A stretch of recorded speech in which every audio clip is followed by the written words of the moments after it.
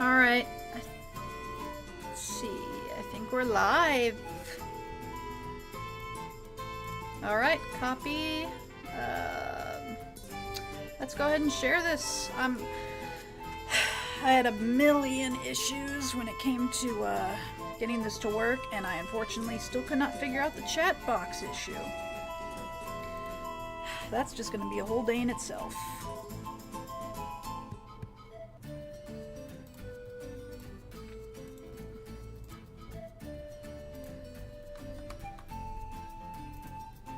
Let's see. So...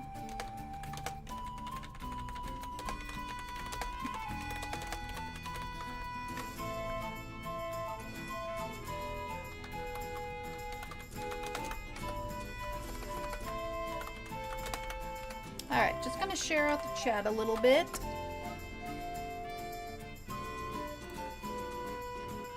Alright, now where is the... there it is. Now where is the promo chat? I'd love to share this in the server, but I don't know where the promo chat is. Oh well.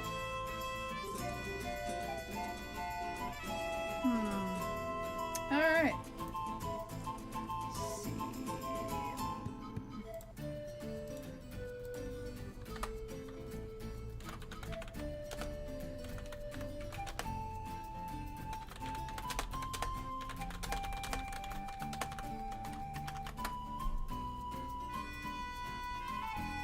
Alright, I think we're good to go. Alright, let me make sure everything is coming through on screen. Do not mind the double sound. I am just doing a test real quick. Everything is coming through on screen. Do not mind the double sound. I am just... Okay, yep, there we go. I will not know. Alright.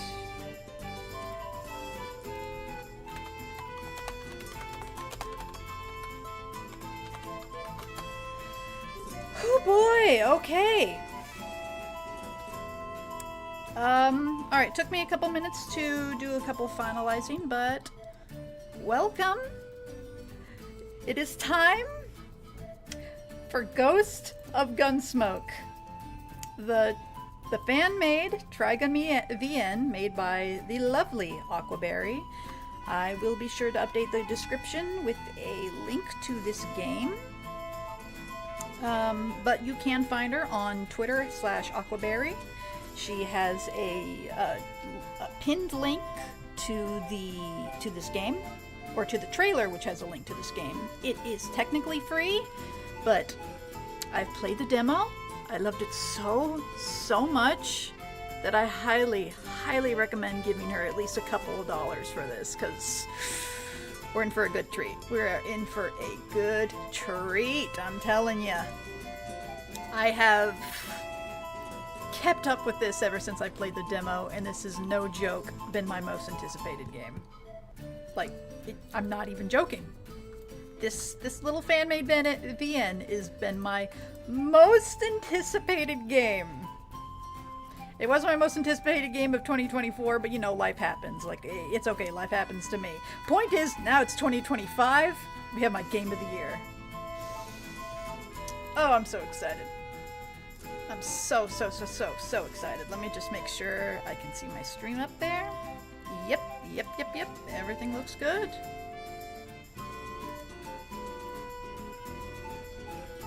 Yeah. Okay.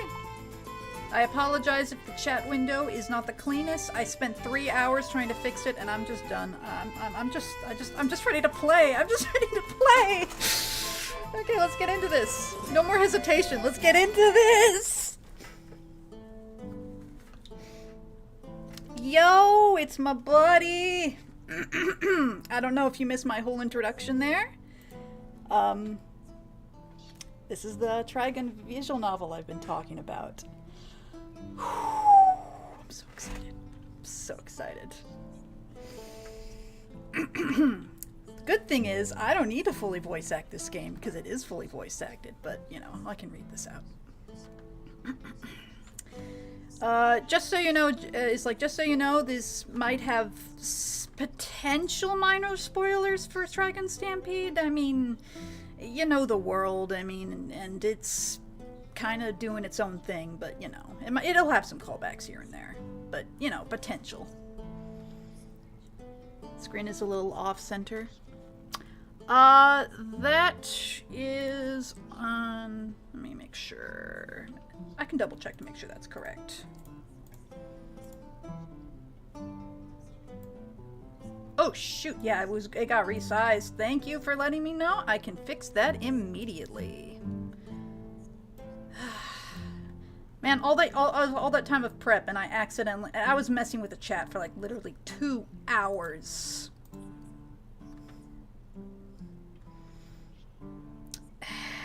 I mean, I was trying to.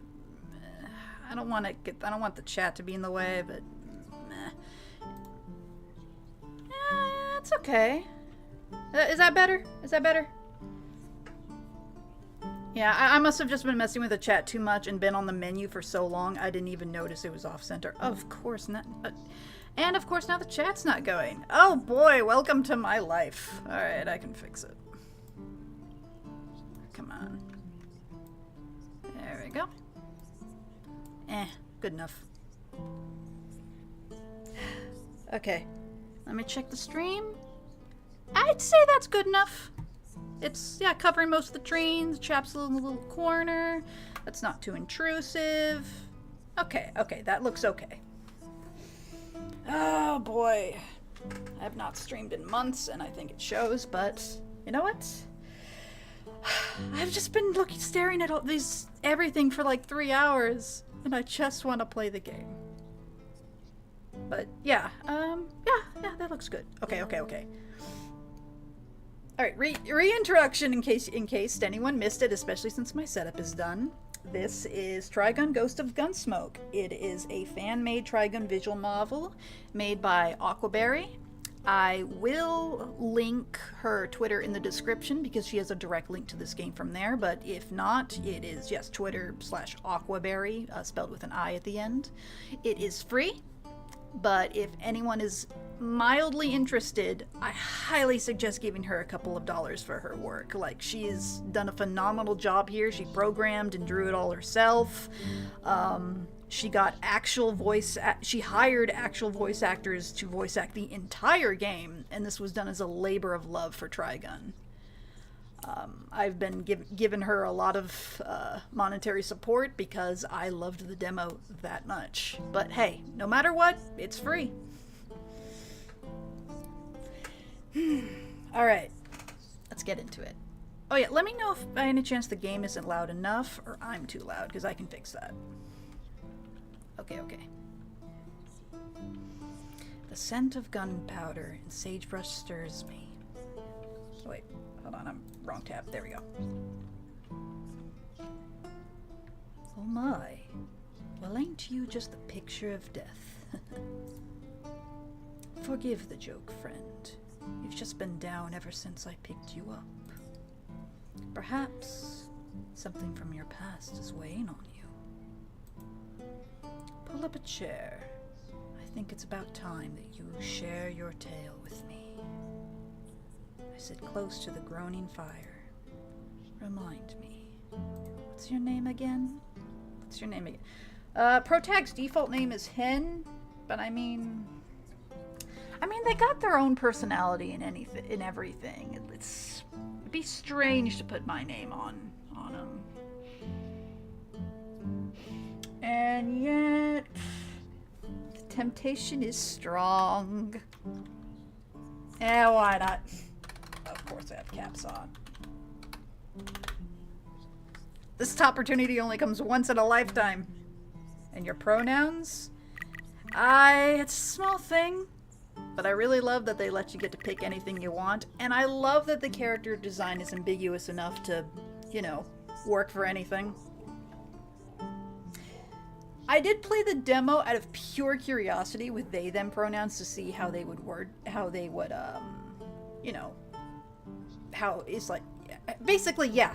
be conveyed. And I'm still really curious about how a lot of it's going to be conveyed that way. So out of pure curiosity and research purposes, I'm going gender neutral. What can I say? I'm curious to see how they word it and what they say if it's like if gender comes up. It's a very curious thought. Anyway, back to the game. Ah, you were traveling with someone for a while, weren't you? Must have been quite the story behind this fella. Tell me, what did you name him? Oh yeah, I got a robot. Now, I could go with the default name. He's like Terrence. Or I could go with he's like with the best robot from 13th Century, which is BJ/11.5.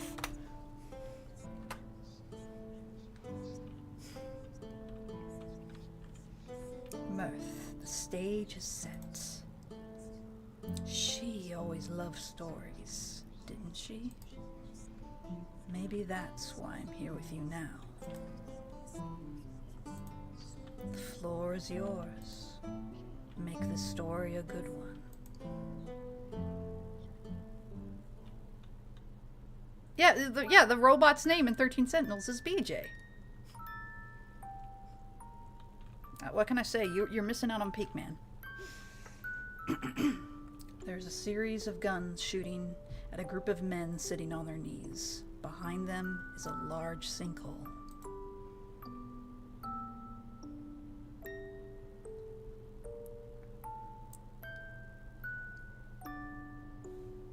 As they are shot, they fall into the hole and sink till there is no one left besides a woman holding a child, back facing the group. A sly grin on her face as she pressed her hat on the kid's head and shielded them from the barrage of bullets. Blood starts to trail down her face, and the kid cries out. They all sink and fall.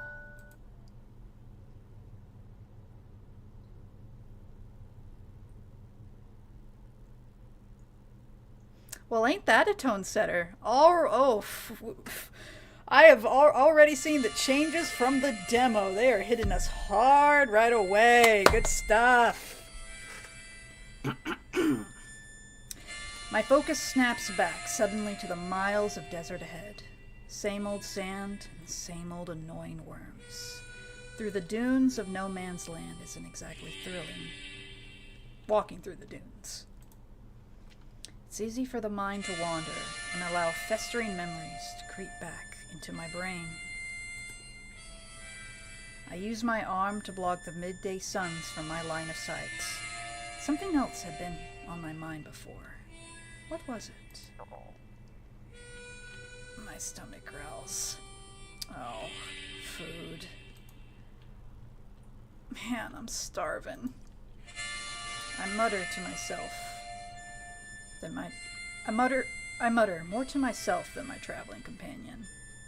I believe the main character is the only one who's not voice acted, you know, gender ambiguous and all that.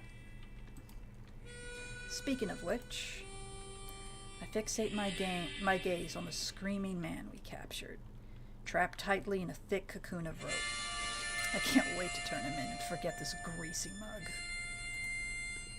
Greasy. Maybe burgers?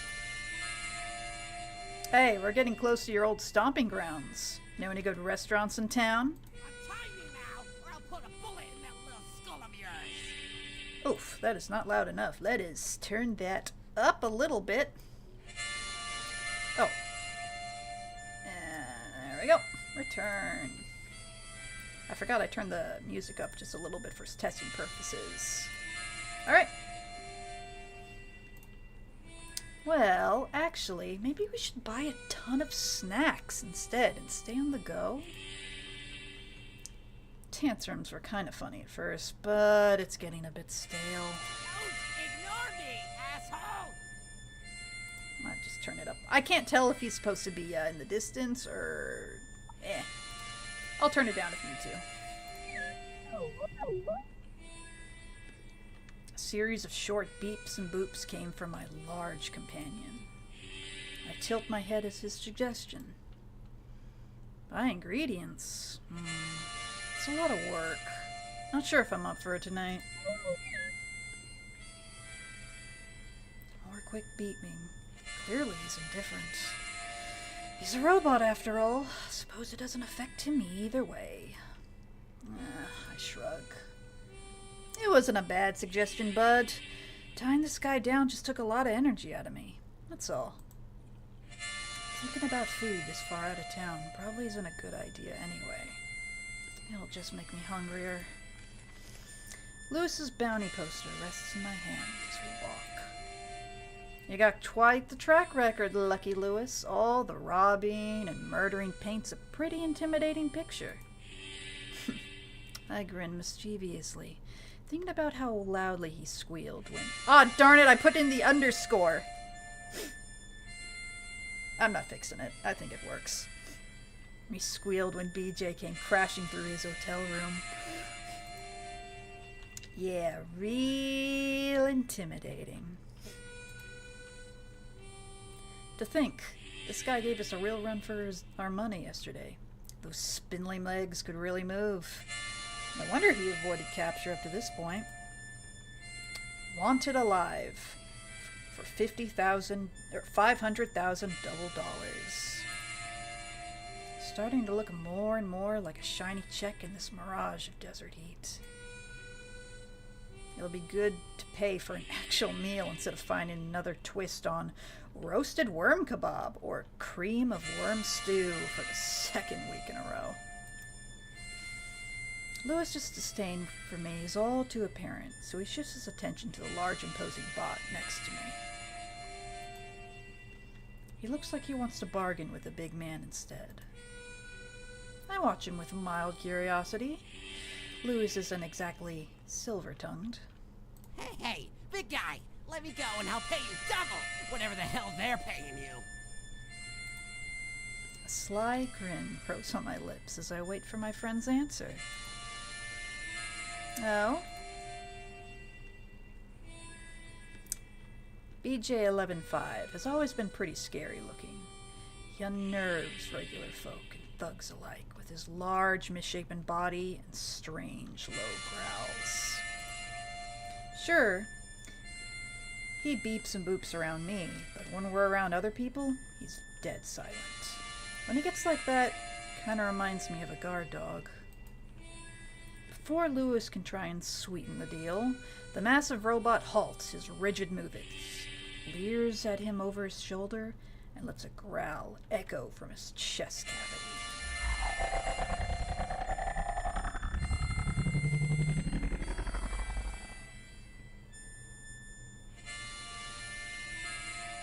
Let me turn things up just a bit. There we go. That should help. Alright. If you have any sound suggestions in chat, just let me know. His red eyes lock onto the pathetic man. The low rumbling seems to mean, be quiet. God, so much more flavor text from the demo. Gosh, I love it.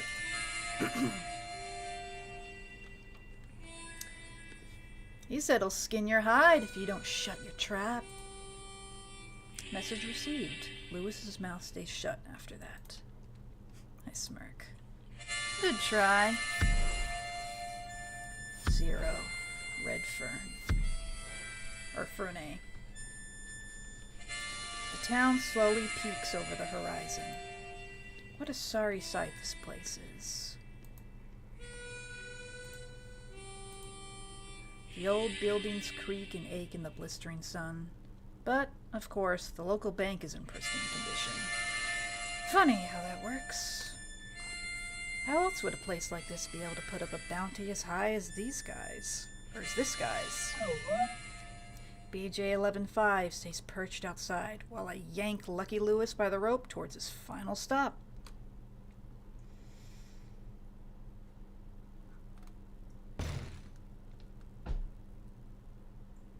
Music is a bit too loud? Not a problem, I can fix that.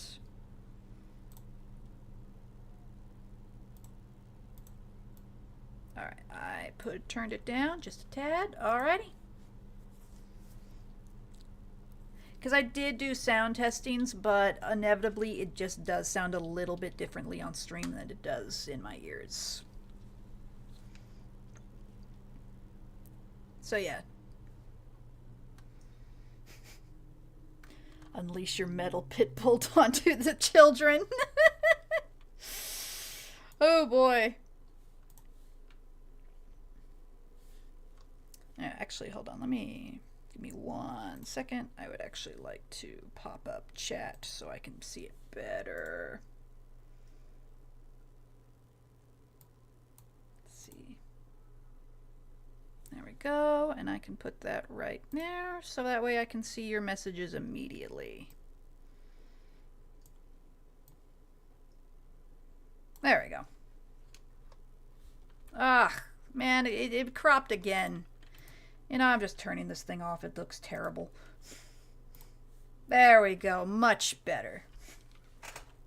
Anyway, back to the game. Tears stain the sunburnt mess of a man as I throw him in front of the sheriff. Good morning! Lewis tries to slink his way over to the officer and away from me. I'm begging you. Just arrest me already. But enough about him. My undivided attention shifts to the surprised sheriff. The man looks over at the wanted poster, his hand slowly scratching at the thin head of his head of hair. Well, this is definitely Lewis. Hey, let's book him. Right, let me know if the sound balancing of the voice acting is good with everything else. It sounds good to me, but again, it's going to sound a little differently on stream.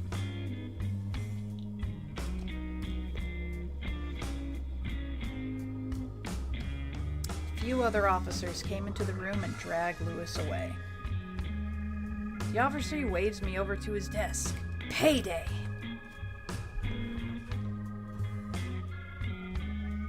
I eagerly follow and begin to anticipate my newfound wealth. 500,000 double dollars is nothing to sneeze at in this shithole economy. It's gonna pay for new mechanical bits and Bob's groceries, a better gun cleaning kit, the damages to the hotel. A different officer approaches with an envelope and hands it to the sheriff. Uh-oh. I just got a notice from Trigun's screen. Game updates. What about?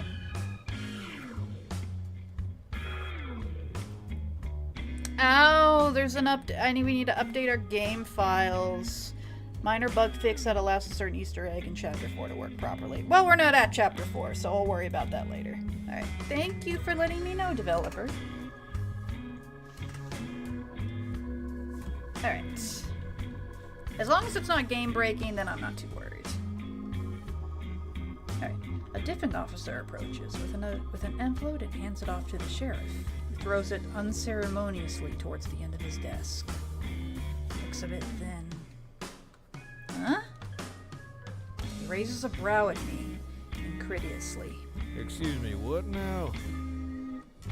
Pick up the envelope and look at it before tearing the top of it to open to get a peek inside. Is there a check in this? What? No, that's your 50,000. The bounty said 500,000 double dollars. It did. And it got a reprint update. My heart stops. A reprint? Yeah. You can go now. The officer pinches the bridge of his nose. Only now did I notice the stress lines all over his face. Trust me, it's a pain in the ass for us too, kid. July City Military Police wants certain bounties to be prioritized over others, so they're making us lower the bounty on scumbags with, lesser offenses. I'm shell-shocked. When the hell did the military police get to pull stunts like this? Someone with deep pockets must be pulling some strings. Why? What bounty is so damn important? Argue for more money? Yeah, I'd be pissed too. But we caught the guy yesterday. Wouldn't that void the update? Nope, you brought him today, so you get today's bounty. Well, who got the VIP treatment then? Vash the Stampede. I groan. Are you serious? A legendary outlaw with a reputation for destroying everything in his path. With a spiky hair and red coat, he stands out like a bullseye. The man who will slaughter the innocent does the most evil of deeds with the price of $6 million double dollars on his head. I'm sorry, I gotta do it. The man who will slaughter the innocent does the most evil of deeds with a price of $1 million double dollars on his head. Yes, I am that man. I couldn't resist. I'm sorry. Okay, back into the moment. Oh, fair warning, in case for everyone who's watching this. I mean, clearly the viewer here definitely knows I have no control over my love for this man, and it will come out. I want you to know that in advance. I may or may not scream like a teenage girl. It cannot be helped. Anyway, back to the game. Yeah, no. I don't need another headache right now. Can you get out of here?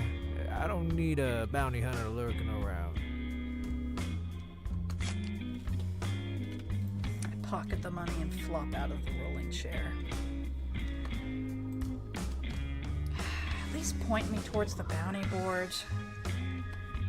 The man oh so graciously gestures forward to the entrance of the building.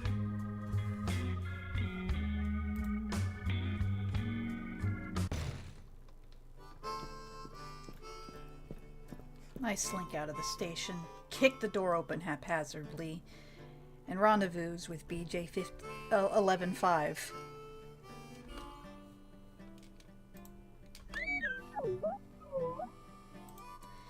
BJ 11-5 makes a series of excited electronic trills as my body makes contact with his back. Looks like we've been left out to dry this time, bud. All because of a certain humanoid typhoon. Hello, Beep. His feet sink into the sand. Hey, I don't like it either. Blame the oh-so-great City of July and whatever rich asshole wants him. They really have it out for this guy. My eyes lock onto the bounty board. BJ 11-5 follows my example. Guess we're gonna have to dive into another hunt. Anxiety hits my gut as I read the newly printed wanted posters. Jeez, they basically just took a few zeros off the end of all of these. We'd sunk a lot of time and money into tracking Lewis, and now we have nothing to show for it. The money we have met now is maybe enough to buy food for a few months. This doesn't include repairs, no equipment, or hotels. We'll have to scrape by for a bit if we want to make it last. No one really catches my eye here. Andy the Bull, Three-Eyed Elliot, New Neo Newton. None of these are even worth sneezing at anymore. There has to be someone.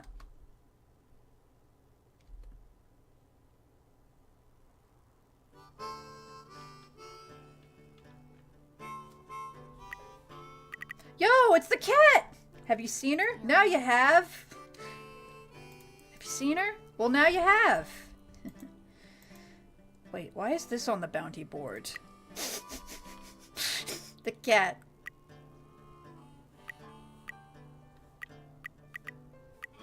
Coming soon.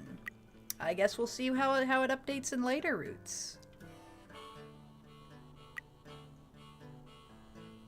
Okay, I know what the story wants me to go, but I've had my priorities.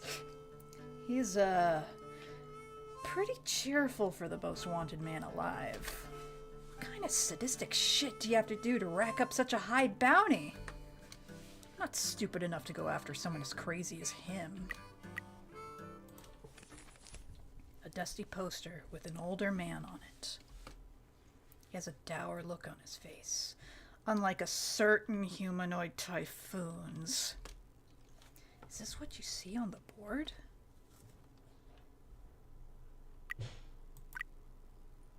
Oh, okay. Okay, I get what they're asking now. Progress already, that was easy. My eyes stay frozen on a certain name, a certain face, certain wrinkles, certain dull eyes. Him. I don't even bother reading the name. I don't have to. I know him. Just by a different name. The Shepherd. Sorry, I don't have a voice modifier. After years of staying under the radar, that scumbag coward piece of shit finally has a bounty on his head. It isn't nearly as high as some of the others on the board. Only $40,000 double dollars. Like any of that matters anymore. I rip Shepard's wanted poster off the wall and read the small blurb of information scribbled at the bottom. Last known location? He'd been here only a day ago.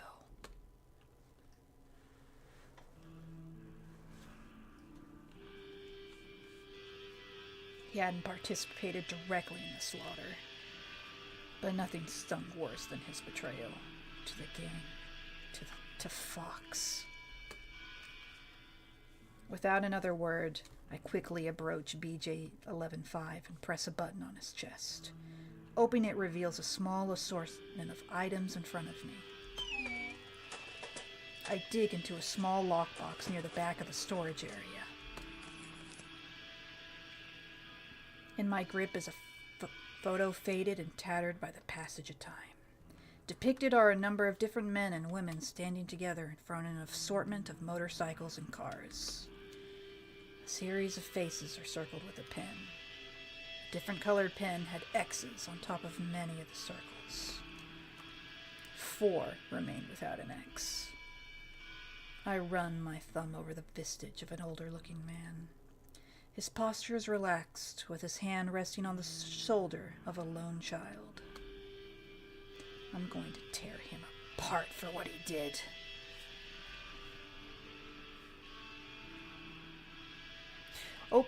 Opening reveals a small metal...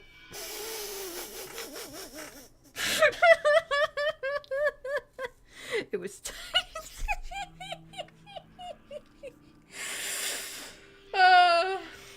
What? That's his name!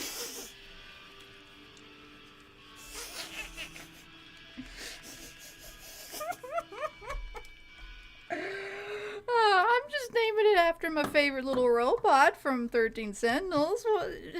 There's no ulterior motive. Okay. I stuff the photo back into its box, slam it closed, and shove it back into BJ-11-5's chest cavity. My hands stay steady on the cold metal for a while. I flinch as BJ-11-5 takes a step back, points eastwards. He always seems to know just what to do to bring me back. And right now, he needs me to focus on what needs to be done. Hell or high water, I will seek the Shepherd. Time to move. Little robot must be carrying a big package, huh? I mean, he does carry their supplies. So the answer is yes. After about a day of traveling, we arrive in a new town. If our sources ain't trying to bullshit us, he's around here somewhere. Or, Let's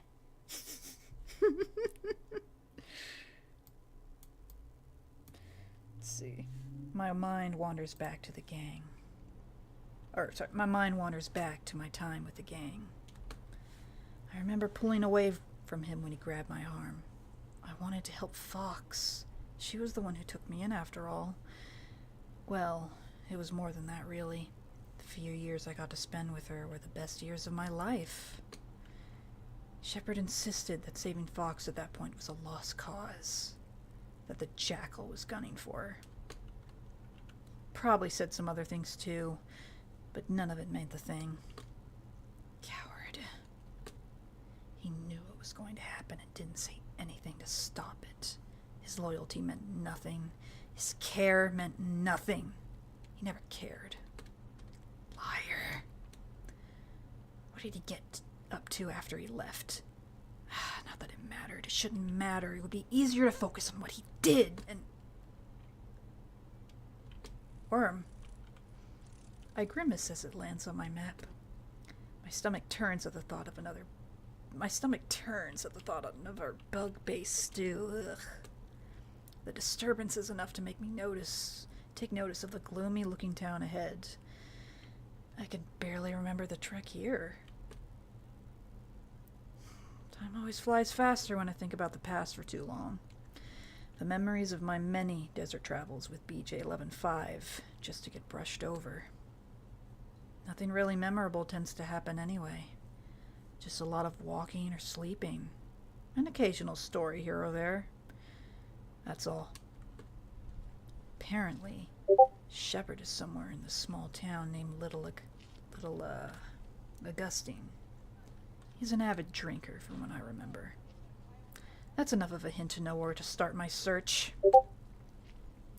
Time to scope out the local bar. The town itself, if you can even call it that, is fairly small. It's mostly snack vendors, shacks, and outhouses. But there's a pretty lively-looking bar sitting off somewhere in the middle of this dull assortment. It's definitely a pit-stop town. And no plant. Even fewer reasons for people to settle here. Before stepping inside, I lightly nudge BJ-11-5. I need you to disappear for a bit, bud. He's too big not to draw attention. BJ-11-5's presence usually brings out a sense of unease in regular folks. Shepard would probably book it. BJ-11-5 doesn't seem to mind.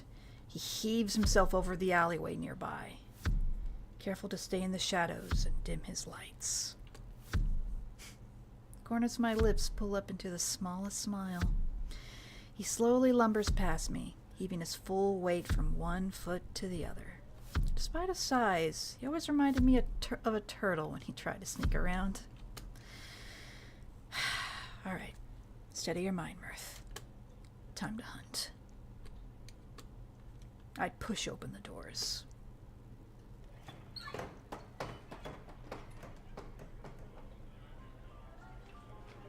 The scene is crowded. People happily singing to songs that they don't know the words to.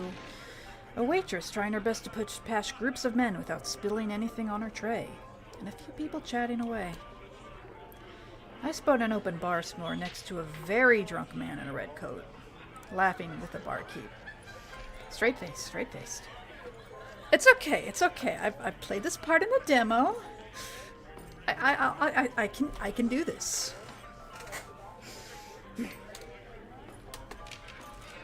While he's trying to stumble his way through a bad joke, I wave down the barkeep for some water. He's more than happy to excuse himself from the weird man. As the barkeep walks over to me, I place Shepard's wanted poster on the table. He narrows his gaze at me. Have you seen this guy around? A lot of people come in and out of here. Come on, leathery skin, ugly mug. You can't miss him. I push on the topic. The barkeep I stay steady on mine.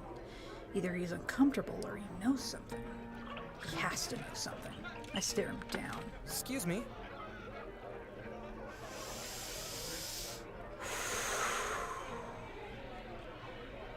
You ready to know the origin of drink water? This is a threat. I mean, the line isn't said, but here's the voice. Come on. Full strength. You got this. He's so cute.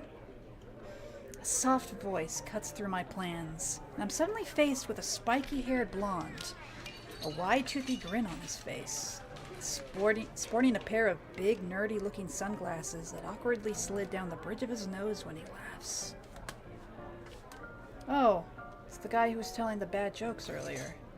I think I blocked his voice out, but he's vigorously waving his hand in front of me.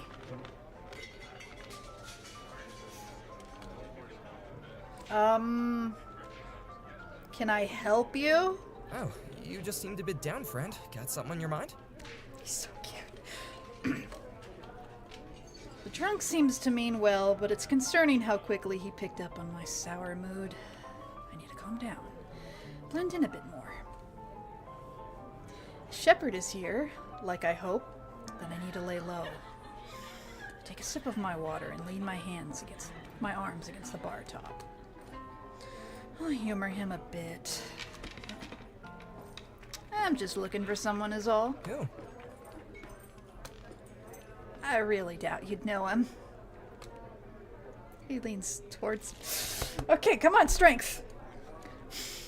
I'm caving immediately. We have a whole game ahead. He's barely said 3 lines. He leans towards me playfully. Try me. I've met a lot of people. Mm-hmm. I tap the wanted poster and he squints at the photo.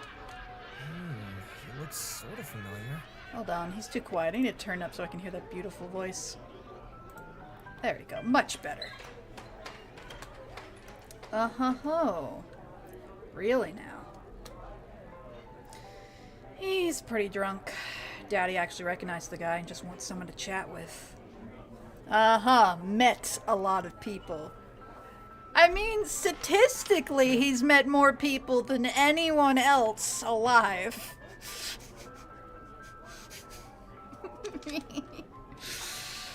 The man's nothing but well-meaning. Not a lick of danger to him.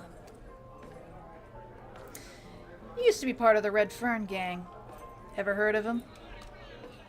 I'm ready to challenge this nerd. No way he'll know this one. There's a beat of silence that hangs in the air before his eyes flash bright with recognition of the name. I have, actually. There's some history behind that statement. Clearly. Not expecting that kind of answer. I can't hide my confusion. You have? How? The Red Fern gang all but disappeared over 7 years ago. Any known remaining members is scattered to the wind. None were particularly notable besides... Why do you know about them? Oh, just from hearsay and rumors. Their leader was some fiery red-headed woman. Hung around the west end of No Man's Land. They were pretty close-knit and dangerous. If the stories are accurate, I mean. Laugh. Oh, I wish I could remember his last name, but... Ryan Tibet? Yeah, Ryan Tibet. That's what they got for Vash. Adorable. Okay.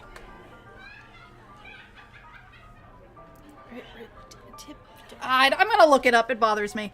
I wanna properly credit voice actors. Ryan Tibbetts. Yep, that's him.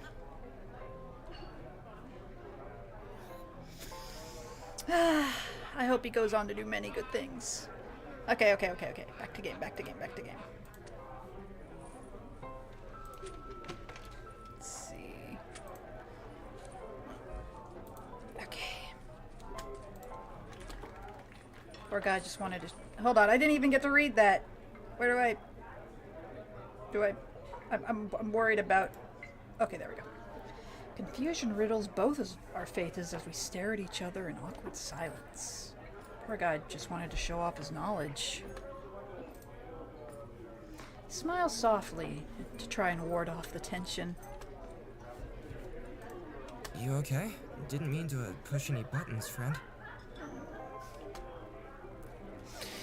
If he says buddy once, I'm going to melt on the spot. Okay. The urge to probe the man for more information is strong. I lean forward and squint at him.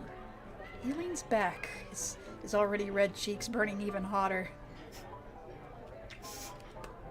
He looks to be around the same age as me. His bright red coat and glasses don't really indicate where he's from either. All I have to go on is the weird patch logo on the jacket that says Seeds. An antique name of a long-dead era. I occasionally see it whenever I have to salvage for scrap metal to repair BJ-11.5. Can we, not stare so hard? I'd rather not draw too much attention over here. It's easy for you to give affection, but you're not good at receiving it, are you? Not that our character is currently giving any of that, but you know. Seems pretty nervous now. Do you not want to be recognized or something? The barkeep chimes in after he notices my reaction. You know, you really got a knack for putting folks on edge. Hey, it ain't my fault I'm unfriendly. The blonde smile turns sheepish, his smile tinted pink from the drink he's nursing. I pull back quickly. I can't get riled up like that. No, I can't! But I don't think I mean the same thing in game. But now my interest peaked. A fake grin grows on my lips. Sorry, it's just that when I heard that a member of the gang was around, I got really excited. You're sort of a mystery. The drink seems relieved to hear that. Oh, yeah, they are. I actually know a couple of fun stories about them. I've never paid much attention to any rumors. It might be fun to hear about them from an outside perspective. Tell me more! Sure, but they're a bit long. I don't want to talk your ear off. Oh, you can talk my ear off all day, Vash. I mean, what? Barkeep scoffs at the comment. I simply wave the barkeep over for my own beer and grin some more. I got time. I mean, who wouldn't look for any excuse to stay in this man's presence? An hour passed as the man tried to recount any stories he knew about the Redfern gang. Emphasis on the word tried, because he kept cutting himself off to switch to tangent after tangent. Man after my own heart. Okay, I'm good. Little notes about other towns and other people he'd met that I could not give two shits about. I just nod and drink. Another hour passed. More tangents. We aren't even talking about gangs at this point. And the Thomas was only dyed red. It was all a weird scam. He laughs. Aww. You know, we're gonna regret not paying attention to these stories. I want to hear them all. My head's feeling a little light from drinking. He pauses as my eyes glaze over. Sorry, I must be rambling. No. I was just... Before I can say anything else, I notice a new patron entering the bar. His steps are quick as he easily navigates through the crowded space. He beelines straight for a table near the back of the bar. The handoff is swift. The letter practically flies from his hand across the lonely table towards another man. The speedster quickly exits the bar through the back entrance with a small sum of cash now in his hand, as if the breeze had carried him on through. My eyes are magnetically drawn up to the man unsealing the envelope. He's an older gent with leathery-looking hands, poorly aged in the beating hot sun. The distinct hat he wears gave him away. No doubt about it.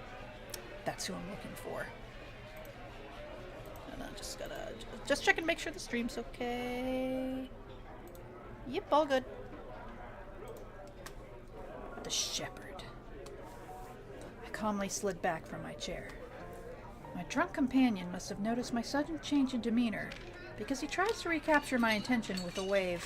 Hey, what's with the serious look all of a sudden? I'd like to hear your stories too. He's so friendly. He's such a friendly little guy who just wants to be happy with people. Okay. I look back, a bit annoyed. Why did it feel like he was stalling? Afraid I don't have much to share right now. We should try to avoid starting trouble. chill runs up my spine at his change in tone. His observation was strangely blunt. I keep my cool and grin. What if I wanted to? The intense energy immediately fizzles from him as he leans in closer to me. I don't think it'd be the best place for that is all. Folks here are just trying to lay low. I'm guessing you are too? He nods, and doesn't elaborate further on that note. Why not try to make a new friend instead? Variety is the spice of life after all. Aww. With just his actions and words, he's trying to steer people in a better direction and avoid what comes next. He lightly taps his mug of beer against mine. Cheers! Daddy could even hurt a fly. What would a guy like him be hiding from? The annoyed aura must be exuding melts away to match his energy. You know, I think you're right when you're talking about making new friends.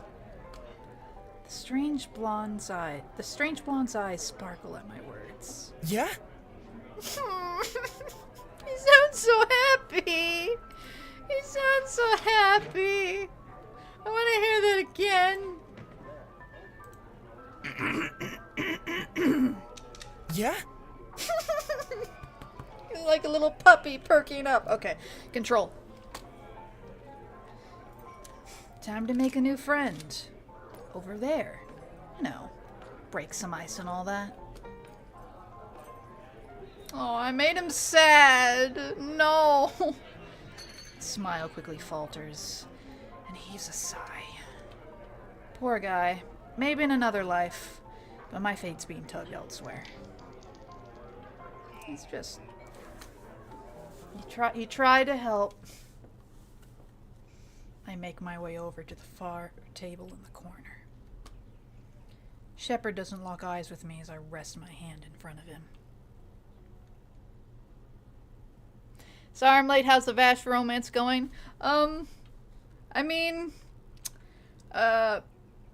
okay, we just started the game. For a brief recap, our main character, it clearly has a pretty traumatic backstory with a lot of their group members being killed when they were younger. And she's been, or I should use gender neutral terms. And they've been going around basically taking out the traitors that got their whole group killed. And now they found the big target, Shepard. And they were coming to the bar to look for them because the Shepard's a notorious drunk. And we happened to run into, who of all people, Vash the Stampede himself. And he's trying to be so friendly, like the big golden retriever puppy he is, trying to distract us with hours and hours of happy conversations. You know. And we don't go for it. We've got revenge on our mind. But hold on, I gotta hear this one line he says again. He says it so sweetly. Yeah? I'm so happy. Okay, focus. We got story to do. His smile quickly falters as he heaves a sigh. Poor guy. Maybe in another life. My fate's being tugged elsewhere. I make my way over to the far table in the corner.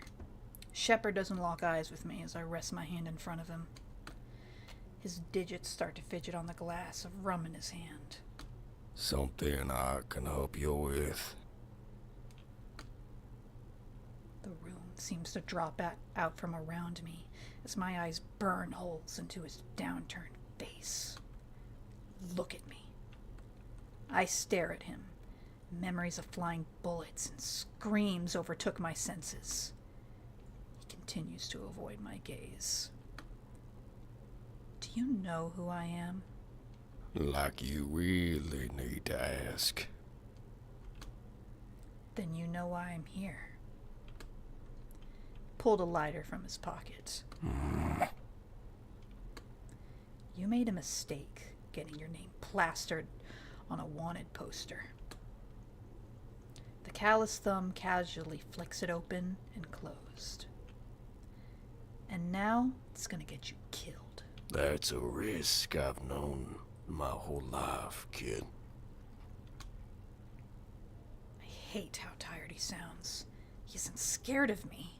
His gaze stays glued downward, even as I reach back to unholster my pistol. But my man had nothing to grab onto. There's nothing in there. Where's my gun? My head whips around to see what could have possibly have happened. Shepard is finally taking notice of my fumble. Shit!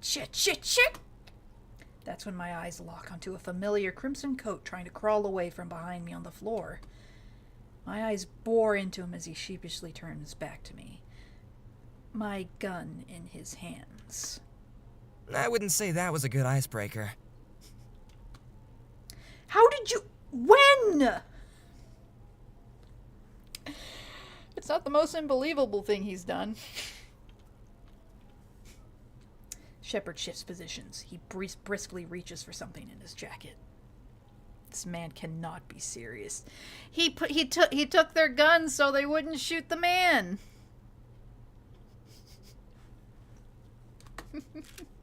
Before I can even think of what to do next, the side of the weapon is aimed at my face. It's far too late to try to bum rush him.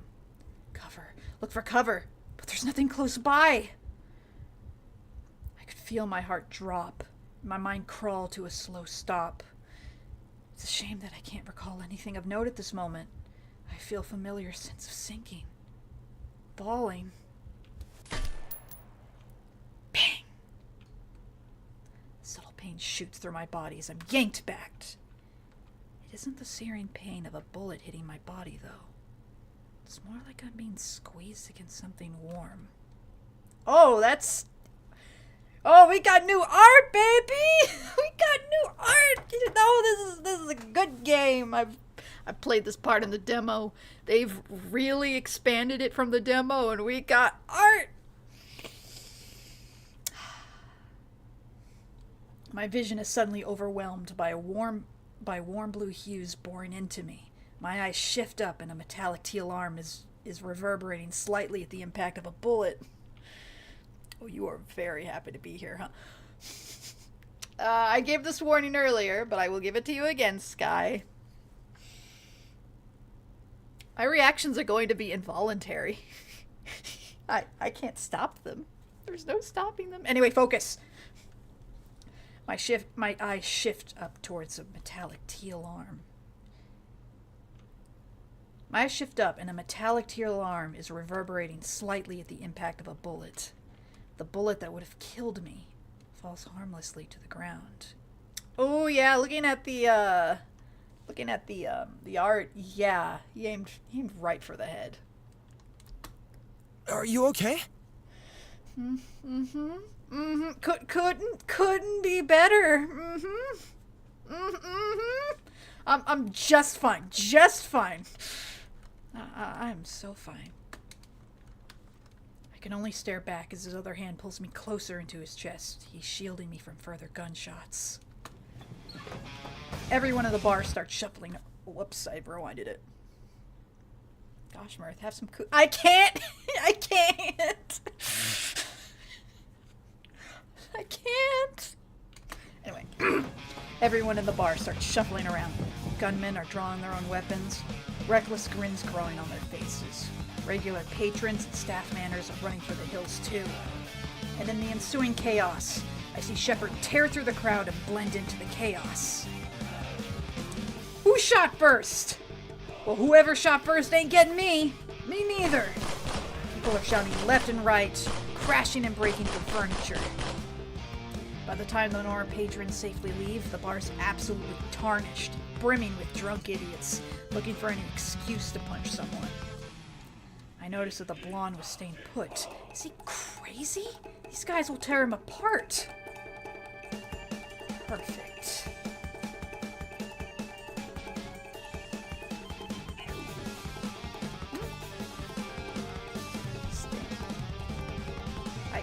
I can't. I can't. I can't. I can't. I quickly pushed away from him, taking back my guns from his loosened grip. What the hell, man? Oh, hey, there's a new patch. Hold on, I gotta see. Is this a game breaking? With a very strange bug at the end of the true ending. Gotcha. Later. I don't need to worry about that now. Thank you for the update, creator. Dude has a metal arm. He'll be okay.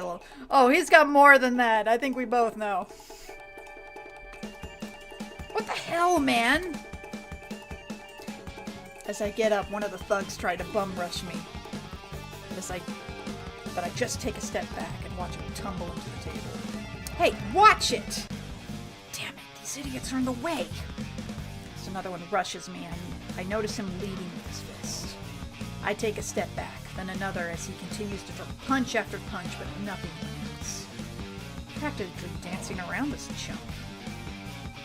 Eventually, we make our way over to a table with some bottles sitting on them. I throw one up in the air, and as I stop following me, shift to the bottle. I take the opportunity to roundhouse kick him in the jaw, sending him flying to the floor. Down you go! I catch the bottle and quickly throw it at the third guy who's trying to aim his pistol at me. Falls right on his ass. Glass lodged into his forehead. Sorry about that. Kind of in a rush here. These men should have left when they had the chance. Looks like, in the chaos, the man in the red coat is disarming a thug or two as well. Though he's using the blunt end of his gun to quickly end his fights. Guess I misjudged him. Sorry, click off the game real quick. Okay. You! Oh no! That does not sound like a good sound. Oh, it's the barkeep. I grin sheepishly. Oh, hello. My bar's ruined because of you! Yeah, it is our fault, isn't it? Okay, technically, yes. But first off, it's already pretty gross. I can see veins popping on his temple. Maybe we can start fresh? That's gonna be a no! That's gonna be a big no-a-rooney.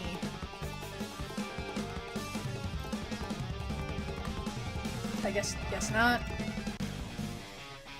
It's not surprising to find myself staring down the barrel of a gun. I point both of mine at him too.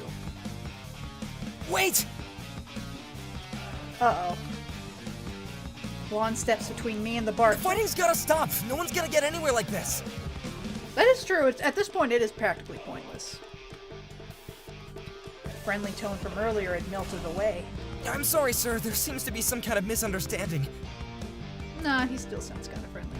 Damn, this music. Yeah, it is really good! They went all out with this. I do know the director, Aquaberri. I mean, she drew everything herself. She programmed it. She wrote it. But, you know, she obviously hired voice actors. She hired composers. I think she hired cleanup artists. I know she hired background artists. So, I mean, she didn't do it all herself, but yeah. I'll have to look up who made the music, because, yeah, they did a good job. Move, Vash. This doesn't have anything to do with you. I stare at the man in disbelief as he says that name. This guy can't be the humanoid typhoon. There's absolutely no way. Well, it doesn't really matter what I believe. The man apparently named Vash tries to gently push the barrel of the gun to the side with his prosthetic-like hand. I think my new friend here is in shock after getting shot at by the man at the back of the bar. I bet she'll apologize, but we gotta stop pointing fingers first, yeah?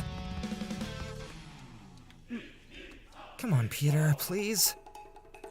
Oh, using his charm. How can you say no to that friendly face? This guy's off his rocker. To my surprise, though, the man lowers his weapon, muttering a curse or two under his breath. Update the game updated the game files where 2 bugs happen later near the end of the game if you want to re-download it there. Yep, I just thank you for letting me know. I just saw the notifs in Discord. I know they don't come up till chapter 4, the end of the game, so I will re-download it before I get to that point, but we should be good for the early chapters. But yeah, thank you for coming in and letting me know. I really appreciate that. Good community. To my surprise, though, the man lowers his weapon, muttering a curse or two under his breath. Well, I'm not really a fan of apologies. Words ain't gonna fix this room up, that's for sure. His glare lands on me, and I blink at him like a deer in headlights. Oh, is it the dev? The dev's name is Aquaberri. Let's see. I'm not sure if Donichi's on the crew or just kind of a viewer that's kept up with the VN. Either way, good community for keeping an eye on, you know, streams, what's going around, and just kind of letting me know. Okay, kid, listen up. You're staying and you're cleaning. Oh boy, we're in trouble.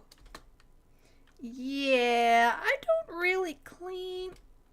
My eyes veer back to Vash, who finally relaxes his posture and smiles over at me. You prefer I start shooting too?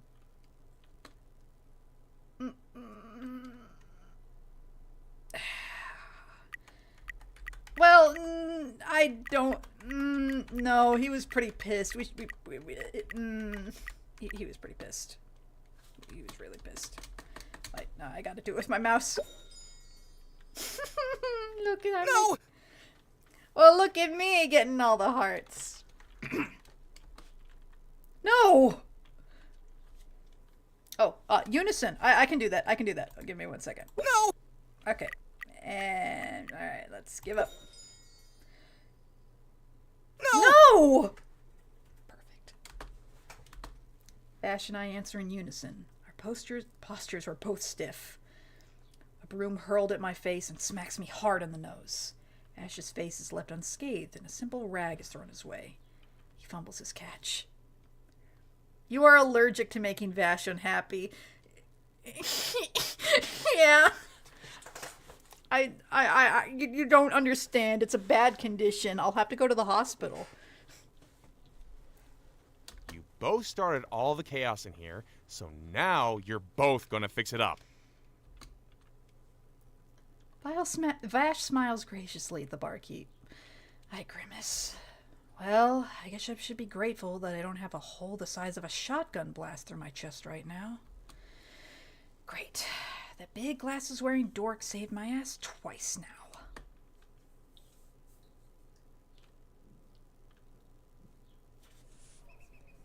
Hours later, Vash starts cleaning the mess of broken bottles at the front of the place while I casually sweep the floor in the back, clear of any debris.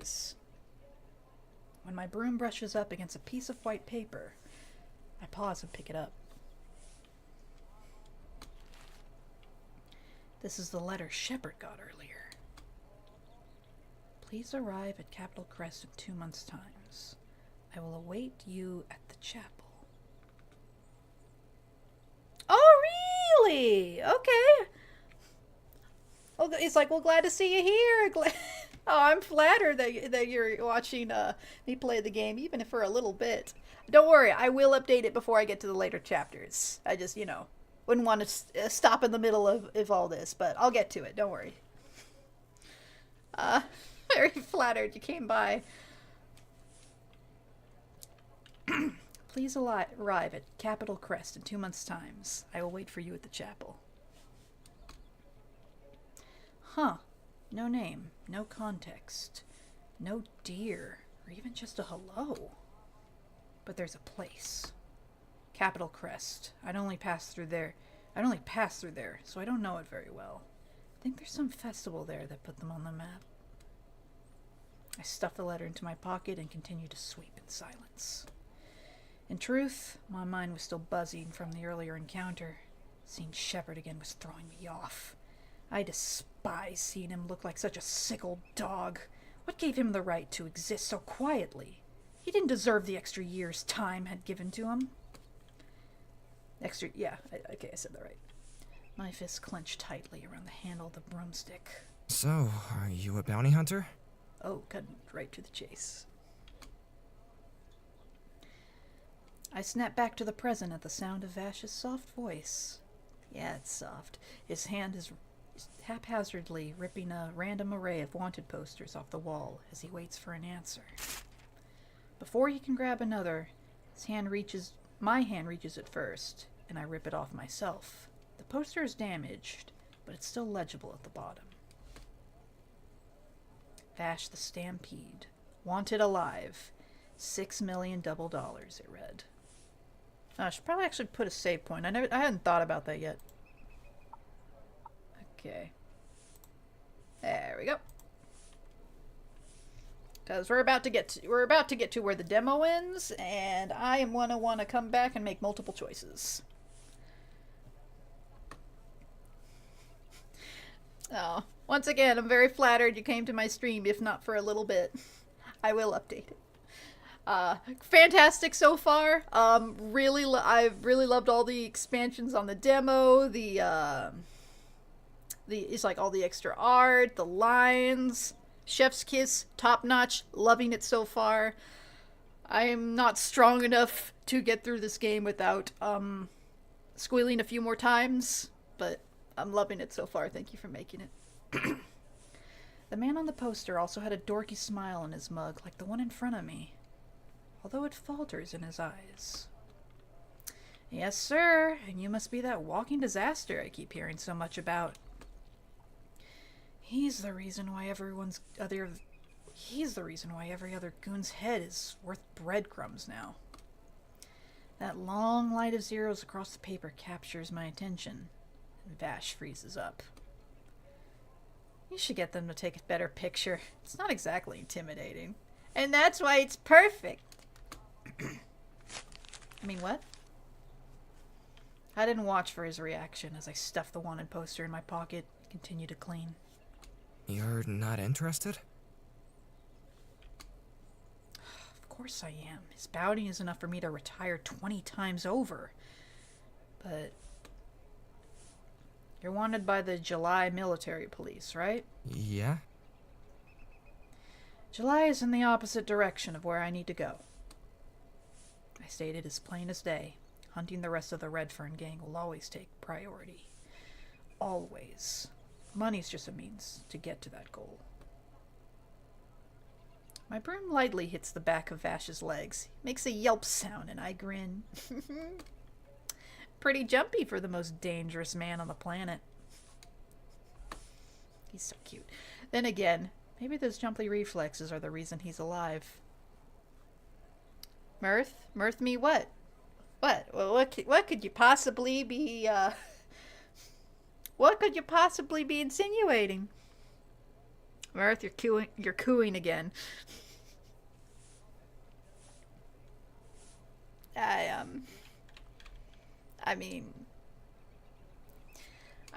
No, I'm not. No, I'm not. I'm totally fine. Thanks, by the way. He blinks at me. What for? For saving me.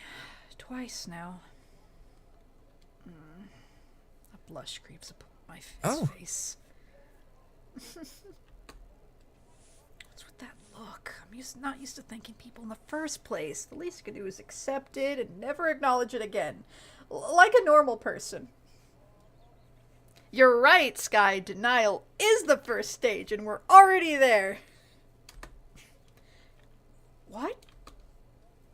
An annoying, wide smile grows on his face. I guess I'm just not used to getting thanked. You didn't have to do that. Oh, you're right. Nobody does give him thanks. He does all the hard work, and it's such a thankless task. I mean, he's never looking for it, but he does deserve to hear it more. Yep, definitely Officer Rocker. I love the dichotomy between my thoughts and our characters' thoughts. It's like, it's night and day. It's beautiful.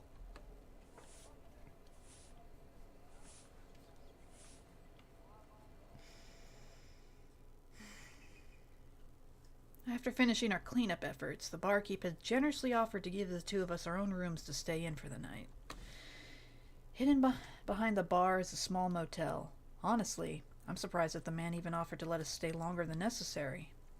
Sounds like he's a secret softie. Before I exit the bar, my hand wanders into my pocket to feel for the cash from Lucky Lewis's bounty.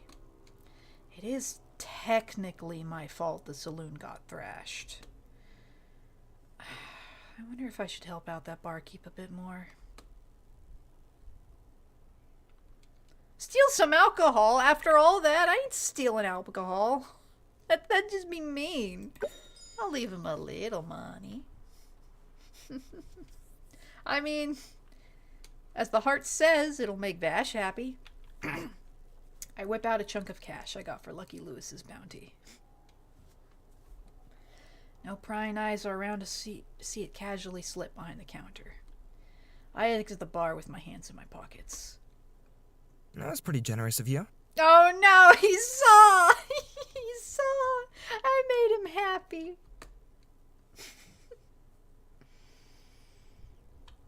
Kick a puppy or save it from drowning type decision.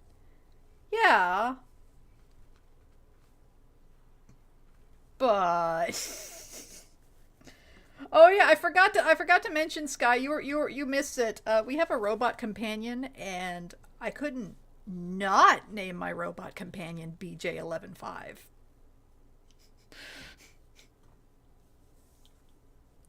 You'll get it. My soul practically leaps out of my body as Vash's form towers outside the bar's entrance, along with BJ115. Play it cool. Don't know what you mean. Shit. Vash snickers, but didn't say anything more. My attention turns to BJ115, and I tap my uncle lightly against his chest. I see you two have met. This bot's yours? He's more like my partner. Vash pauses to squint at me, then back up to BJ115, as if he's trying to dissect the meaning of my words. Also ignore the slash. I accidentally hit it just at the same time as I was hitting enter, and I can't fix it now. It's okay. It makes it better. He's a robot. In crime, not in life. Well, you didn't say. I had a lot of questions about how that would work, is all. Come on, Vash. It's like, this is like what? How many centuries from now? I'm pretty sure we've progressed to the point where human-robo relationships aren't that odd. Annoyance stings my features. I walk towards the motel. Granted, there's not exactly a lot of... Oh, I love that. I love that. The little map that shows us no man's land and sees where we are. Oh, it's good art. Good art. It's so good. I love this. Anyway. Not too long after that, BJ115 set himself in sentry mode outside my room. And I used our little electric griddle to cook up some grub next to him. Motels aren't really my usual style, so I opt to at least keep to tradition and eat under the stars with BJ115. He boops. I play with the skewer of meat, twisting it back and forth mindlessly. His non-stop noises force me to stop. I refuse to look at him. He seems to be suggesting I share our food with the strange man. Not gonna happen, big guy. BJ115 trills. I look back and notice Vash had left his room as well. Sitting further off into the desert, just staring at the night sky. I observe him curiously, biting into my kebab of meat. It seemed that he opted to leave those goofy glasses and jacket back in his room. Without that bold red surrounding him, he almost seems to blend into the darkness of night. My eye twitches and something twists in my chest. I regret tearing my gaze away to look down at my companion. If the bot could grin, I'd imagine he'd look pretty smug right now. I've play the demo. I know it's coming next. I can be strong. I'm strong. I'm strong. I'm strong. Shut up. He's being weird. I can stare at someone for being weird. It's still hard for me to wrap my head around him being the Vash the Stampede. Can you? Well, you know what? We'll see. I'll show you. He couldn't be the real deal. He was a gunman, yes, but no way he was the humanoid typhoon. Fox wouldn't lie. She nearly caught the actual man close to 20 years ago. Whoever this blonde guy was definitely wasn't that old. It was just some weird boy playing dress-up. Some weird cowboy playing dress-up. But he almost took a bullet for me. Twice. Why was anyone's guess? But it was eating at me that he went out of his way like that. For a stranger like me. Oh, flashback! You must be hungry, kid. Here, eat already. The fox. The small child's dirt-covered hands stayed balled up into small fists as an older woman held out a protein bar. She frowned at them. Hey, come on now. You're all skin and bones. The kid turned away before the woman could lean in and get a good look at their expression. It's a bit hard to see with all the shaggy brown hair covering their face. Yeah, that's the fox. That's from their old game. The silence between them was punctured by the crackling of several small campfires. Oh, Josh is impressed. I mean, she is purty. She is purty.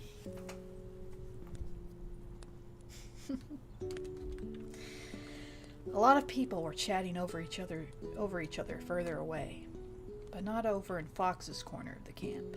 She had to deal with a weird mute kid she'd caught stealing from her tent at the ass crack of dawn. The other members of her gang were more than fine with teaching the kid a lesson and sending them to running for the hills.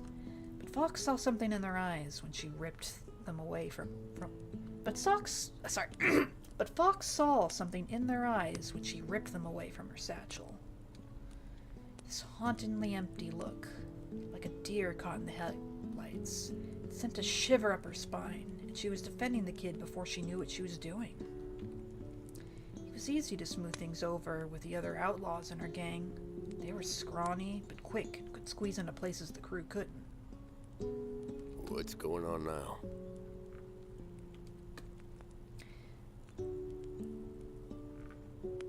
This is what I was curious to pick the neutral pronouns for, because I'm pretty sure. Yeah, actually, no, I didn't play. I don't think I played with other versions in the demo. But yeah, I'm pretty sure this is written to, like saying, like, the little girl, the little boy. And I'm like, how is this written when you play gender neutral? I gotta know. So yeah, they are going for the detail. I appreciate that. A new voice approached the fire. Deep, comforting twang in his tone as he stood over Fox. She moved from her rock and addressed her right hand. Shepard. He was a bit older than most of the other members of the crew, but pulled his weight around camp more than anyone else. His tired eyes searched his leader's face, hoping to mend whatever issues seemed to be plaguing her for the moment. Though he had a good guess what it was already. Fox huffed before limply gesturing her protein bar at the kid. Kid's not eating. The kid flinched at the quick gesture, still apprehensive of their surroundings. Shepard's tired eyes paused on the kid, avoiding his intense gaze. Very slowly, he knelt down on his knee in front of the kid, pulled out a small pocket knife, and flicked the blade up silently.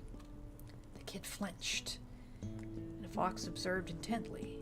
They looked to Fox, their features were tinged with uncertainty. She simply offered a smile back. BRB enjoyed the game. No worries, Sky. I mean, you're gonna miss, Oh man, if only you could stay 2 more minutes. Oh well, no worries. Their features were tinged with uncertainty. She simply offered a smile back.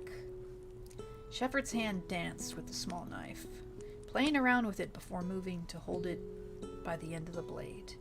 He pushed the hilt towards the kid. Here. His voice barely above a whisper. Very, very slowly, the kid held out their hand and firmly gripped the handle. Shepard let go and then looked away to pull out a piece of dried meat from his pack. Instead of waiting this time, he holds the meat out and tosses it over, aiming for the kid's free hand. They fumbled, but caught the small chunk. Dried Thomas meat is a bit hard to tear with your hands. You need to cut it into thin strips. He motioned the gesture of pushing a knife away from his body. Like that. Got it. Confused, the kid imitated the gesture with a knife, pressing into the meat and then cutting through it. They hardly pushed on it and managed to slice a misshapen chunk of meat. It landed on the sand. They seemed proud of their show of force and reached down to grab at their snack, but it was quickly snatched up by Shepard. The small, shocked gasp they let out made him chortle. He started chewing at the dirty piece before tussling the kid's hair and standing back up. Slice it a bit thinner next time. You'll get better at it. He instructed the kid before looking back over at Fox. He seemed to be puffing his chest out a bit after seeing her look of disbelief. You never told me you were good with kids. I'm not. You're just really bad at it. Shepard walked away to join a different group while Fox sat back and watched the kid as they sat on the ground across from her, intently trying to cut another piece of the jerky. Fox bit into the protein bar. Huh. Hey, be gentle.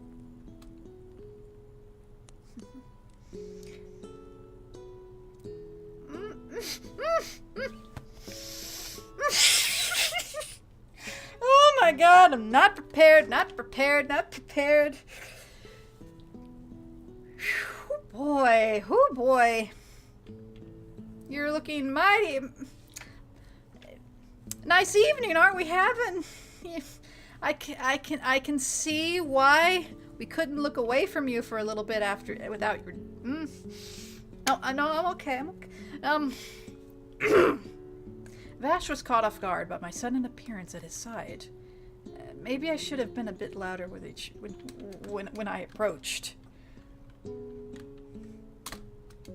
He's such a big guy. What are you talking about? This is just mutual people talking during the night. There's nothing more going on. He's just beautiful is all. The look on his face was interesting to say the least. He was tired, contemplative. Had he been lost in thought? Honestly, I didn't take him for someone who had that many deep thoughts. He just didn't look like the type. Also, I forgot what I was going to say to him. Shit. I mean, I've forgot everything in the span of...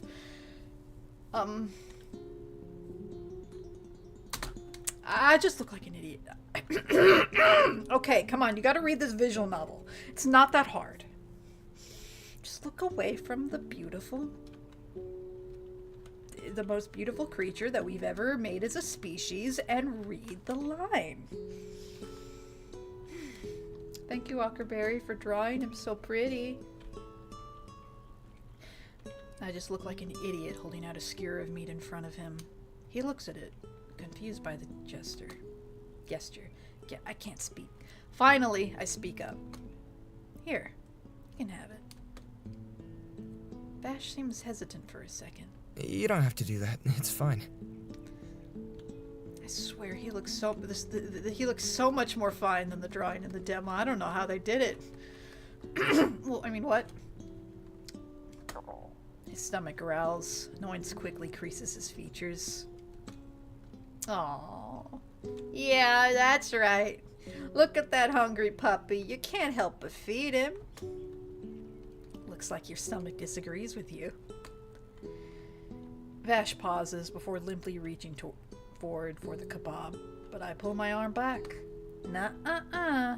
I'm not a charity. I have some questions for you, Mr. Humanoid Typhoon. Then we can share. Vash hesitates. Why'd you use yourself as a meat shield back in the shootout? I didn't want to see anyone get hurt. But you don't count in that equation? My body just kind of moves before I can think too much about it. I can take a hit or two. Oh, Vash. I couldn't help but grin at his convictions. Someone important to me used to talk a lot like that. His smile was so much like his, too. It was kind, but also very tired. I hold out the sharp stick at Vash for a second with a cold stare, but before it melts into something a bit warmer. My grip on the skewer reverses as I hold the base of the stick out to him. You got a savior complex or something? Well, I wouldn't put it like that. I just don't like seeing folks get hurt is all. And that's it? He takes the skewer. His face lights up as he takes a bite of the meat. Wow, this is pretty good. Thank you. He scarfs down the rest of the food a bit too quickly. That really hit the spot. Aw, we made him happy. Me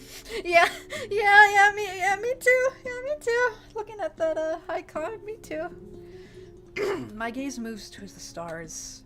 It's whatever. Far from it. I don't like to splurge, but I make an exception if it's for cooking. I can't really travel with perishables often, so dry spices really come in handy. Took a lot of experimenting around, burning food, making different dry rubs, burning more food to get my dinner exactly how I wanted it.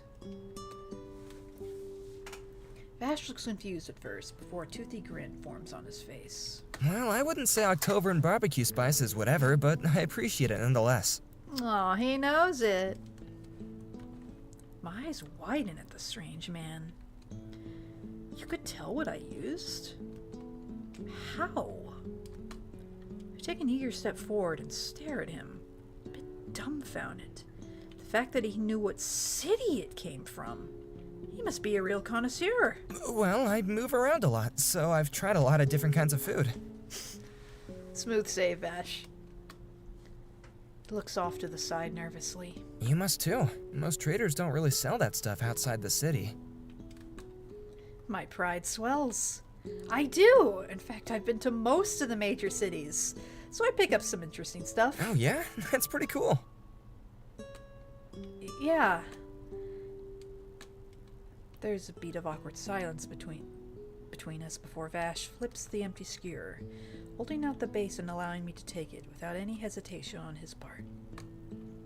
I grab hold of it, but he holds on for a second too long, like he wants to ask me something, but ultimately he keeps it to himself. My mouth stays shut too. Small talk is definitely not my strongest suit. Actually, to be plain, I fucking hate it. Relatable. There's another beat of silence. So, are you planning on traveling some more soon? He finally pipes up to break the steady silence. He must have felt just as awkward. I raise a brow. I am. What about you? He nods. I am too. Almost in sync, we both pull a letter from our pockets. He holds the folded piece of paper very carefully, as to not crease and damage it too much. I crushed mine like a tissue earlier, so it's a little worse for wear, but still legible. Capital Crest. Capital Crest. We stare at each other in silence. Oh. Great. Wait, really? That's great! You'll really like it there. They have this festival there once a year that you can't miss. Oh my, Vash in a skin-tight shirt, how you open up, Liz? Well, I mean, I couldn't speak for about 5 minutes, 'cause, I mean... I mean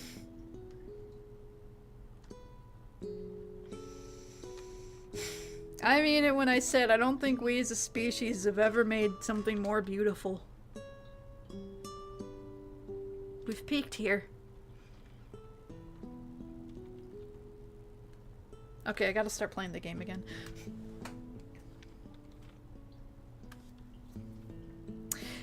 It's a shame, Sky. You keep stepping out right when we're having all these small talks and just kind of downtime with Vash.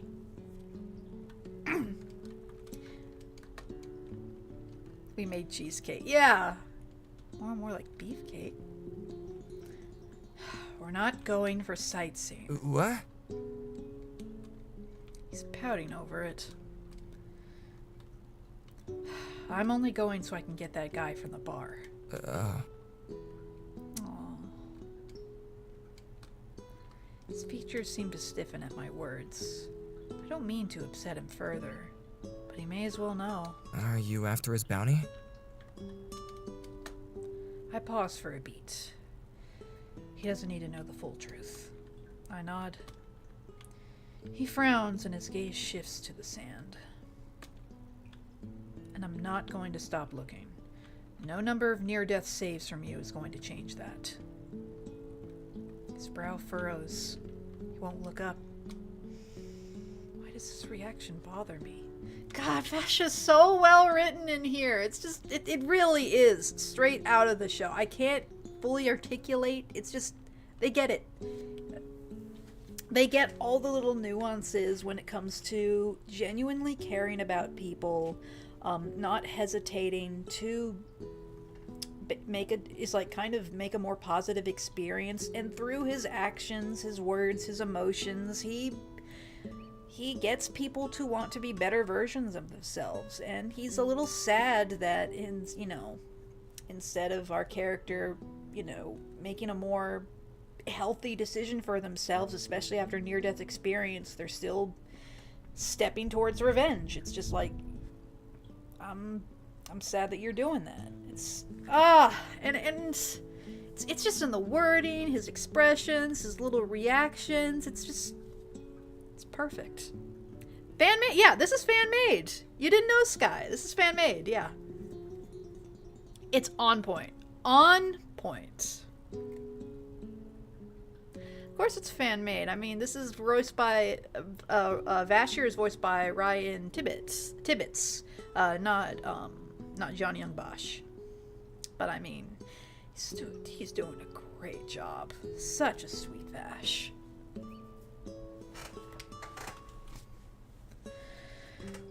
But it just, everything about this is just like, yeah, this is the heart of Trigun. It really is.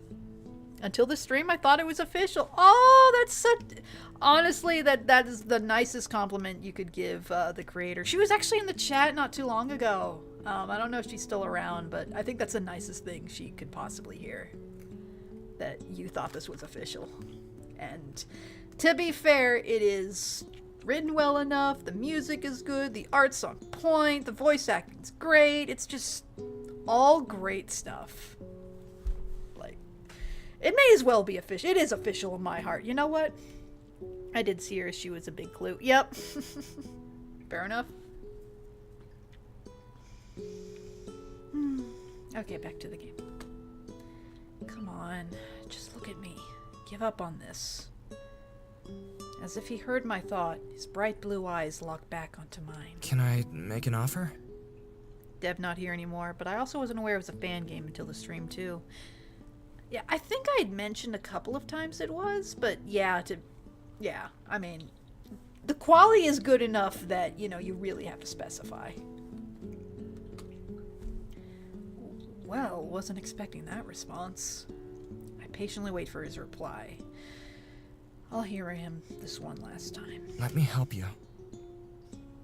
You sound so sweet and genuine. Oh my god, I'm not immune. He just wants to help. He's just a sweet boy. This is the kindest soul you could ever have.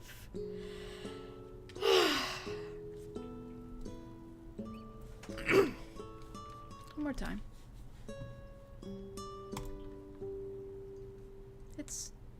It really is just how genuine he is. Like, I'm not I'm not even freaking out over someone like, you know, giving a flirting comment or, you know, trying to be openly attractive or make an impression. It's just that he's so him. And I love that. I mean, I'm not gonna pretend that the art's not doing something, because it is. But, you know.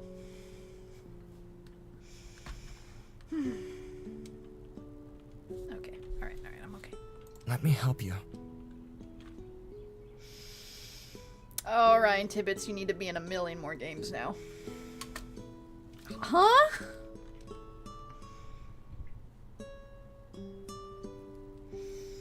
Yeah, I'm serious. We're headed to the same place. I'll offer my skills to you, and in return, I'll help you catch this guy and turn him in.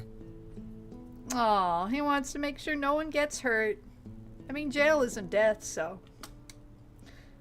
An interesting proposition, but... You are not immune to the pretty blonde boy. No, I'm not. Is this news to you? If anything, he's my biggest weakness. And how do you benefit? Don't you have your own business to take care of? I tilt my head at his own letter. Conflict stews in his eyes before he shakes his head. I can do both. Handling this peacefully is possible. It has to be. And you're gonna try anyway. It's also not like this can't be canon, considering how long Vash has lived. Yeah, exactly. I think timeline-wise, it does take place before Stampede, and like it's actually in a really good place where you know, Vash has lived a long time. He's gone on a lot of adventures and misadventures. He's helped a lot of people. He's touched a lot of lives. This could just easily be one of them.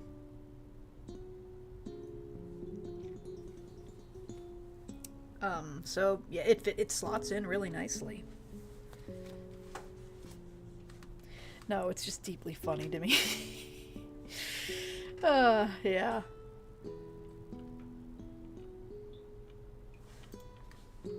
Determination. Let's see.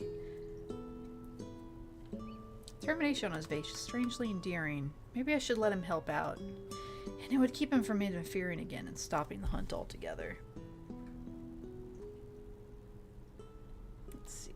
I just realized, do I have the setting where I see all the comments, not just, top comments? Because that's annoying. No, I think it's right. I think I've seen every comment that's come through. Okay, good. Alright, hold on, I didn't read that. The determination on his face is strangely endearing. Maybe I should let him help out. And it would keep him from interfering again and stopping the hunt altogether. Peace isn't gonna be an option next time I get a hold of Shepard. But Vash doesn't necessarily need to know that. I think he does know that. I think he sees right through you. And that's why he's coming along.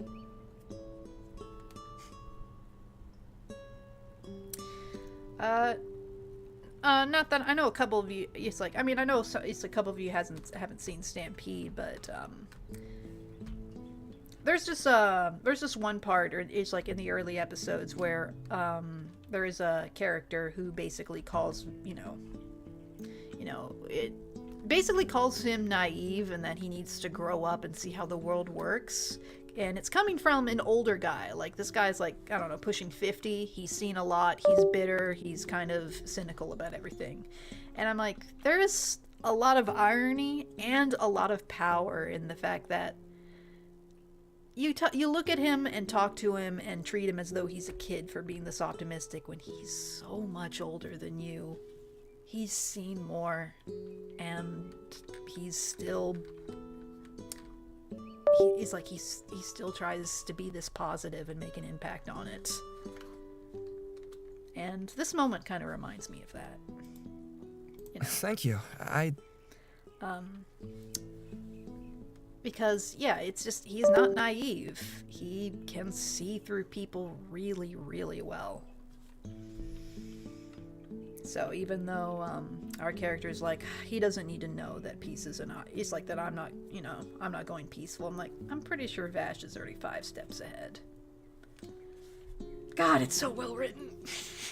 The fact that I can hyper-analyze this visual novel like this the same way as I can in episodes in the show should say it all. Besides, I definitely have some more questions for you to answer. Something Vash had said earlier caught my attention. He had done a lot of traveling too. There had also been something. A spark of recognition in his eyes when the king's name was mentioned back in town. I mean, the Redfern gang wasn't exactly small back in their heyday. Maybe he knows enough. He knows about some of the other members. There's a deep enough reason to keep him close by. Yeah, you really do love it. What can I say? Trigun really hit me. It's not something, a story like that really hits you to your core. It doesn't come around often. But I think we all have that one story that speaks to us like no other.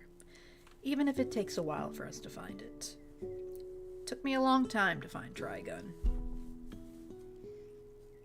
And I know it's one of my favorite pieces of media out there. About what? I stick my hands into my pockets and start walking away. I don't need to elaborate for him. Vash hurriedly sprints after my retreating form. Hold on, you gotta let me know what it is or I can't help you. Oh, yeah, I do you have the power to tell him no? Because I don't. I have a whole trip to ask you stuff. You can wait. Right now I'm tired. They're stronger than me. I store all my cooking materials inside BJ-11.5 storage as we approach the motel once again. Vash's hesitance lasts for a few seconds, but he eventually takes a step forward to his own door, right next to mine. The same gentle smile forms on his face. Okay, sounds like a deal. Usually I'm pretty good at reading people's faces. It's hard not to pick up on someone's true intentions when you look into their eyes.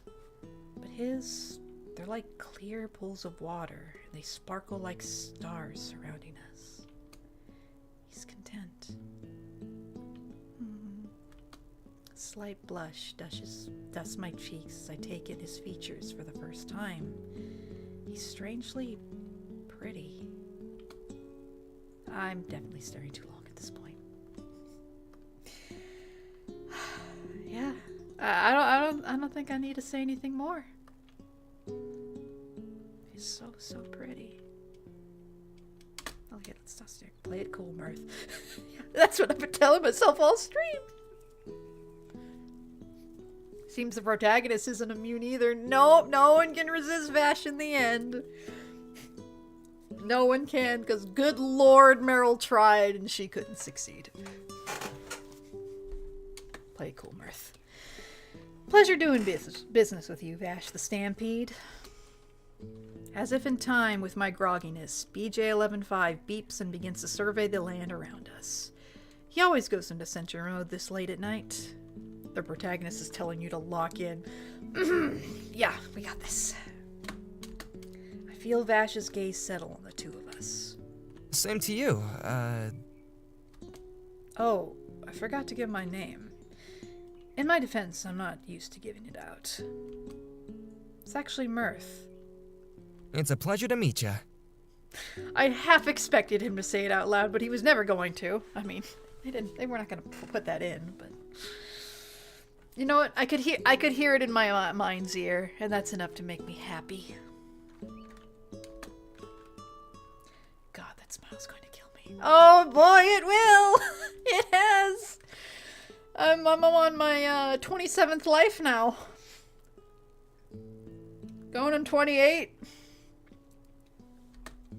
This is going to be an interesting hunt.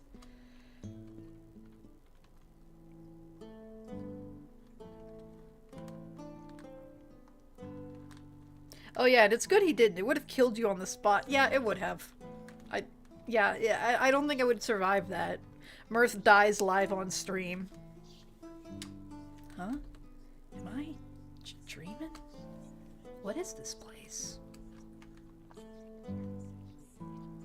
During certain milestones in the story, Mirth will dream about the people they've come across throughout their life. How the person appears depends on how Mirth sees them in their head. And then Vash would angst about it. Oh no! Okay, I can't die for that reason alone. Yeah, it's not about living for the sake of not dying. It's about living because if I don't, Vash would be sad. That's the most important thing. Here you'll gain an insight into how your route is going. I find myself sitting outside a strange-looking tent. The camp is strewn with all kinds of strange knickknacks and baubles. A wonderfully soft humming fills the room as a figure cloaked in red exits the tent. Neither of us speak a word as they sit across from me on a large rug by the fire pit. This lanky figure, who towered over me, reaches out and picks up a dusty box sitting between us. That box is the only thing that feels familiar here. Inside sits a tarot deck. The design on the back is intrinsically decorated. I hope I'm not disrupting your sleep too much. I didn't know a better way to contact you. I look up at the cloaked figure. The voice. There was more than one hiding in there. I don't usually dream, so it was definitely a surprise. Despite the strangeness of the scene, I feel at ease. Somehow I understand this figure means me no harm.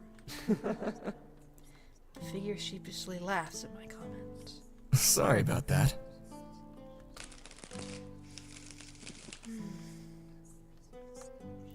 When is the demo story wise covers up to this point, even though the main game has greatly expanded on it dialogue wise and content wise. What I was getting at is it wasn't fully voice acted. When Vash was first introduced, he had some lines that were fully voice acted. After that, it kind of went into more minimal voice acting, except for some key lines. Saves. It's easier and, frankly, saves on budget a bit. So watching that whole scene again, it's the first time I've heard that fully voice acted is like in this game, and it's good. It's real good. Even now, it's the first time I hear, this figure be voice acted by Vash. Fully voice acted, should I say. Are you going to do a reading for me? Ding ding, you pick up on things fast. I went a little all out for... Hey! While he's talking, my hands wander to the small table sitting behind us. There's a lot of snacks set on top of it. I steal a donut. Donuts. We were gonna eat after we finished up with business. Come on, you gotta let me do my thing. I love that it's two different reads. It's not even, the voice being echoed one after each other, pitched differently. They are two different reads. I like that. Please? I still shove the whole donut in my mouth and lick my fingers clean before turning back to the figure. You can't blame me for being curious. I've never had a dream donut before. Well, did you like it? Tasted like a cloud. Hand me one then too, would ya? I toss my gracious host a donut from the table and watch as they perfectly anticipate its landing destination. Strange. Before he had used a mostly human-like hand to grab the deck. Now that I'm observing the other arm, I noticed it to be made of black bramble twisting into a muscle-like structure. Dangerous to the touch, but beautiful. The figure moves the donut into his hood and hums as they eat. Okay, enough fooling around. We really have to do this. Subtle detail that I just noticed. When it comes to the three different eye colors on the figure, basically, you got light blue, deep blue, and then more of an aquamarine. Those are the exact three different shades that Vash has in between the original 98 version.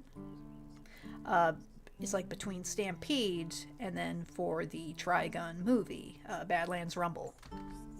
He is closer to the deep blue color in 98. It is more like light, like crystal light blue in Stampede, and it is aquamarine in Badlands Rumble. So that's actually really good attention to detail there. Oh yeah, Tarot. Oh my god, Bartholomew. What? I know my Vash is. I cross my legs and watch as the cards are laid down in front of me. I've been getting pretty good at readings lately. Well, show me what you got. I see 3 cards on the table. Click on the cards to flip them. Okay. I'm feeling the middle one. The Lovers. Oh my. Oh! The Lovers card represents deep emotional connections, partnerships, and choice. These are, it's like the 2 people are characters in Stampede, and the thing behind them is what the plants look like in Trigun Stampede. This card signifies a significant relationship on the horizon. Remember, love is not just about deep passion, but also about compromise and being true to your values. How cute. Are you rolling your eyes at me? I think this MC gets me a little bit. Okay. The Fool. Oh, that's the manga design. You can tell by the darker tufts of hair around his ears. The hair, his hair darkening, as it's called. The Fool card is a powerful symbol of new beginnings, spontaneity, and taking a good old leap of faith. It suggests that you are at the start of a new chapter in your life, particularly in the realm of love. Man, really? Just kind of sneaks up on you out of nowhere. Soon enough, you may be changing your job title to Love Hunter. Yeah, my character is not convinced. Like, really? Really? Yeah. Embrace the sense of adventure and openness that comes with this card, and be willing to take risks in the matter of the heart. But risks are scary. Okay. Oh, forgot I gotta click it. The Star. The Star card is a symbol of hope, inspiration, and healing.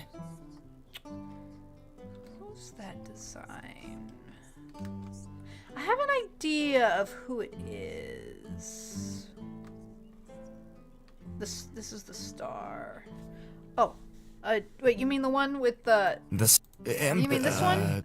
Yeah. It's the Fool. Yeah, it's the Fool. The beginning of the journey. Soon enough, you embrace the sense of adventure and openness that comes with this card, So and be willing to take risks in the matter of the heart. So I've had Lovers, the Fool, and the Star. The Star. The Star card is a symbol of hope, inspiration, and healing. In the context of new beginnings, your new pursuits are guided by a sense of hope and optimism. This card encourages you to seek out your desires. Trust that it will bring you love and peace. One of those voices read that line in the voice. You know, hold on, one more time. In the context, this card encourages you to seek out your desires. Trust that it will bring you love and peace. Good game. He made a little peace. He made a little peace sign and crossed his index and middle finger. I tried to imitate the hand movement back at him. Love and peace doesn't sound so bad, I guess. It's what this world is made up of, after all. Yep, too true, Sky. This tarot reading. It's signaling a new romantic journey. It's saying I should be hopeful and open to new change. This reading, was strangely optimistic. I can feel my cheeks getting a bit warm the more I try to read into it. Romance wasn't really something I'd consider for myself. I would have just said it wasn't in the cards for me. But they literally were this time. Damn.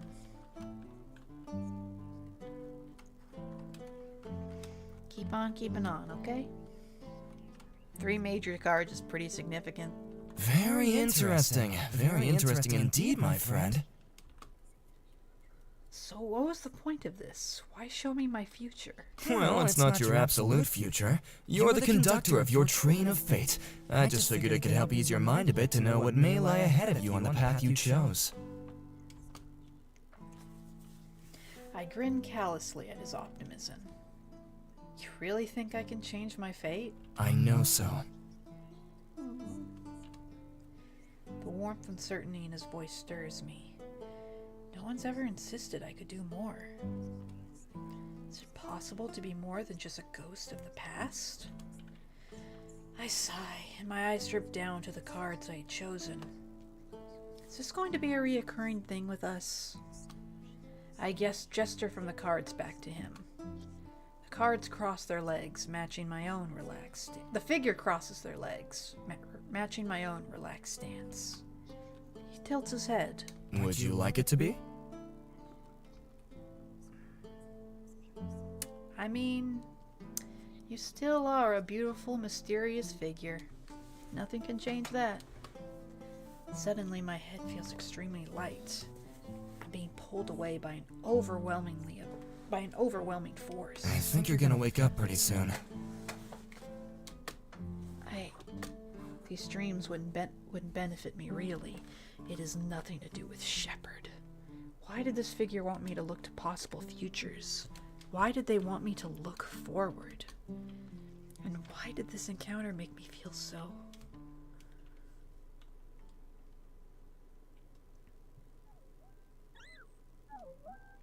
Let me go ahead and save.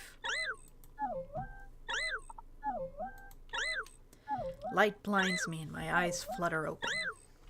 Hey! Oh my goodness!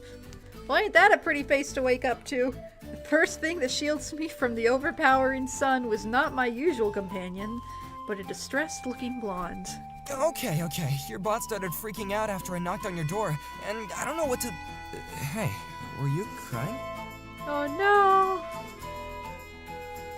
Oh my, right in the face. Indeed. Too close. Too close. Oh hey, is that a QR code? Hold on, I gotta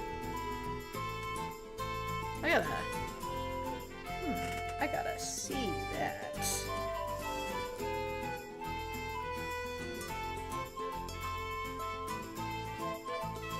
Hold on, I gotta know what this is. Give me just 1 second.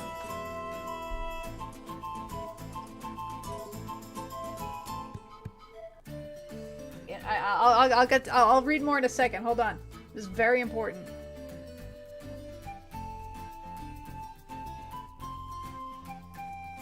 All right, let's see what where this takes me.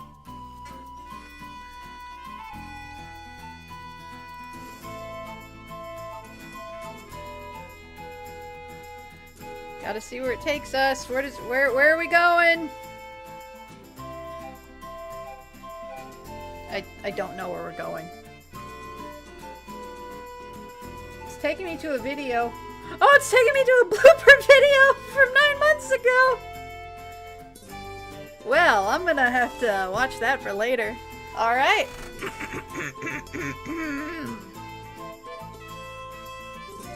Still groggy from my rude awakening. It takes me a few seconds to realize that Vash's hand is trying to wipe some dust.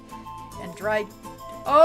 he's wiping my face. Oh my god. This is so sudden. This was so sudden. I don't pull back, but I feel his hand jerk away suddenly with a yelp. The blur of red is ripped away in BJ 11-5's grip, an alarm ringing from his body as he tightly grips Vash. Oh, he's still in sentry guard mode from last night. I'm sorry, I swear I wasn't trying to do nothing. Honest, ow! Oh no, Vash! You've been, he's like caught sneaking and he's like into someone's quarters and caught being a little too close. My, you just can't help yourself sometimes. You're lucky you're cute. Physical contact before marriage? Jesus, metaphor gone.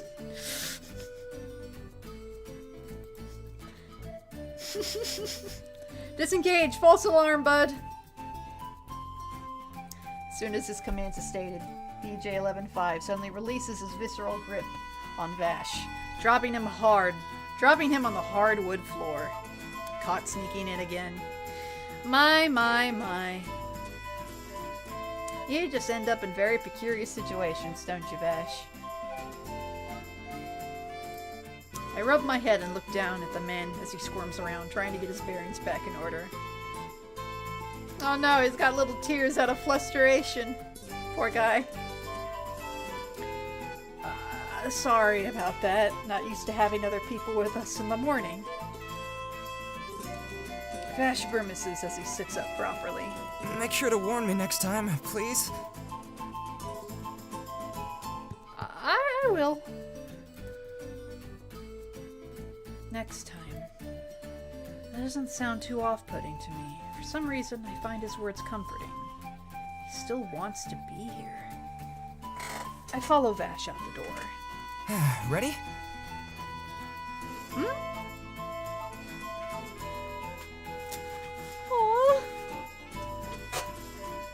I look up to see Vash extending his hand to me. Once again. He's so friendly. We better get moving on to the next town before it gets too hot to travel on foot. I think we're not too far out. Do you trust me? He says as he extends his hand. His smile is warm, comforting. It reminds me of a strange dream. Can't quite remember what that dream was about anymore. For some reason, he's comforting. He's a literal golden retriever in humanish form. I don't think I've... He might be the strongest embodiment of a puppy I think I've ever seen. Damn. Maybe it'll come back to me after we eat. I stop staring at the doe-eyed man and finally follow after him. Yeah, let's get going.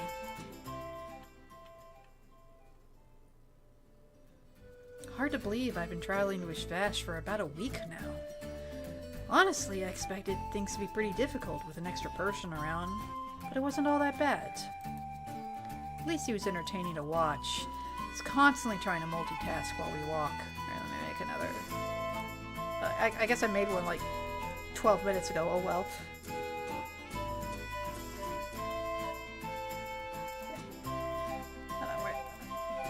Let's see, return. Pull out his headphones and listen to his little pocket radio and fish out some snacks from his duffel bag. He had a hard time sitting still. I wonder what's going on in that head of his. BJ-11-5 suddenly stops dead in his tracks, and my face collides right into his large metal backside. Ugh, that sounds like it hurts. Ugh.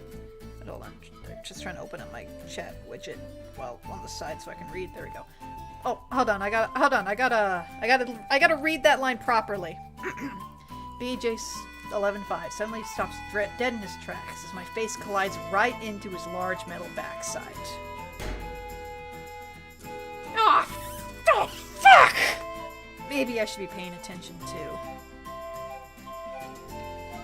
As I mutter a series of quiet curses and rub my nose, Vash snaps out of his daydream. Hey, you okay? I'm okay. I'm fine. Yes, see my exact reaction. I'm fine. My face burns hot. Why'd we stop, bud? BJ-11-5 makes a short series of beeps and boops before pointing both of his large metallic hands in two different directions. Looks like we have a couple of pit stops options coming up here. Occasionally, along your journey, there will be different places to explore with your companions. Each place is a fun activity you can do in Vash. That way you can get to know each other a bit better. Once you pick a place to stop, you can't go back to do the other option. Well, I guess unless you have a lot of save files. I did just make one! Choose wisely! Indeed I will. Oh, that's so cute! That's so cute! I love it! Oh, that's adorable. Okay, what am I gonna pick? I wanna watch the movie. What am I gonna pick first, should I say? Vash and I decide to stop at a small pit stop town that had a small drive-in movie theater. I was just going to knock out in my hotel room. Vash, on the other hand. These are from the spacefaring age. Okay. That means that these are movies from Earth. Scavengers must have found them. I mean, I doubt we're exactly making more movies nowadays, so. Huh, that depends. Does No Man's Land have a thriving movie industry and we just don't know about it? You know, for all the lore tidbits I know, I don't think I know that one. What do you say? Want to go see one? It's such a simple thing, but I love how sometimes you can just forget that this is technically a space sci-fi. It's just a down-to-earth western a lot of the times. What? You think I'm gonna tell him no? You wanna watch one together? Really? The little blush? Vash is beaming. I don't exactly get the appeal of movies, but it seemed like harmless fun. Sure, why not? Just no romance movies, got it? Man, they get me! They get me so well! Okay.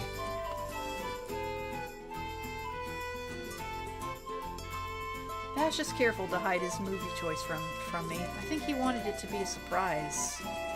With a bit of effort, we were able to convince the man at the ticket booth that BJ115 is our car. Our very strangely shaped, compact, self-driving car.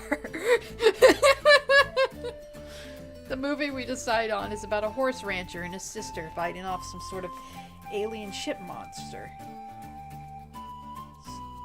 This is a reference to an actual movie? Well, they said it's from Earth, so it probably is. I don't think I know this one. You picked a horror movie? It's more of an action-adventure flick. You keep watching the movie. Halfway through, I feel the chill night air hit me. Vash notices too. You cold? Maybe a little. My eyes stay on the screen. Oh, I'll be fine. Vash's quiet movements pulls my attention away from the movie and onto him. He took off his jacket. Here. Oh, how gentlemanly of you. Oh, hold on. Yeah, let me read that proper tone. Oh, how gentlemanly of you. How gentlemanly of you. I tease him, but he still extends the coat towards me. My hand hesitantly reaches out to take it, and I wrap it around my shoulders. The jacket's a lot heavier than it looks. As I... Oh, we about to get his cloak? Oh, yep, we are! As I'm enveloped in its warmth, Vash's attention goes back to the movie. I watch him for a little bit before he finally notices me. You're missing the movie! Oh, that's so cute! It's a little picture someone took. Weird guy. Nice, though. Oh, my bad. Aww. We finished the movie together. Overall, I thought it was pretty good, but I was having way more fun just watching Vash's funny reactions during it. His face would scrunch up every time there was a lot of blood on screen. We make our way back to the motel to try and catch a little bit of shut-eye before we get back to the roads.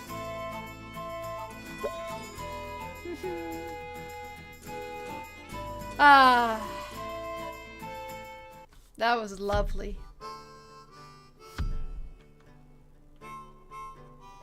Anyway,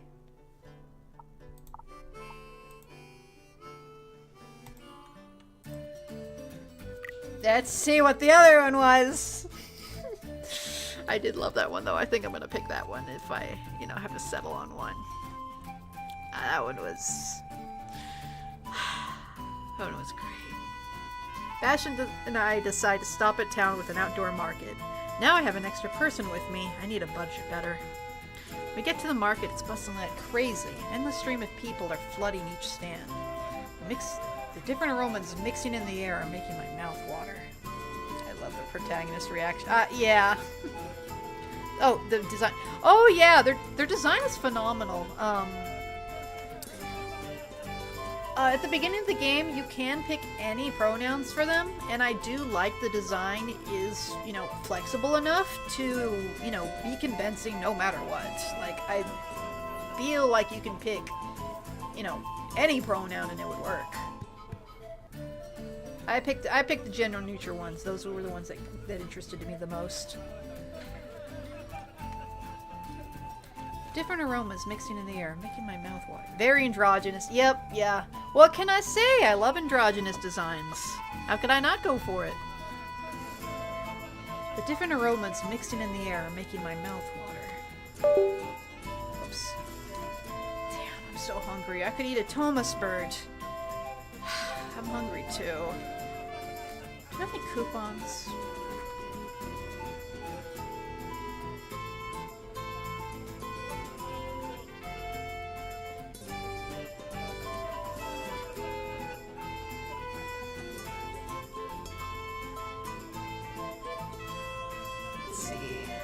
Yeah, I'm very hungry too. Let me just see what's available to me before I make any decisions. I don't want to exactly pause the stream to go eat, but if I get something delivered while I'm playing, that could work a little better.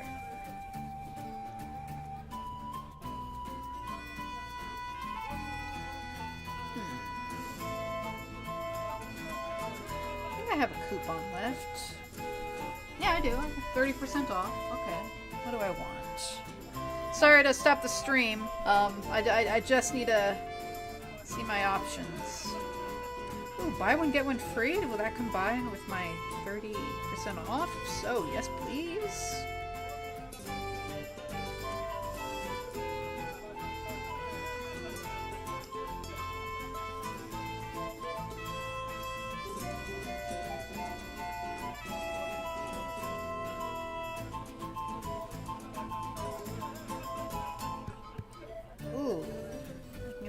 These chicken sandwiches are buy one get one free. I would like that. With bacon and cheese.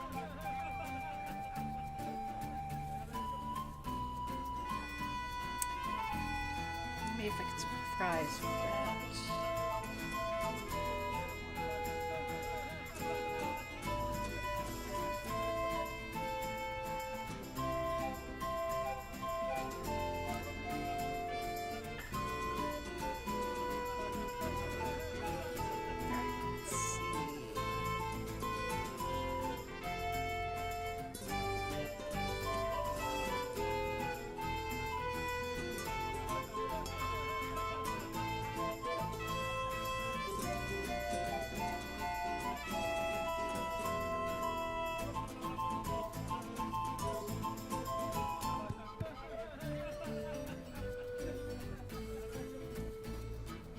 Okay.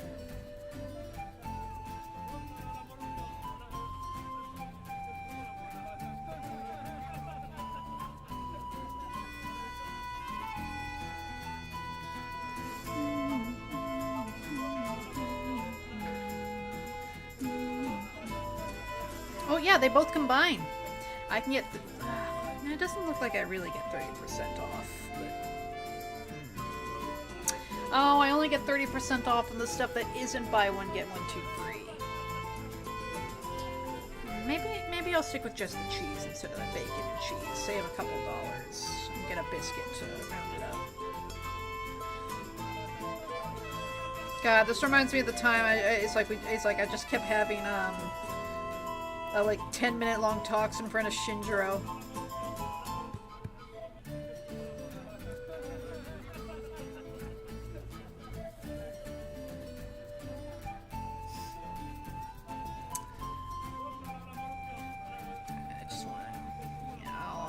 I don't need the bacon. Let me get another biscuit.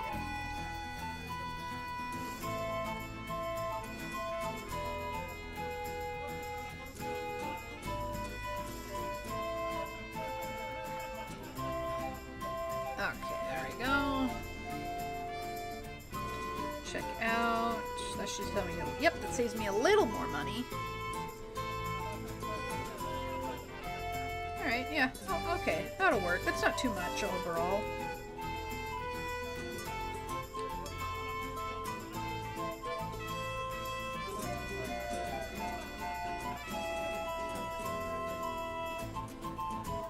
Okay, that'll be here in about 20-30 minutes. Okay, back to the game. Oh, hold on. Actually, there's one more thing.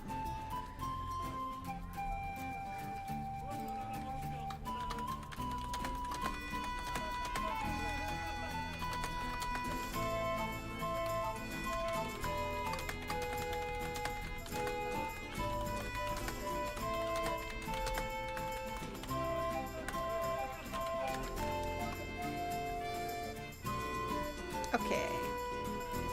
Alright. Alright, damn, I'm so hungry. I could eat a Thomas bird. But we're lacking in funds. Maybe a leg would do for now.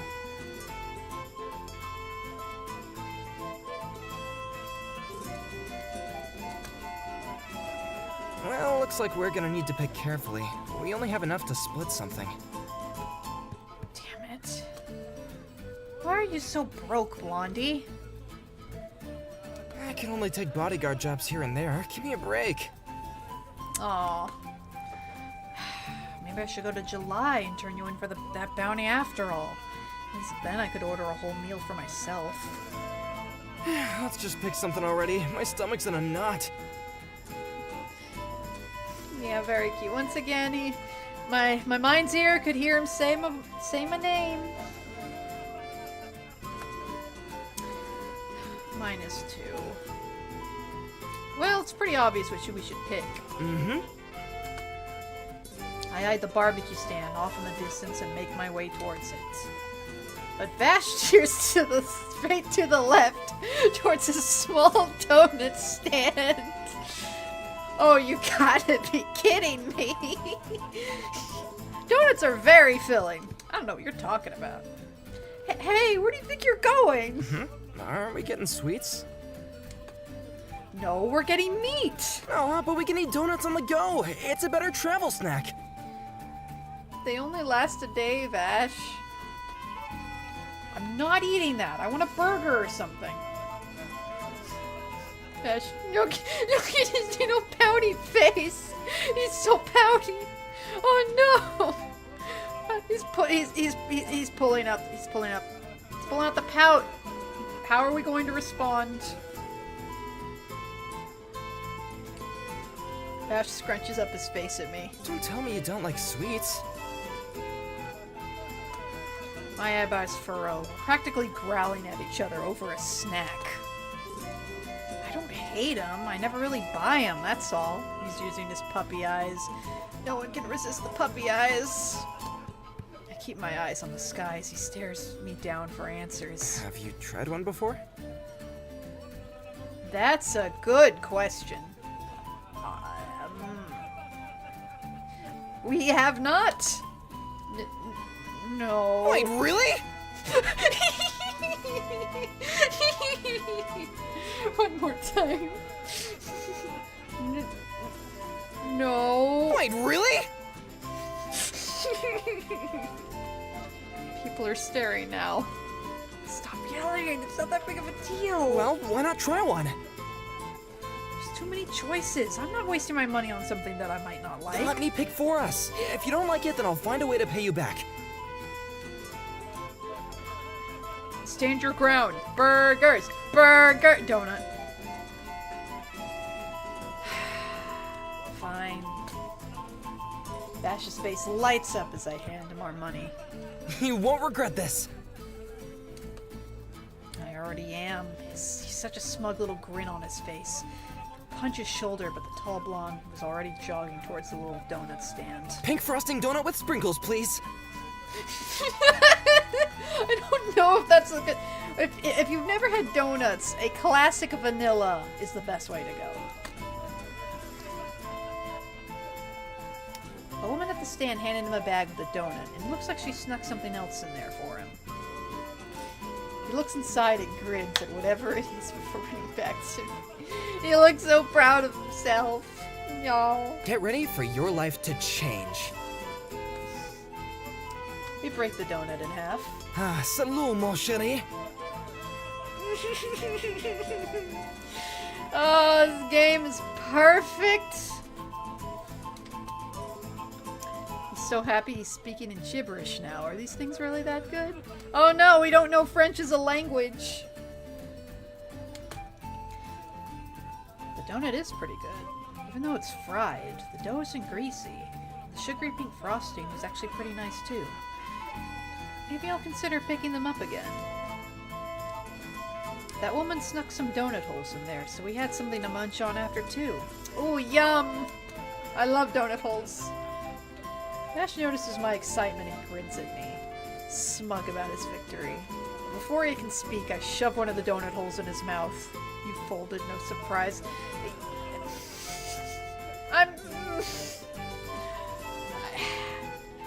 Look, I know partnership is about equally, you know, taking turns about what you want, and, you know, sometimes you gotta say, hey, I want to do this thing, and you gotta get the other one to respect it, but I can't! I can't! He wanted to do the thing and make me happy. And it does make me happy. But before he could speak, I shoved one of the donut holes in his mouth. Don't talk with your mouth full.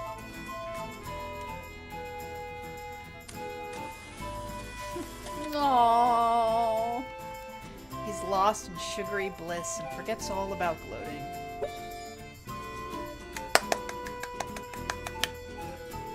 I take it back. Maybe I want to keep this one.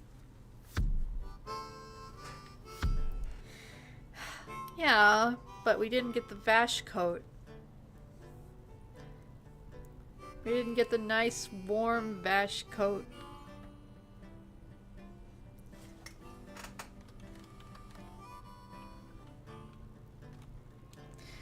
Oh well.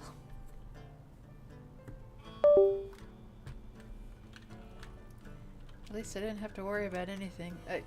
Okay, enough about it. I need to stop thinking.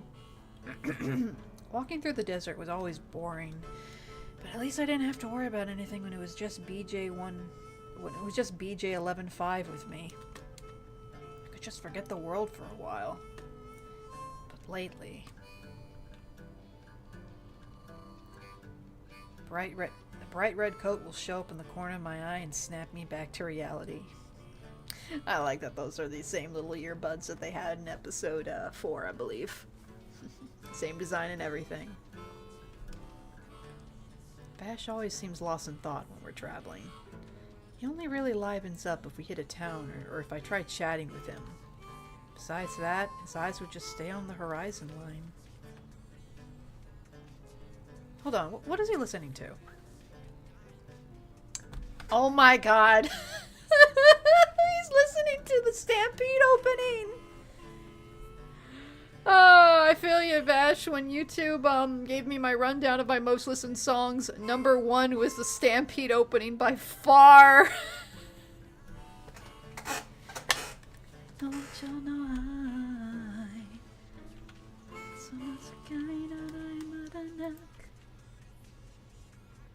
Oh, now you can hear it.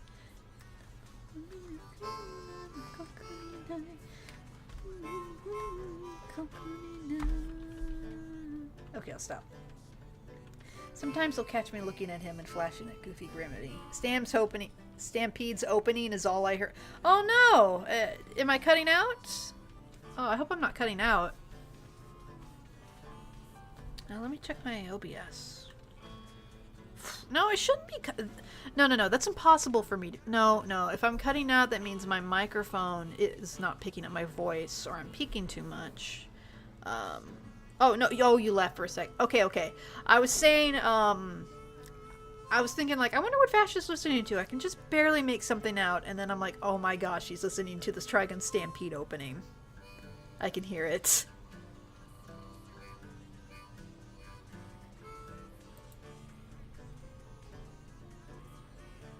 It's definitely been affecting BJ11.5 too. You know, you keep glaring at him. Don't you think he would have tried to kill us by now if he wanted to? Beep. Exactly, so just let the nerd be for now.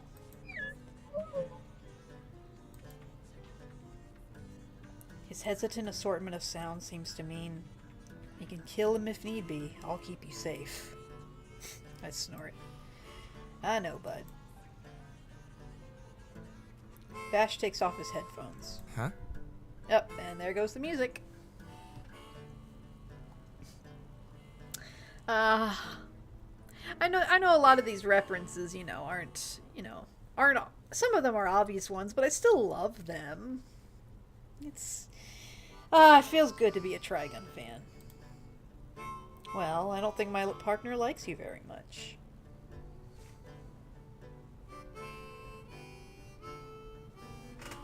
Did I do something to make him upset? Well, I'm just guessing here, but maybe it's the fact that you're supposedly a legendary gunman. Destruction incarnate, the walking disaster. He still sees me like that. Harsh. Oh. I guess a robot just can't comprehend your everything. Can I do anything to help him feel better? You want to do something for him? I mean, we're gonna be traveling together for a while, so... You're too damn nice, you know that? No, he's just the right amount of nice. Yeah, and what's wrong with being nice? Yeah, that's what I'm saying. It's going to get me killed one of these days. I'm surprised it hasn't already. Well, it's a good thing I'm with you then, huh? Mysterious my ass. It's just another idiot with a gun, same as everyone else on the planet. He angry. What's wrong with being nice, huh? Even when he's angry, he's all pouty. I stopped suddenly, noticing where exactly we were on my map. There's a small town not too far away from us. I can see some of the taller buildings in the distance from here. Huh? What's wrong? Need a break? No good for that, Vash. My food ain't here yet. The plan was to keep walking through the desert for the next few days. Maybe it's time we take a detour and visit a certain someone. Huh? They might be able to help. Hello? We can stop at the town for the night. I need to make a quick house call. He tilts his head at me and smiles. Visiting a friend? I hesitate to answer at first. I suppose this person would still be a friend if they knew I was even alive. Something like that. We made our way through the town of Little Nevada. I notice how lively the place seems to be. It's completely bustling with people in all sorts of little shops. A lot's changed in 7 years. I remember hearing a bit that the town went through some renovations. The town's council took a big gamble and spent their little budget on a plant. Weird though, I don't see a facility. So where's the plant? I mean, I see one, but I suppose not everyone else has the eye for it. We walked through the town square, and I could see Vash's face light up. Oh, here's an idea. How about we stop at one of these restaurants for dinner? My mouth was already watering at the thought of having a juicy burger. We had enough money for that, right? Sure, but I have some business to take care of first. He's all pouty again. You're not planning to start another bar fight, right? I don't know. Beating up those drunks was pretty fun. Sometimes I can't tell when you're joking. Aww. Statue is already weird enough. It's in the shape of a woman, covered in a long robe. One hand was outstretched while the other was held over her heart. It's made out of metal instead of concrete, with a doorway at the entrance. Feels like it was meant to be the inside of a church, not the center of a town square. But what really caught my eye was a truck parked next to it. That definitely doesn't look like it belongs here. Probably some— oh, hey! Hey, Cherry! Yeah, I haven't really been able to stream a lot lately. Especially since I'm moving again in a week. So, but there was a Trigun visual novel that came out today, and I had to. I know I have a lot to do, but I had to. And it was worth the 3 nightmare hours to try to go through OBS setup, and to where I gave up and I like, screw it, I don't need a chat box. Calling it now, the statue has the plant in it. I don't know if they can fit in there, Sky. Unless it has the entrance to one and it's like underground. Then you might be right. Try that gun, sis. We're working on it. Might need to keep an eye out for whoever owns this eyesore. The owner definitely has a unique sense of style.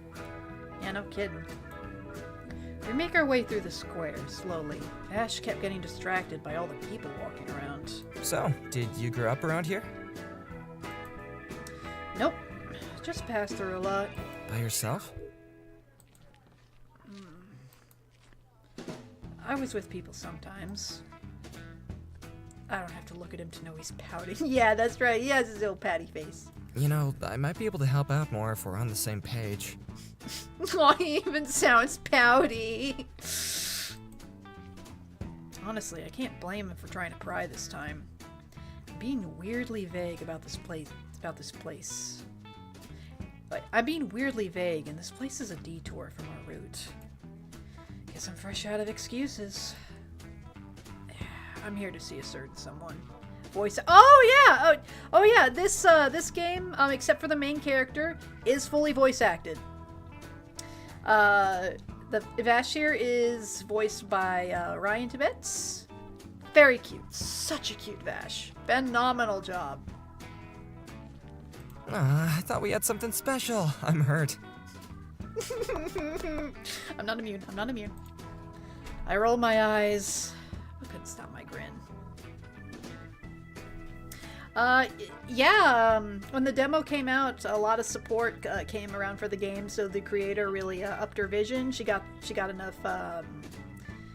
She was able to hire actors for the whole game. She was really able to up the scope when it came to side events and background art. She hired a composer, all sorts of good stuff.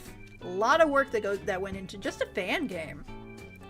Loved it. And also, it's so well written. It's so well written. It feels right out of the show with its writing.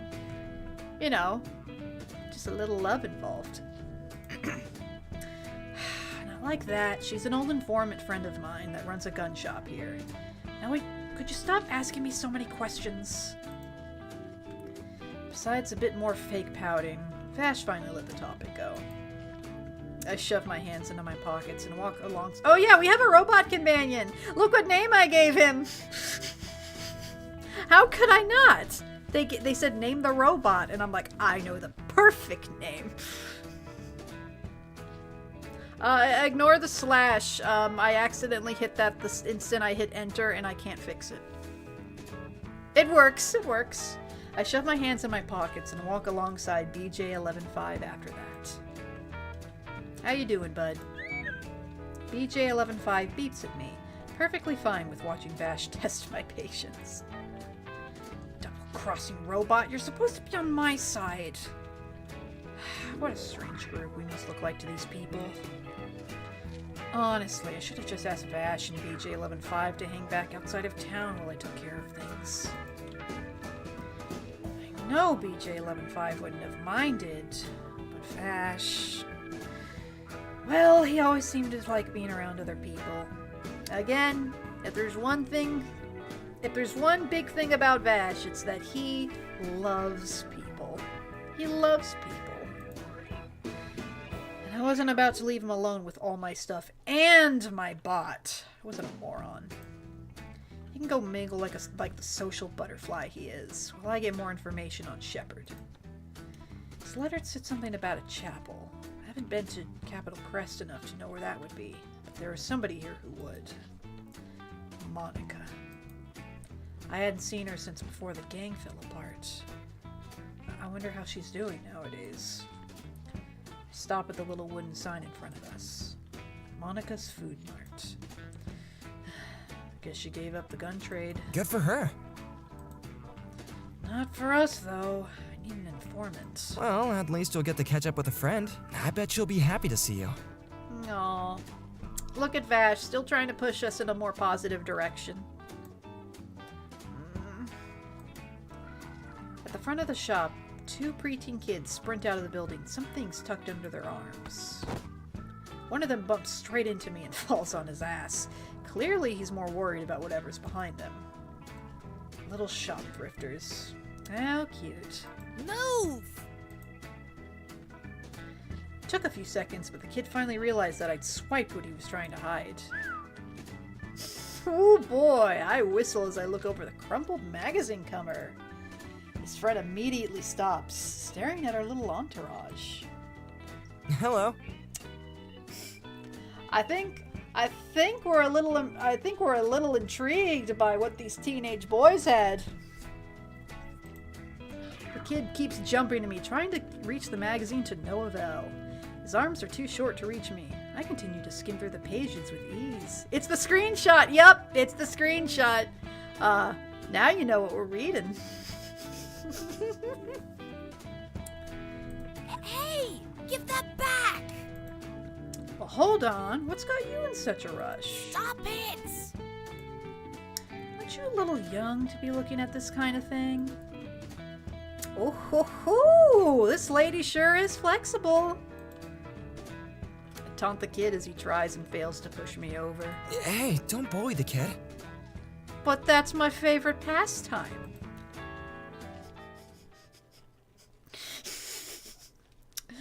Oh, it's such a good screenshot.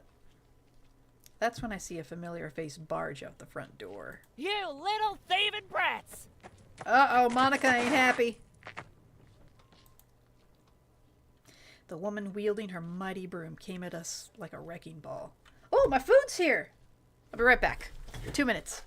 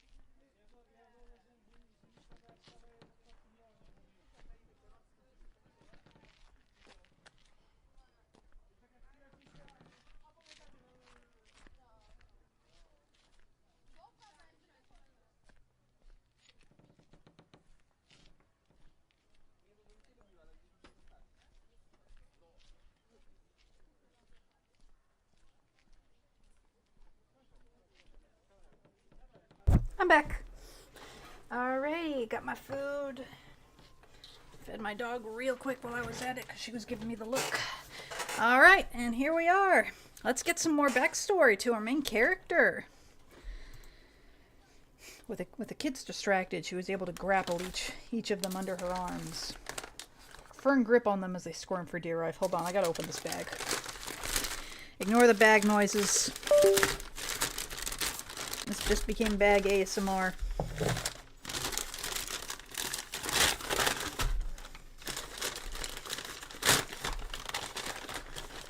Biscuits are in here, so what's in here?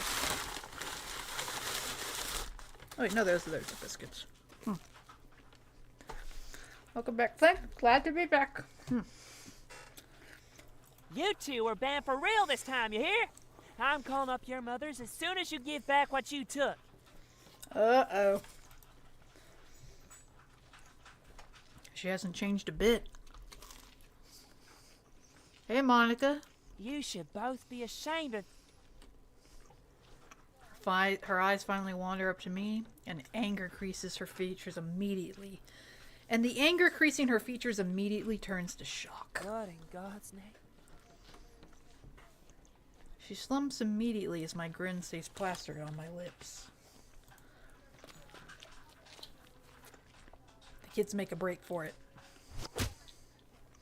Oh, she's not happy. Bam! Ow! You! Shit, maybe I shouldn't have been so cheeky. You damn brat! I'll sue! Sorry. I had to. Her fiery gaze travels over to Vash and then to BJ-11-5 next. My bot isn't so easily rattled, but Vash looks as white as a sheet. Couldn't blame him there. Monica's one scary lady. Ignore the eating noises in the background. That's just the dog. Who the hell are these two? A strong hand takes hold of my arm and drags me to the grocery store before I can get a word in. You have a lot of explaining to do, kid. I'd like to know too. I want to know more about her backstory. I know we were part of, I think they were called the Red Ferns. And we know they all died.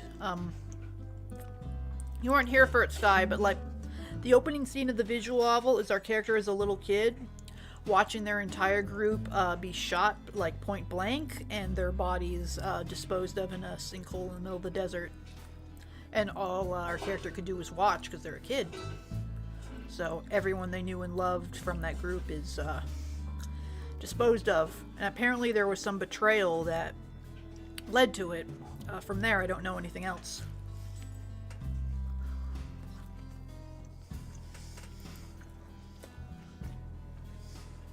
You really shouldn't be drinking all at once like that. Well, sorry. It's not every day people start coming back from the dead. You say that, but Vash did in the movie. I'm alive though, aren't I? No, you're not. You died 7 years ago. End of story. It was weird sitting with her again after all these years. She was a friend, foreman to Fox. Last time I saw her, I was 16. Ah, our character is 23. Okay, good to have a solid age on us. I didn't know that'd be the last time I'd see her. I really should have stopped by here sooner, but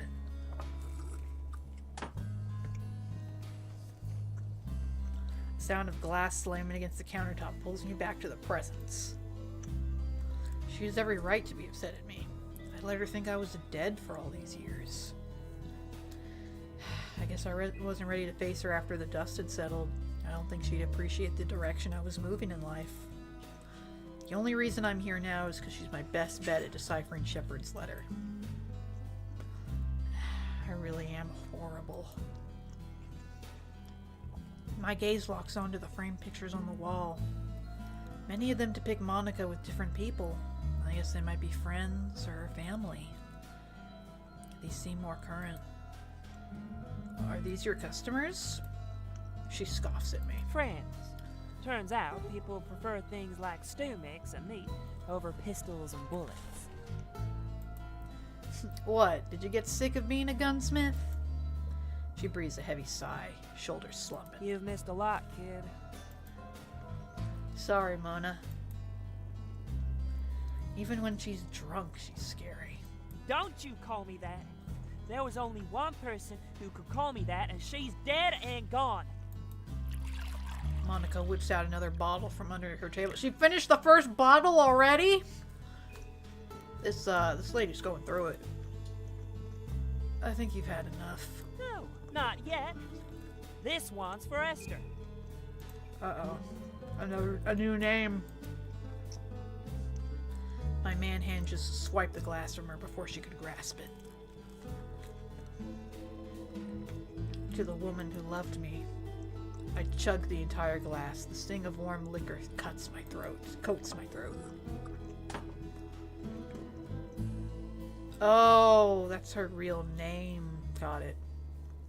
Esther Redfern. The Fox. So, who's the blonde?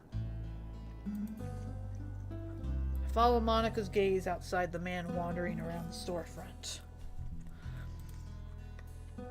I asked him to wait out there while I took care of business. This seemed more than fine by him. Now he's preoccupied with those two kids from earlier. After losing their loot to me, they circled back to bother Vash. Oh no, it's Vash being tortured by kids again. He's, helping me out. Ah, I see. I'm glad you're making friends. I know she would have wanted that for you.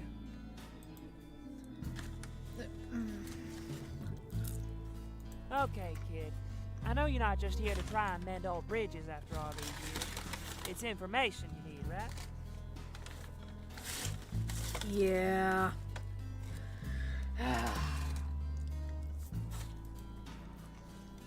Yeah, it's important. I'm sure it is. I'll help you out this one time as a favor to her. But I don't want you sticking around here too long. Things are a little dicey in town. I don't want you caught up in the middle of it. Hold on, let me turn these up. She's a little on the quiet side. There you go. I nod. Alright. Then what do you need to know? Can you tell me about Fox? Tell me more about Capital Crest. Tell me about Shepherd. What's with that weird? Capital Crest. That's our top priority. I quickly slide. I should have saved. There. Now I've saved.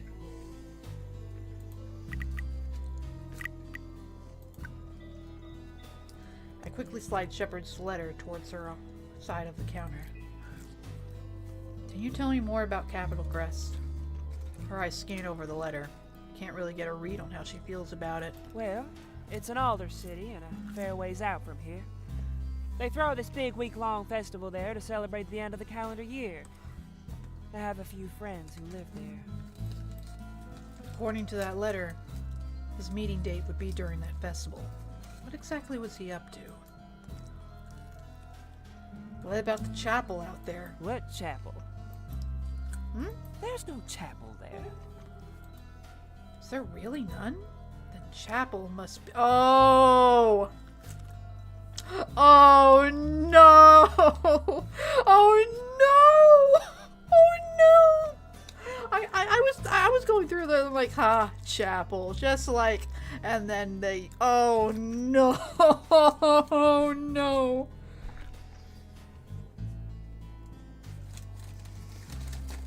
Oh boy. This is a good Trigun VN.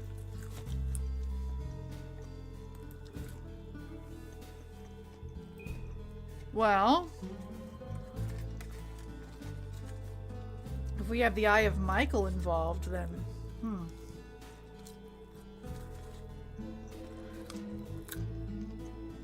there's a chance we'll see a few familiar faces.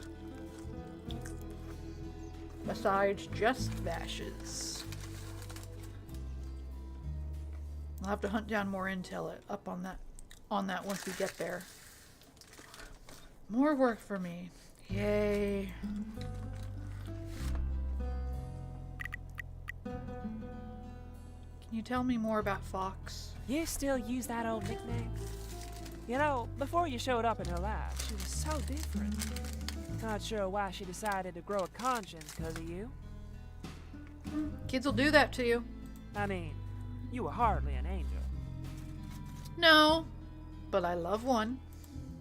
Gee, thanks. Different how, though? Well, to be frank, she was a prick. I snorted her comment.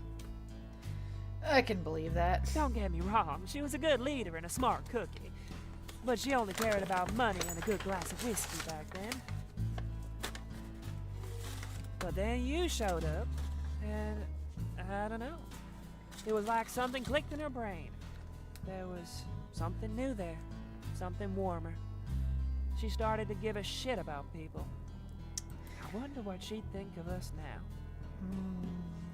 What a shame. Tell me about Shepard. Shepard? Oh, you mean Will? That's his name. Hearing his real name made my stomach twist. He was a drifter. Before he joined the Redfern gang, he was running from something. Whatever it was, he never cared to tell me. Fox got him out of some trouble and he stayed with the gang after that. And whatever is... I assume whatever was chasing him is what got everyone killed. Recently, I heard he killed a gangster in a bad way. That's what his bounty's for. What's with the weird truck in the square? Oh, that. Monica didn't hide her displeasure. That truck belongs to some idiot gunslinger that stopped here a few days ago. They said they're part of some gang. Now they keep harassing our plant engineers about all sorts of things. The plant? Why would they care about a plant? I don't know. Everyone's too scared to kick him out. Idiots and guns are a dangerous combo. Don't we know it? So, best not to stay here too long, you hear? Yeah, someone's gonna end up dead. That everything? I guess so. Thank you, Monica. Alright, let me put some stuff away. Ignore the sounds of paper for a few seconds.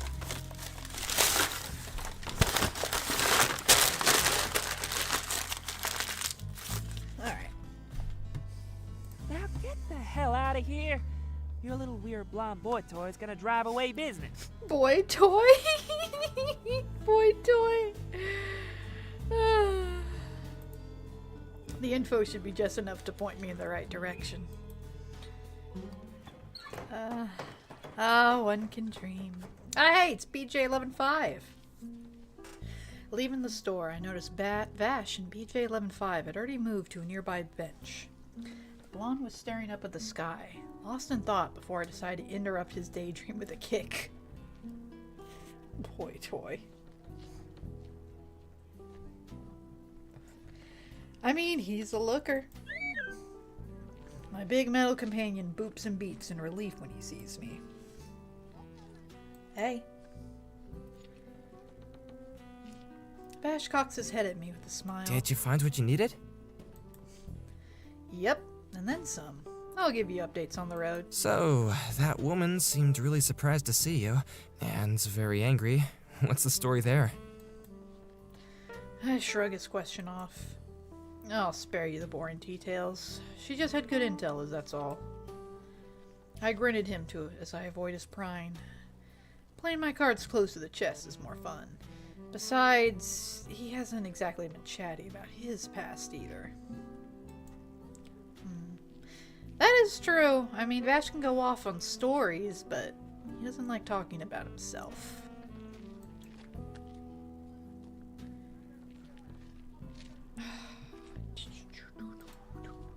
I'm too curious to ask questions. I gotta. He won't like it, but I have to. I need to know. But now that we're on the topic of stories, I'm very curious about yours. Mine? Yeah. I barely know anything about you. Everything about him is a complete mystery. He's friendly, but there was always something sad swimming in his eyes. I couldn't quite pin it.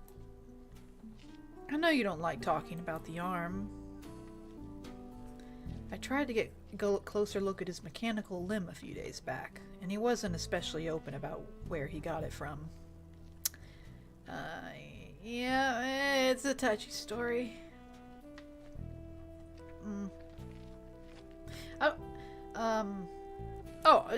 It's fun little things, Sky. I say fun, it's not. I mean, it's not fun for Vash.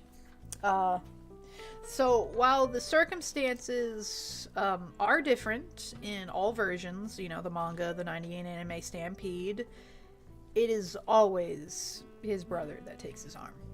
Always. Even when the circumstances are different. If you want to know how it happened in Stampede, well, we'll just have to watch it. I tried to get a closer look at his mechanical limb a few days back, and he wasn't especially open about where he got it from. He shook his head with a smile. Yeah, no on that one. Sorry. Or why you're on the run from the July military police. I know he's wanted alive for supposedly terrorizing every town he happened to blow through, but come on, that couldn't be all there was to it. Feels pretty unfair to ask all these questions and answer none of mine, don't you think? That's why we're asking you.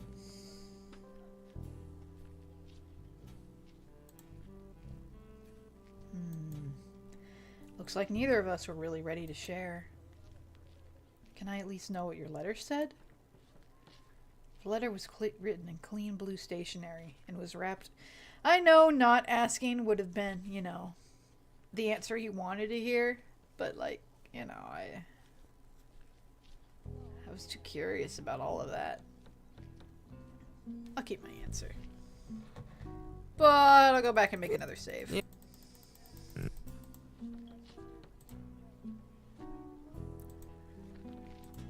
I at least want to know what it would have been like. Nah, best to leave things as is. Nah.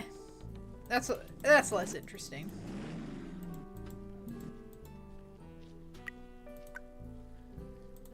Mine? Yeah, no on that one. Feels pretty unfair to ask all these questions and answer none of mine, don't you think? Well... Hold on. The writer was clearly written in clean station. This come from his own accord. Well... Yeah, I guess the only difference is one gets you a conversation, the other doesn't. Okay, no points. Good to know.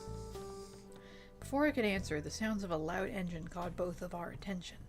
An armored car, covered in graffiti, made a beeline for us. Looks like there was about 4 men shoved in the front row, and a stupidly large number of goons in the back, operating the gun sticking out the sides of the car. No doubt that these are the annoying gunslingers Monica complained about earlier. Figures they'd eventually come and bother us. Vash's attention is immediately drawn to the men's large weapons, but he doesn't make a move to stand. What the hell is he doing? Knowing that idiot, he's probably trying to keep things civil. The ear-splitting sound of a shrill man blares from the car. Well, boys, looks like a troublemaker's trying to run around our town. Uh-oh. Vash tilts his head. Sorry, am I missing something here? This you? Yep, they found it. The man in the driver's seat presses a tattered poster against the windshield. I could see the slightest twinge of annoyance crease his features. That glare shifts between me and the driver. Is he stuck? I hesitate. What's he up to? We got the humanoid typhoon himself here in our little town. Your town? Yeah, we're keeping it safe and collecting that bounty to boot. One of them snickers. Now give yourself up before we start tearing holes through this whole town. Do something already, idiot, or I'll do something myself. The friendly aura he usually exudes completely melts away. I can't exactly pin what's going on in that head of his. There's no way he thinks that. I see his hands hesitantly rise in surrender. Of course. You're seriously gonna let these guys push you around, Vash? You should go. Oh no, he's serious. My eyes keep darting between Vash and the three men that exited the car and ran towards Vash. They hastily grab his arms and slam him to the floor. Vash is quickly tied up by the other men without much of a struggle on his part. They didn't just get to do whatever they wanted because they had guns and could scream really loud. You got a problem, pal? Scram! The driver's attention turns to me and BJ-11-5. Hey, come on, fellas. There's no need for fighting. The group starts to drag Vash around to the car. I should be relieved that I wouldn't have to worry about him anymore. He was going to be a nuisance if I let him stick around. Even my bot could sense my uncertainty. He can yell at me all he wants. I didn't want to move. BJ-11-5 was always single-minded when it came to our hunts. Vash wasn't a necessary piece of it in his eyes, I guess. I want to help him, though. Throw a sharp glare at BJ-11-5. A low warning growl that rumbles in his chest. Focus up. Let's leave. That's what those sounds mean. I still can't pinpoint why I felt the need to help him out. But I'm fine with ignoring the minor details here. All I know is I'm getting our extra muscle back. We need him, bud. I can't leave him behind. BJ-11-5 says nothing. Plus, he has our map.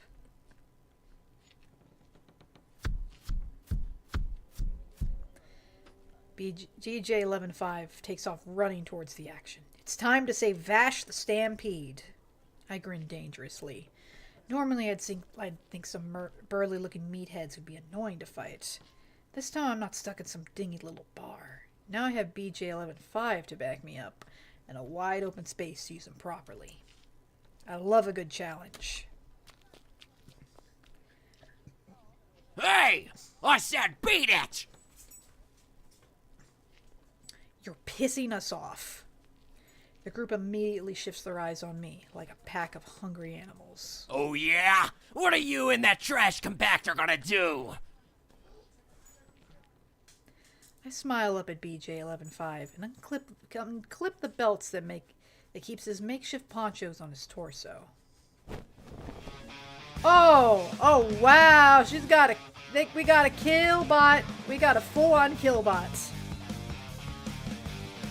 The trio of Gatling guns covering BJ-11-5's arms and back shut them up right away. Ooh boy! That blonde scruffy guy you got tied up. I need him back. Hey, get out of here now! The man openly scoffs at me, annoyed at my show of force. I whip out my own twin pistols and hold them up to the men dragging Vash towards the car. Whew, I fire a warning shot from my pistol at their feet and force them to step back. Oh no, you don't! The car revs and speeds up to intercept me.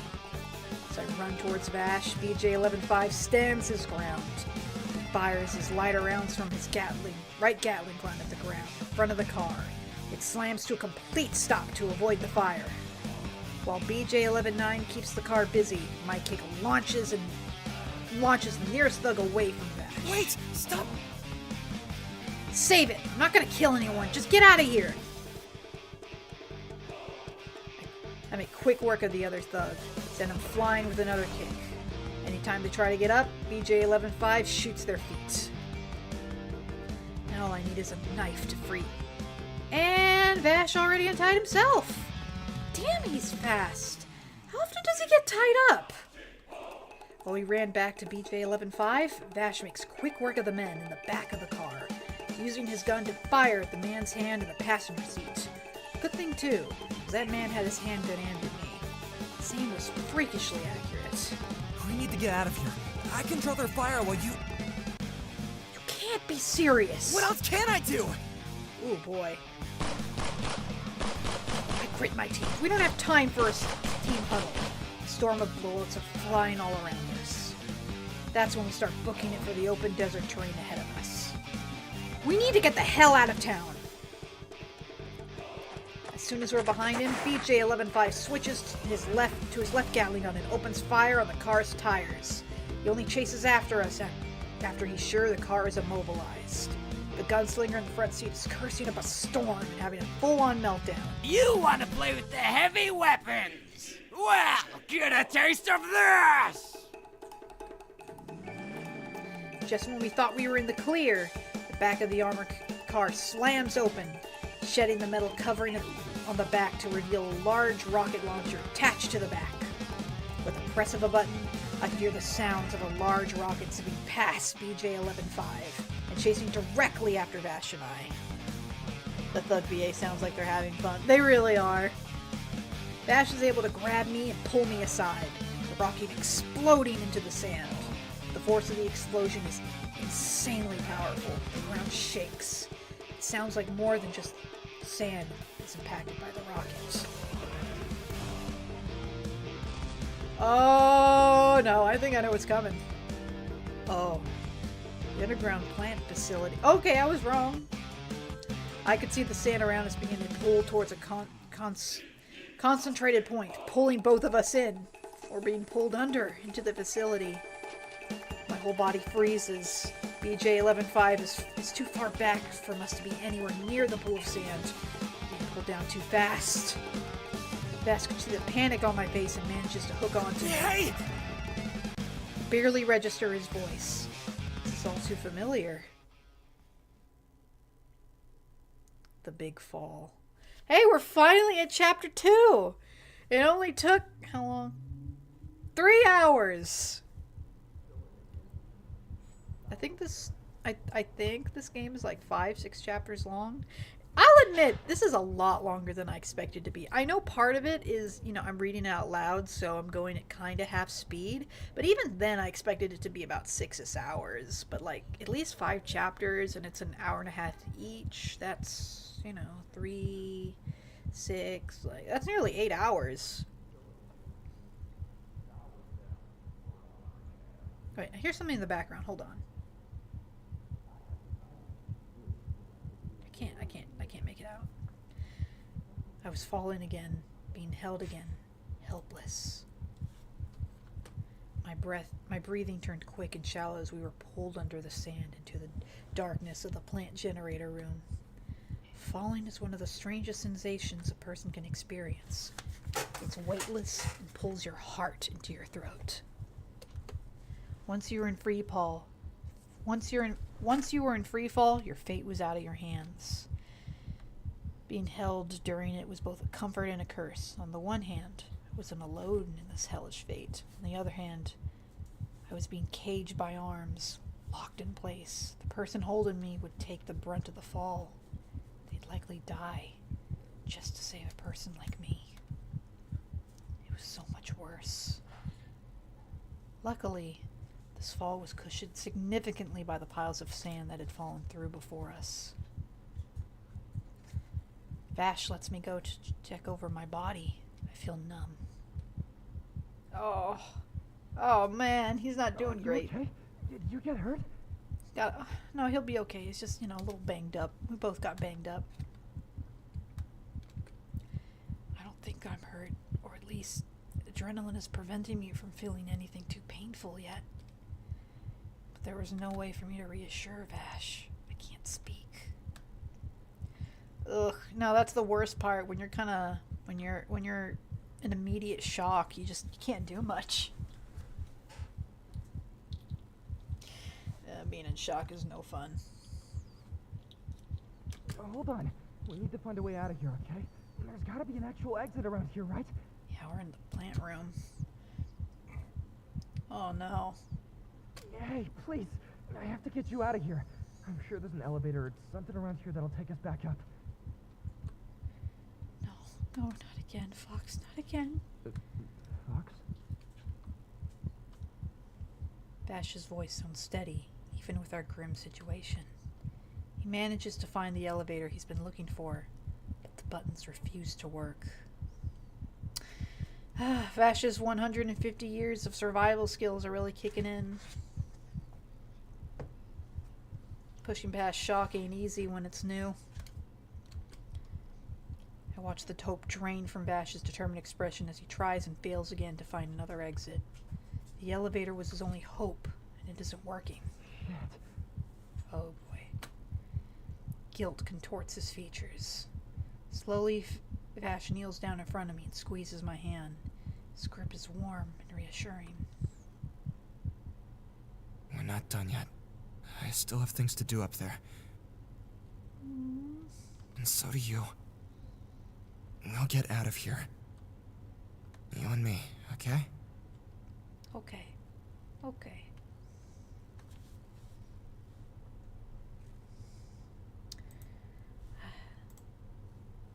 Probably would be more in character to not speak, but...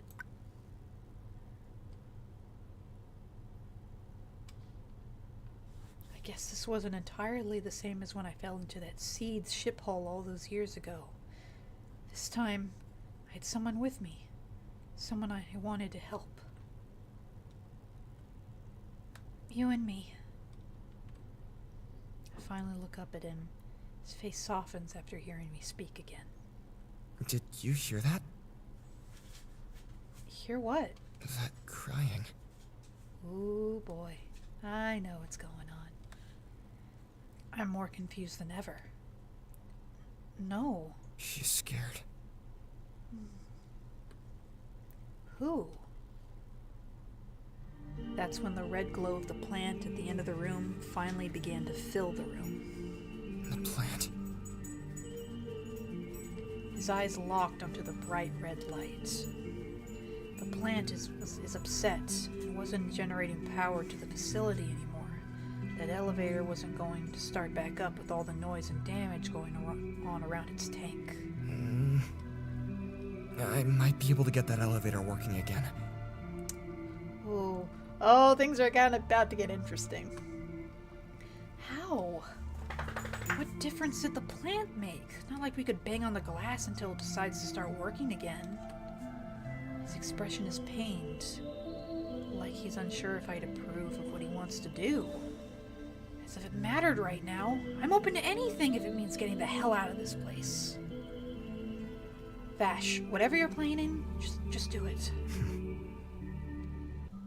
Hesitantly, he rises to his feet and walks towards the large bulb submerged in the tank. He walked down that thin aisleway. His walk down the thin aisleway is slow. His gloved digits press lightly against the thick pane of glass. Cash is about to start banging on the glass, asking it to work.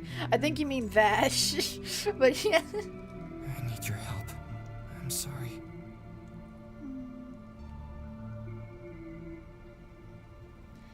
I'm left in pure awe as Vash's eyes close and the plant begins to bloom. Soft petals unfurl around a small humanoid body. Inside I see something inhuman, pale and covered in strange pattern and markings. I freeze as the being seems to hiss at Vash, baring its pristine white canines. Vash stays motionless, a solemn expression on his face. That's when the plant finally stops showing its fangs and approaches Vash on the other end of the glass. A gentle glow emanates from the plant's markings, and they slowly creep upon Vash's skin. Vash?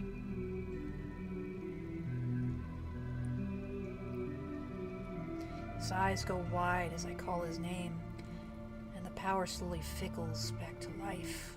He turns to look at me, a blank stare on his face. It's like he's looking right through me. Both the plant and the man before me have the same look on their faces. What are you, Vash?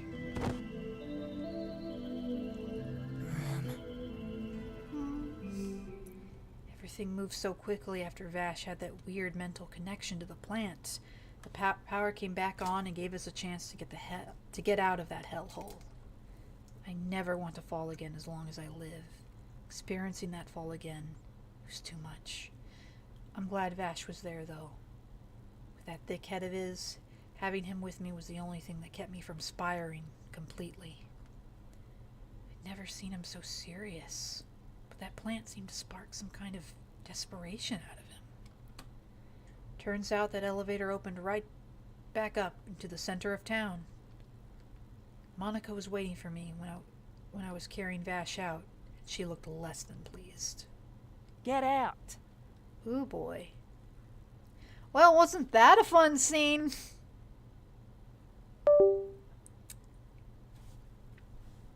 I mean, you've seen Vash kind of do that to plants a couple of times in the old show, but that scene is especially visually, is a very direct reference to his scene in Stampede when he connects to a plant.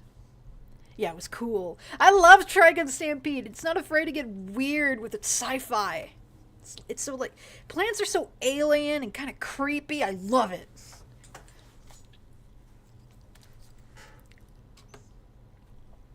Monica, please. He needs help. Well, he's not getting in here. I knew something was strange about your little friend. He's the humanoid typhoon. Do you have any idea what you brought here? He didn't do anything. Those bandits would have just left if it wasn't for him being here. Now, we'll all suffer. Our plan was already on the fritz. I don't know what this could do to it. Hey, he helped fix your stupid plant. Shut up and get the hell out. I better not see you around here ever again. You hear me? Yep. This is Trigun, alright.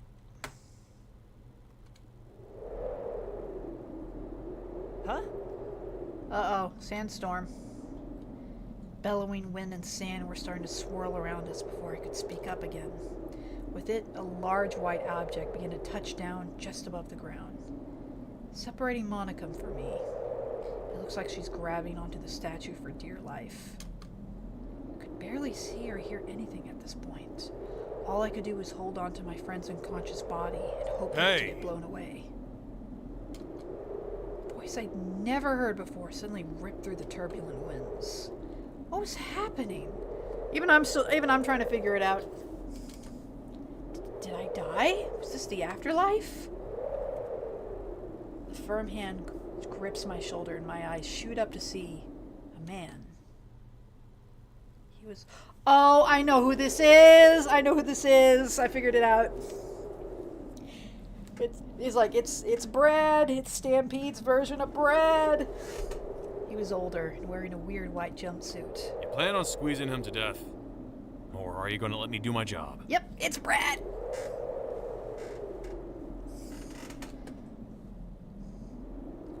Who the hell are you? Relax, kid. I'm just trying to help. Brad, A woman's voice cut through the chaos. please, we mean no harm. We just want to help Vash out. You can stay with him if you'd like. Her gentle smile was disarming. I didn't trust it entirely, but Vash needed help. Fine. I let the man help me carry Vash into a bright open doorway. We made our way through the large metal entrance, anxiety twisting my gut. These people better not be lying. Once again, pretty direct reference to some of the pacing in Stampede. These two characters show up to help Vash right after the scene we just saw. If anything, when you eventually get around to Stampede, you're like, oh, hey, I recognize this from the visual novel. It'll be fun. Next thing I knew, Vash and I were on board this big-ass ship. That old man in the white jumpsuit tried to pry his body away from me, but I refused to let go. Who the hell are these people? It wasn't until an older woman in a similar white getup calmed my nerves that things started to make a lick of sense. Sort of. Thank you for trusting us. I never said I did. The woman just continues to smile gently. I get it. I won't stop you from staying by his side. It might actually be better for you to be with him when he wakes up. Don't want to shock him too badly. My name is Louita Leitner, by the way. I'm in charge of this ship we call home. Rest assured, we'll do our best to help you and Vash. I almost don't want to tell you too much about Louita and Brad and Stampede, because I kind of want the show to speak for itself. But you know, yeah. Apparently, Vash grew up on this colony ship, and this Luida woman was in charge of the place. This is okay, but you know that sky colony Vash visited later in the series and says that, you know, these are the people he basically grew up around.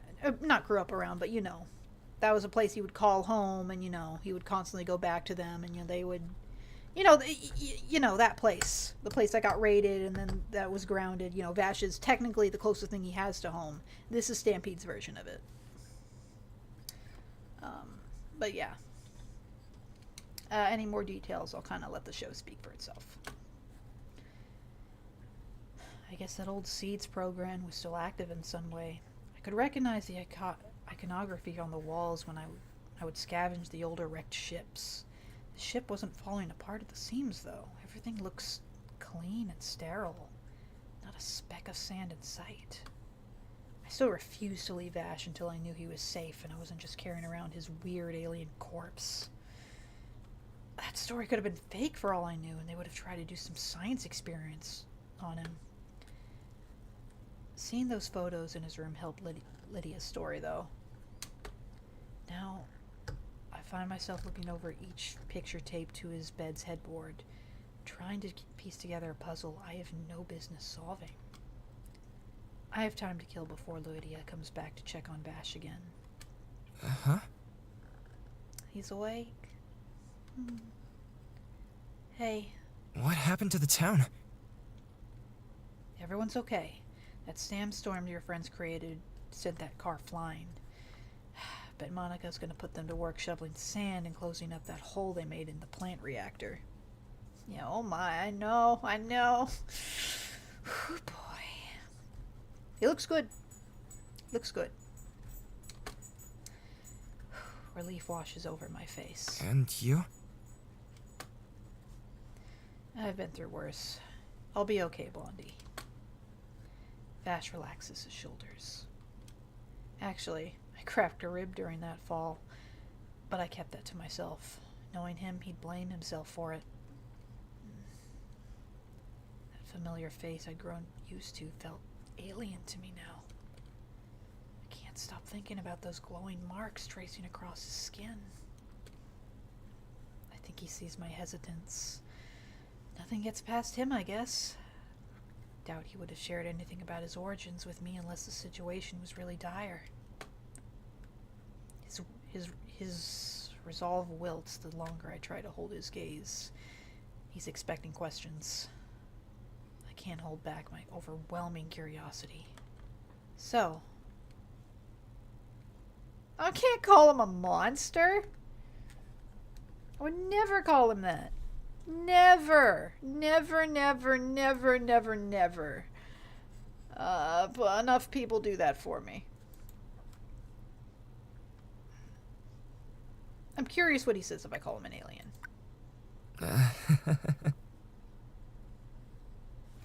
The answer seems to throw him off. I knew it. That had to be it. Not an alien. A plant. You're about... Why would I ever call him a monster? That would hurt him. No, I'd never do that. Never, ever.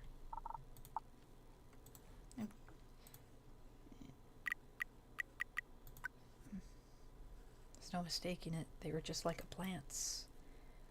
Vash stays silent. His game. Yeah, I'll stick with the alien. No, I wouldn't call him a monster unless it was affectionately. Birth known fasciator. No, I'd sooner die. Not an alien. A plant. Oh, I guess that made more sense. It's just that there was that big flying ship, and your face was glowing and everything. Glad he wasn't up earlier. You've caught me screaming at the scientist that had grabbed him earlier. I had so many questions, his origins being one of them. The ship was a whole other bag of worms. That's what happens when I talk to the other plants. Talking, huh? I didn't hear anything. Sounded more like singing to me. So they were talking to each other in some way? Kind of like an animal, or maybe something even greater. It's too much crazy sci-fi bullshit for me. It was so alien. And that's why I love it. I love it so much. I love it. I love it. I love it. I love it.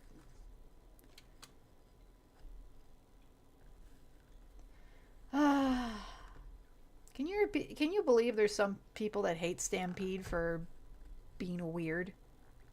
I love it. It's a sci-fi, and like all the pieces of Trigun are here. How could I not love it? Or different, or I mean, it is different, but like it also takes the same overall bones of the story, and you know, presents them in a new way. I don't know. I can never comprehend why some people hate Stampede. It's just not part of my brain structure. I'd never consider Vash to be a threat. Not once. But now there was a part of him that I couldn't find a way to comprehend. Plants are nothing like people. They live in glass tanks and generate all kinds of things for people to use. And yet, that flower blossomed into something angelic. And it sang for us. Oh yeah, I mean, what is it? It's like, what's so confusing about Jesus conversing with his angels? Come on. Okay, I hear you. I'll hear you. I'll watch it. It's on the wheeled sky. We're gonna get to it. It's okay if you find it weird, you know. It's really weird. Oh, I'm sorry. Totally understand. My eyes stay trained on Vashes, looking for some sort of answer from them. I feel like I hurt him. But you know, everything about you is already weird. So it evens out, I think. How come you're not in one of those tanks like the other ones? Because, well, the term is independent plant, but I don't actually know if... No. Stampede does use it a couple times. But it's primarily used in the manga. We were born differently than them. That's all I know. Yeah. That's basically it. Yeah, that's it. It's technically all I know when it comes to... Actually, no, I know a little bit more Stampede lore, but that's primarily it. Hold on a second. We? Ooh, boy! That's when his eye contact finally breaks mine. The moment of connection is fading, and a familiar wall is building back up between us again. He didn't have to say much for me. He didn't have to say much for me to start inferring some things. There was someone else. Maybe a sibling? It's complicated. He doesn't want to talk about it, okay. Palm runs down his face. God, he looks tired. We stay quiet like that for a while. Slowly, I shift to sit at the edge of the mattress. I don't think he expected me to stay, because when he finally looks up at me, there's a glint in his eye. He looks so vulnerable sitting on that big bed. Seeing him like that reminds me he was still the same guy I've been traveling with this whole time. Yep, his siblings. Thousands Knives. I know you're making a joke, but Stampede makes that joke where somebody literally calls him Thousands... No, somebody calls him 100 Spoons. So, Stampede's a little ahead of you.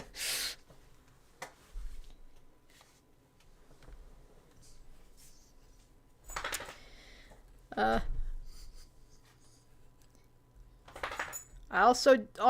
legitimately can't tell if you're saying not thousands as a joke or you think it's thousands. It's even though it's millions. I'm going to assume it's a joke. He looks so vulnerable sitting on that big bed. Seeing him like that reminds me that he was still the same guy I've been traveling with this whole time. Nothing had changed except that I'd learned more about him. It was up to me if that was going to be a problem. I forgot it was Millie. yeah, it's the name he takes on for himself is Millions Knives.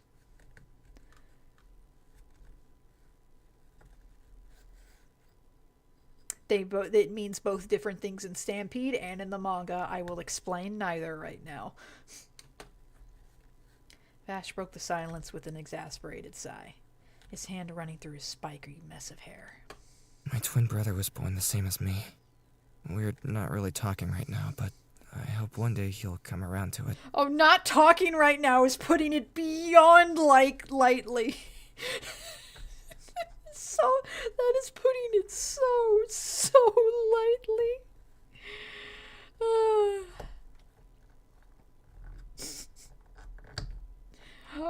That's okay. I mean, for Stampede, Millions Knives was not his birth name. It was just Nye. He changed his name to Millions Knives. He's a weird kid. You two were close? We were, yeah. That is true. It's like if Dante said, yeah, me and Virgil were going through a brief spat. Yes, exactly.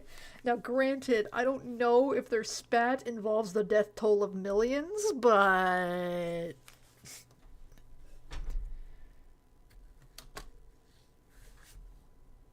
You were muttering a name when you were sleeping. Was it his? No, that would be his mother. He shakes his head fervently. No, it was for someone else. Virgil stabbed him multiple times. Yeah, but at least Dante has both his arms. I should have guessed. It was somebody pretty special then. Her name was Rem. She raised my brother and I, so she was like our mom. His mom, huh? Guess it makes sense. If they couldn't be in a tank, then someone would have had to raise them. I still have a million questions buzzing in my head about the specifics of all this, but I hold back. Yeah, don't worry. I'll show you the episode later. I heard you call out too back there. They must have been pretty important to you, too. Oh, right, Fox. My whole body stiffens up. I suppose I owe him a few answers, too. Fair enough. I've been playing it pretty close to the chest till now. She was always there in a way. A constant itch at the back of my mind. But how could I string together her fate, her tale for fresh years? I had someone who was like my mom, too. She led the Redfern game back in the day.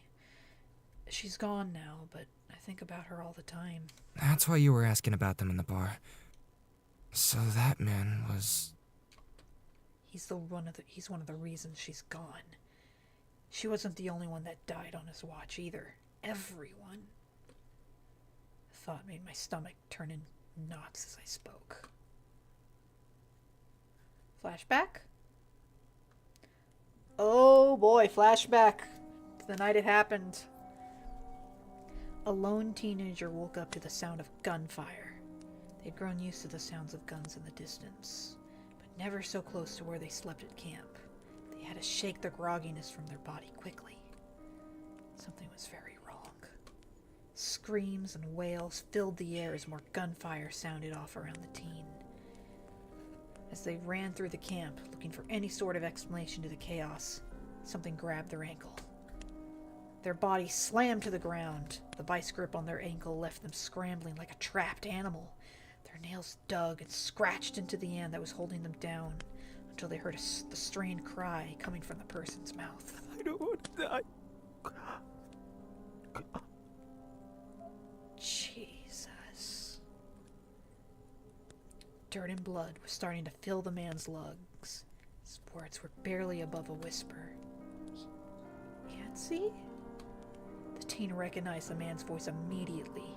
He'd always been a tough man, rambling about how good of a shot he was. He was also no stranger to a good prank. Stop messing around. What's happening? Save me. Oh, please. Esther. They could only stare at him in horror. There was more gunfire and yelling. They needed to move, find out what was happening, and help somehow. They could hear footsteps drawing closer to where they were. It was a gamble to play dead, especially with how panicked the teen's breathing was. Something had to be done. Let go! They began to violently kick at Yancey's head, trying to loosen his hold. Blood was pouring down his forehead as he continued to cry and choke on his own blood. The teen felt tears brimming in their eyes, but they grit their teeth and continued to kick. I'm sorry! They could feel Yancey's grip finally begin to give, but it wasn't enough for them to will away just yet. I'm sorry! I'm sorry! I'm sorry! I'm sorry! I'm sorry! I'm sorry! He finally stopped. Part of his skull was dented. He continued to cry weakly.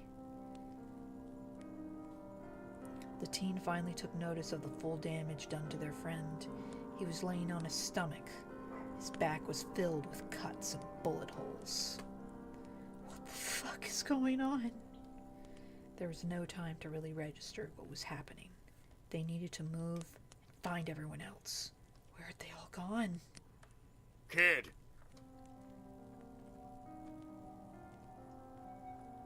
This time, their wrist was grabbed by a different man. Their eyes shot up at the man holding them back, only to be greeted by William. He was like one of the tired old herding dogs they'd heard about in the old Earth stories Fox would tell them. What's happening? Never mind it. Come on, I need to get you the hell out of here. They tried to yank their wrist away, only to be held even tighter. Yet again, they were being stopped. Where's Fox? She left already. Liar! She wouldn't do that! Listen. William used his free hand to grab onto Mirth's arm, steadying the child. There's some things going down tonight that's gonna leave a lot of folk dead. I'm trying to save you. The low anger that rumbled in his voice made a shiver run up Mirth's skin. You can't just say shit like that and expect me to go along with it. Tell me what it is, or I'm not moving. William avoided their intense gaze. A lot of people didn't like the direction the gang was moving in. It was just a matter of time before they do something about it. They're gonna kill her. And anyone still loyal to her. Mirth froze. Well, we have to stop them. We can't just run. It's already happening. There's nothing you can do. Did you know this was going to happen? Kid. Did you know? Please, just... Tell me! I did. Huh. Why? It's not worth dying over. So that's it. After all these years, you just throw it away. Your family isn't worth saving. Y'all ain't my family.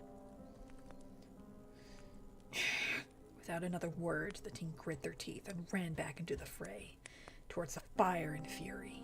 Even if there was a slim chance to save someone, they'd try. Go ahead then. Die with them for all I care. I gave you a chance. The teen ran and ran, looking for Fox. She was somewhere in the heart of this chaos. Desperately, they called out for her, pain ripping through their vocal cords. Bodies of their companions littered the sandy dunes. Some of them seemed to have had their throats slit while they were sleeping in their tents. Mirth found Fox lined up with a group of other gang members, on their knees, facing a quicksand pit. And so many more were about to die. Between Mirth and the rest of their captured family stood Jackal and the other men from the gang they had once considered family too. Hawk, Fawn, Jay, Hare. Their faces began to distort in Mirth's head. All of them were demons. The teen's handgun was aimed squarely at the back of Jackal's head. Before they could pull the trigger, someone managed to grab their arm and aim their shot squarely into the sky, instead of through their target's skull. All eyes, both victim and villain alike, were on Mirth now. Mirth was quickly shoved forward with the line of execution victims, right in front of Fox. They rushed into her warm embrace as she faced away from the line of men about to end their lives. What are you doing here? I couldn't leave you! Guilt riddled Fox's features, but she forced a smile. You're a very brave kid. Everything will be okay.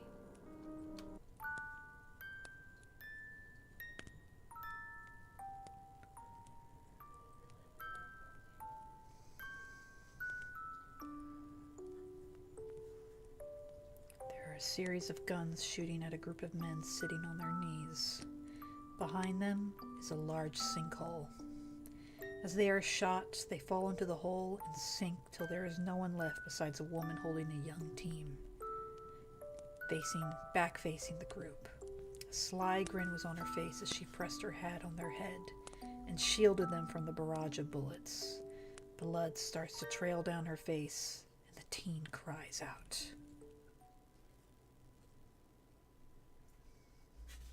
Hey. Hell of a back. Yeah. That's Trigun. Now, one hell of a. It's horrifically tragic, and yet there are many stories like that in this world.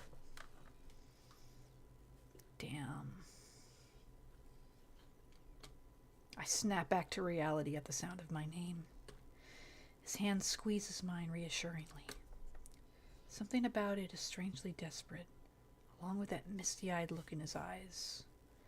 Words fail as he leans closer. I wish I could have done something. Should have.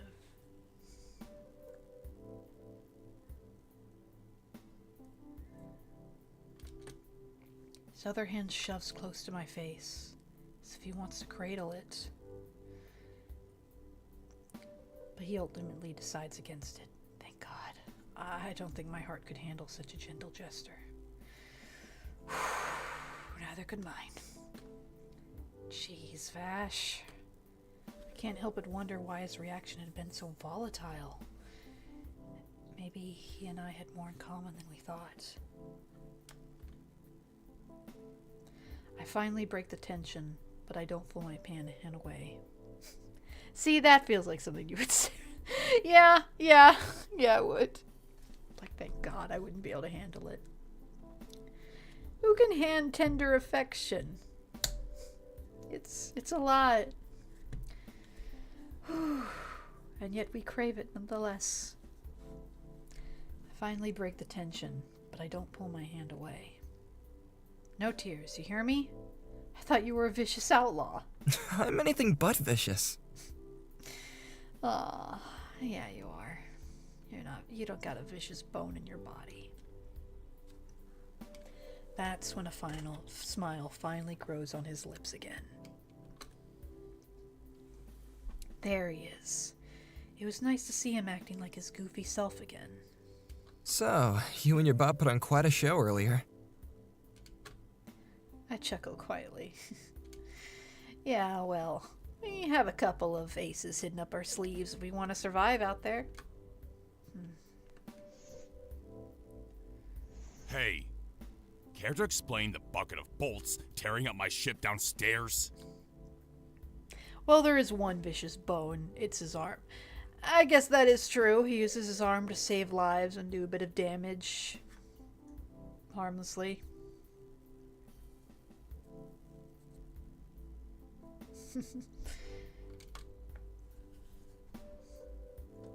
I mean,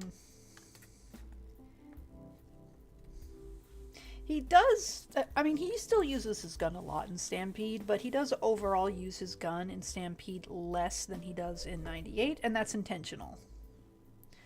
That's the character just kind of having, you know, less confidence to shoot at his enemies, even if it's, you know, not to kill them, obviously.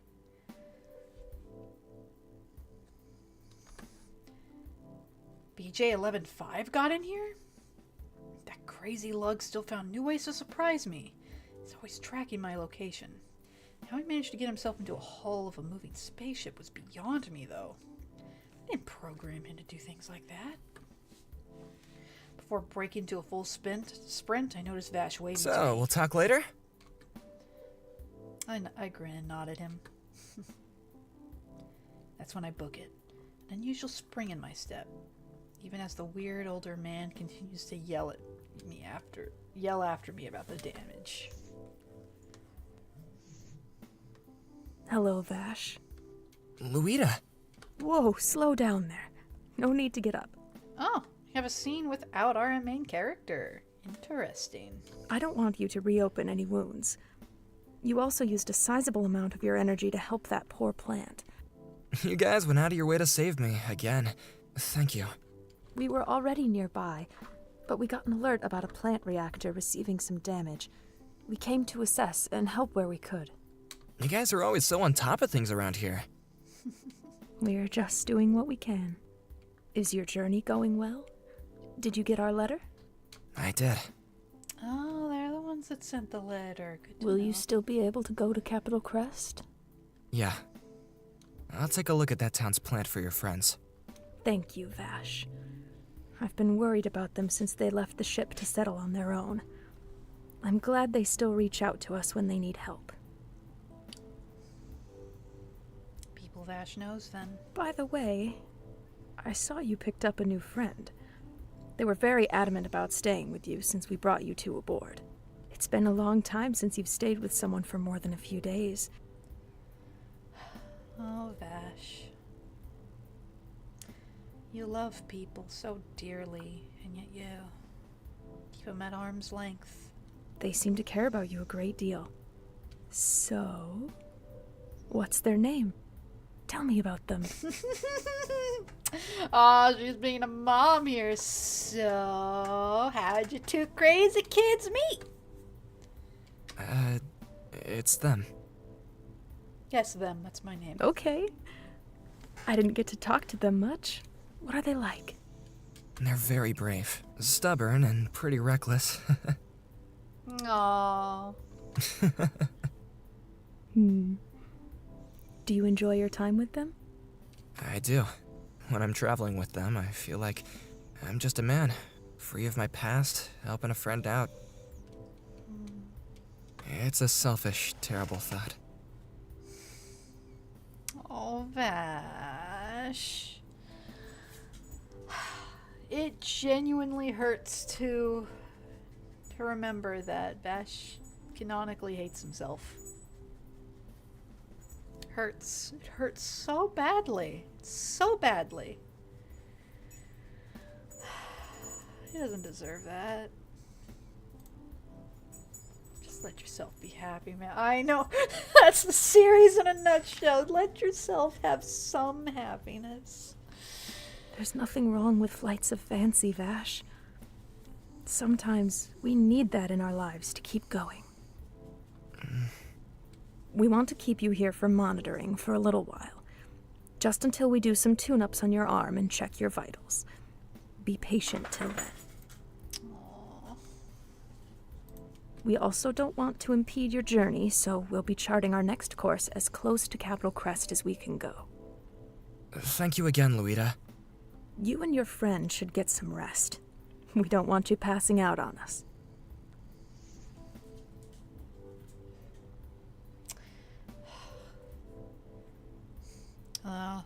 That look down that Vash gives as she leaves.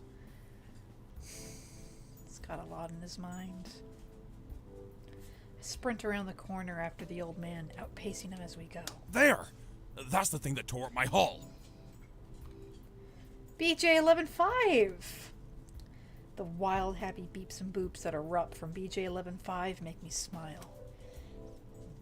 Did you jump up here? Look at you, defying the laws of physics. Such a good robot. Excuse me? Oh, sorry for the mess he caused. He's mine. BJ11.5 boops happily. The man sighs and runs a gloved hand through his hair. Hold on, my dog's crying. Let me let her out real quick. 30 seconds.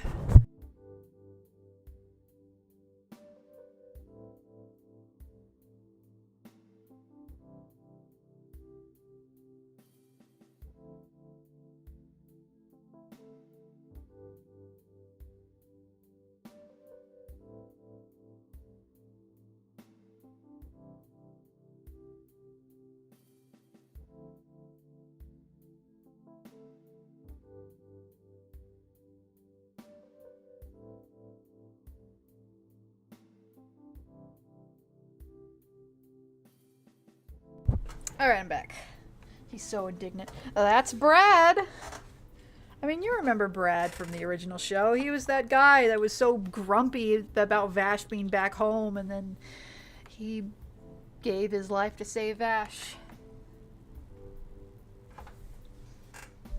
Yeah, this is Brad in this version. He's still grumpy, but yeah.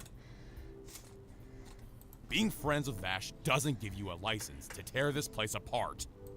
I'll close this up for now, but first thing tomorrow, your contraption is helping me with the repairs. Yeah, I remember. He looks so old now, though. Yeah, his circumstances are a little different, but again, I'll let the show speak for that one when you get to it. Makes sense. Better listen to the man, BJ11.5. Oh, you haven't lucked out just yet, kid. Once you're all healed up, I'm putting you to work too. Oh boy. Damn. I hate being lectured like this. Reminds me too much of my childhood. My box curious little bweeps tell me everything I need to know. Cheeky bucket of bolts. Despite his anger, Brad pats my shoulder. Your room is down the hall from Vash's. You've had a long day today, so you should rest up. I would say, could I maybe cuddle with him, but I don't think our hearts are ready for that. Thanks. Name's Brad.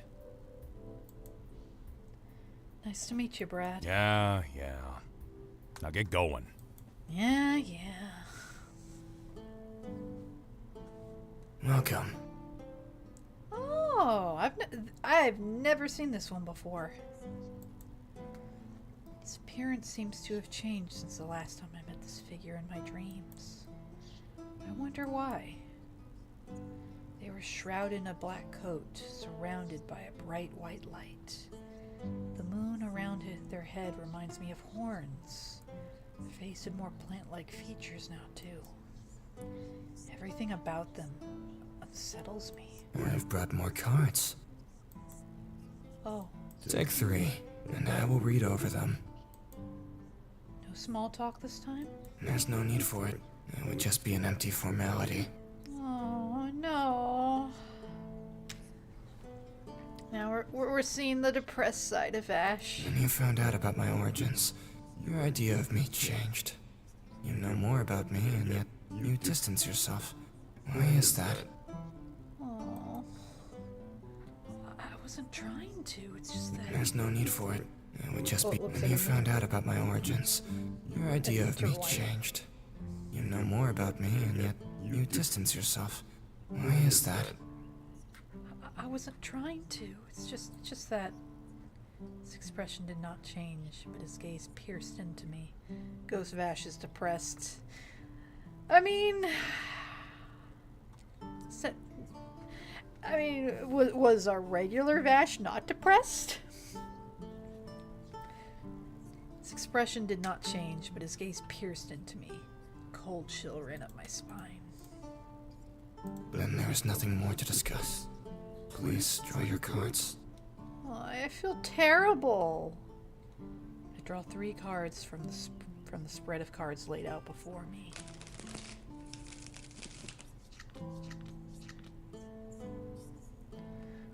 Was I not affectionate enough to... No.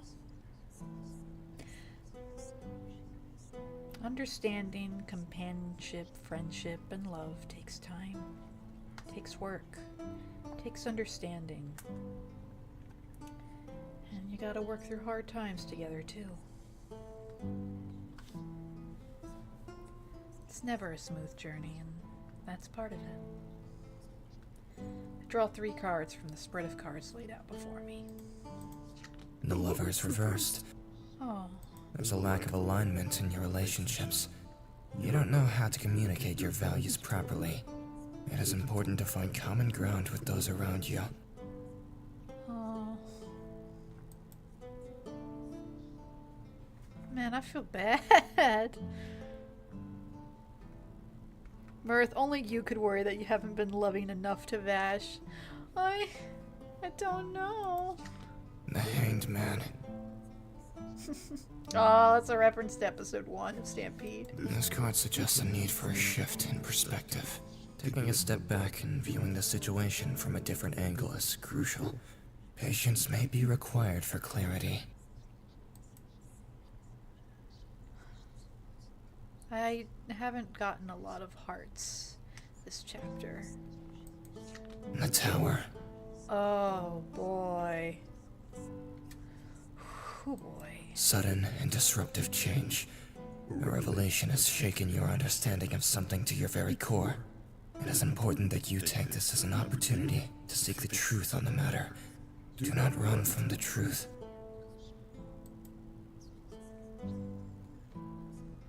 This reading, it's trying to tell me that I need to shift my perspective or something.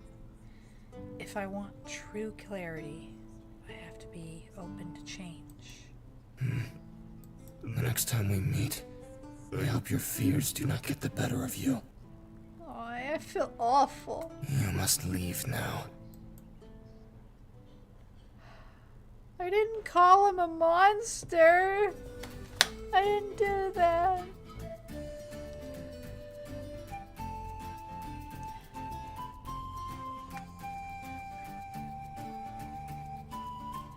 So Vash grew up on a spaceship. You must leave Oh, now. whoops. Okay, whoops. I need to not use my mouse. So Vash grew up on a spaceship.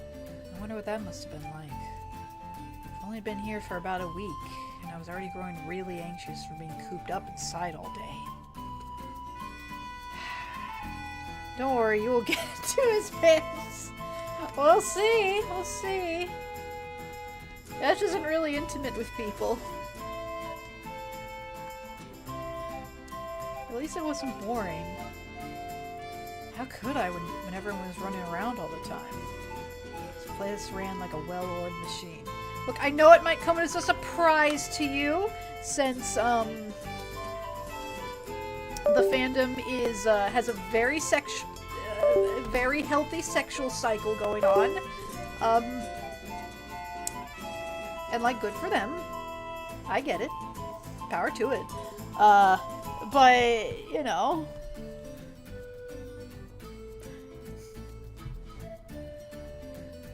Canonically, yeah, Vash has pretty big intimacy issues. Let's see. Those people in white are constantly running diagnostics on different plants and shouting out weird jargon I don't quite understand. It's giving me a headache. You can just say they're horny, Mirth. Yeah.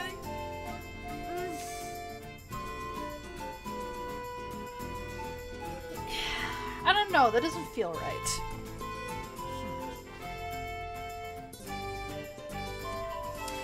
I need the right word to describe it, and that's just not it. But since our little heart to heart, Vash has been a sticking point in my head. Everything around me is just a constant reminder that Vash is a plant. Still not sure how that's possible, but weirdly, no one here seems too concerned with it. I've had to wrestle my feelings on this. Okay, point. Yes. Yes. Point. Fear wasn't the right word. It was more like deadly fascination. My mind keeps wrapping back around to thinking about those piercing blue eyes and glowing marks. I can't help myself. What's wrong with me? All of this seems so unreal, like a dream. Not really sure if it's a good or bad one yet. Guess I'll have to see. At least the ship seems safe. Lydia and Brad are nice enough. I guess they were Vash's caregivers growing up. Brad's a pretty relaxed guy, but he doesn't like it when I try poking around the ship. Not my fault the ship is like a mechanic's playground. Lydia scared me a little. I can't help but shrink when she shows up and talks with me. I don't know.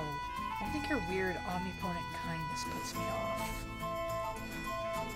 Vash updated me a little while about our travel situation. Looks like we could hang for a bit and let this crazy ship help with the last leg of our trip.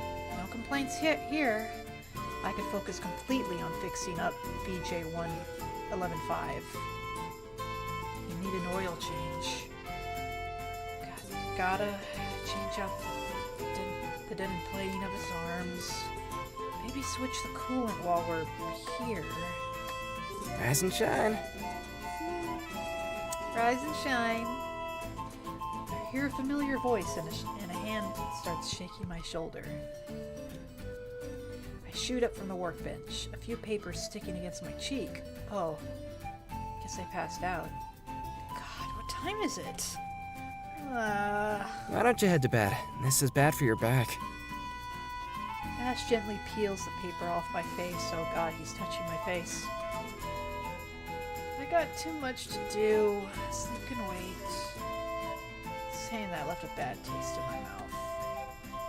His face scrunches up in annoyance at me. Get up! No more work for you tonight. Okay. Vash snatches my blueprint from the table and stomps away. Hey, what the hell? It's another weird thing I've been noticing lately. Since we got on the ship, Vash has been acting differently. His reactions feel more genuine around me somehow. Hold on, I want to turn down the music just a tad. There we go.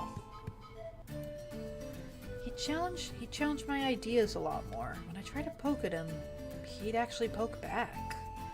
Not sure what triggered this all of a sudden, but I can't say I hate it.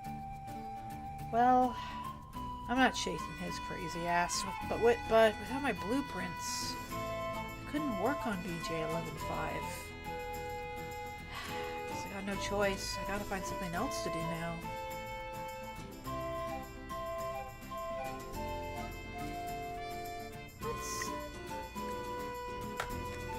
I can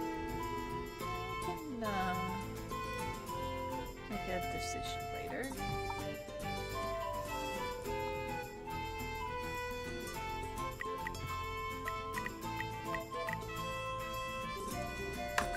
I guess it wouldn't hurt to catch up on some sleep, but the room they gave me is pretty far away. Years of being on the road made it easy to fall asleep nearly anywhere. My body slumped against BJ 11.5's rigid, disassembled hull. Even if he was offline, just being nearby helped a ton. What are you doing down there, kid? Peel one eye open to glare up at the old man leaning against the door frame. Trying to sleep. Not down there, you're not. I just glare at him and close my eyes again. I try drifting off to sleep, but the loud clanking of a wrench woke me back up. My ship, my rules. Go find a bed to sleep in. Fine. Can't sleep. Is my body messed up? I can only sleep on uncomfortable surfaces now? No, I think I'm just not used to sleeping by myself. Without my boss or Vash nearby, things were just too quiet.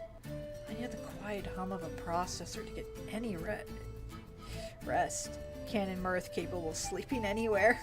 I guess. I don't think I've ever tried sleeping on, like, leaning next to a robot before. Even Vash's god-awful snoring was better than the stale silence. I was gonna say, like, wait, he snores? I'm like, no, wait, he does snore in Stampede. He's quite the snorer, actually.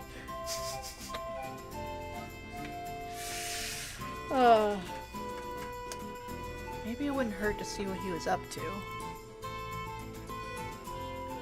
I roll off the mattress and make my way into the starkly lit hallway. Guess this ship never really sleeps. I tap my uncle against his door. The door slid open suddenly. I wasn't expecting him to get to the door so soon. Everything okay? I think he heard you before you even knocked. What a state he was in. The messy hair of his wasn't usually a thing of note, but it was way worse than usual. His eyes were noticeable red and puffy too.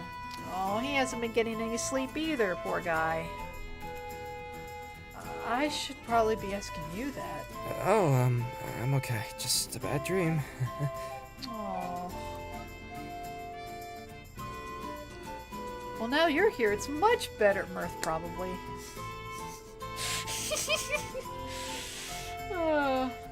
Smile is so forced. Hurt to look at.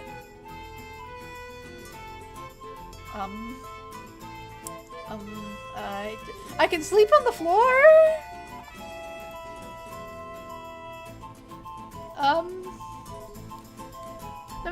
Maybe that's what it means. I can sleep on the floor. I can sleep on the chair. I can sleep on the chair. It's fine. Is it okay if I hang out with you for a bit? I'm feeling restless. He hesitates to answer at first. I don't think he expected a request like that. Yeah, of course. Thanks. Vash let me into his room and I took a seat on the small table in his room. You can sit on the bed, you know?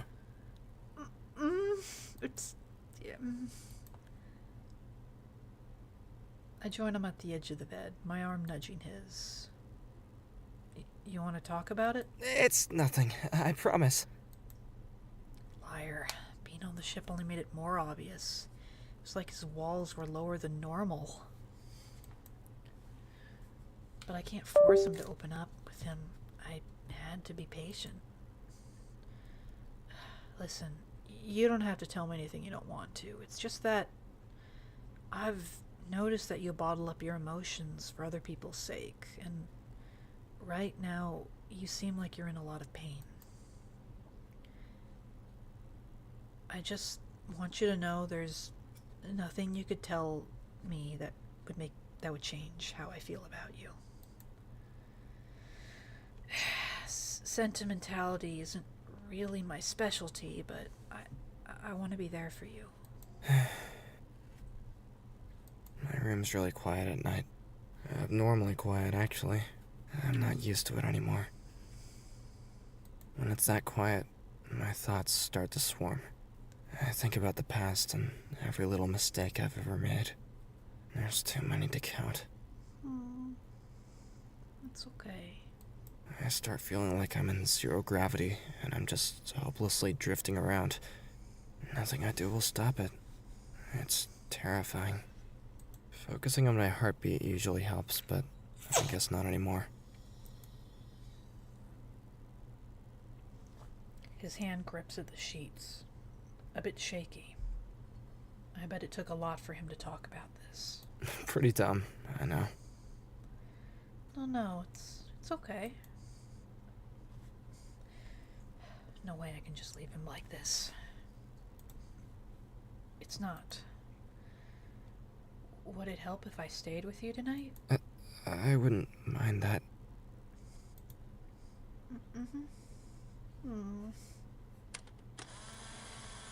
Oh.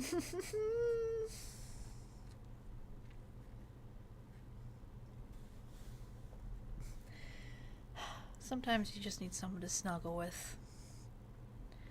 I laid on my half of the bed, drifting in and out of consciousness every so often. Eventually I turned over to make sure Vash had actually fallen asleep. I think he's asleep. His breathing's weirdly shallow, though. Tears were streaming down his face. He must have been having another nightmare. Slowly, I reach forward and pull the sleeping man a bit closer to me. Without much of a fight, he leans into my touch. My heart's racing. He holds me just a bit tighter. I feel like I'm being enveloped in a very heavy, warm blanket. It's nice. My eyes won't stay open. He's just too comfortable.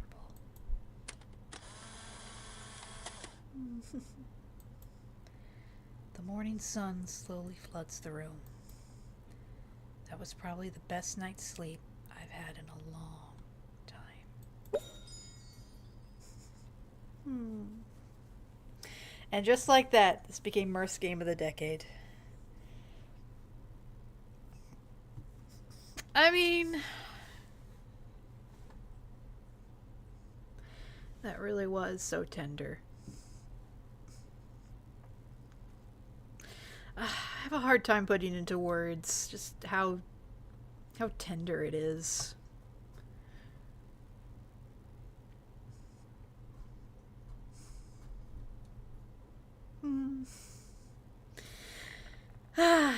On that thought, I'm looking at the time and I'm thinking, like, I have been streaming this game for, let me check how long. Over 4 hours.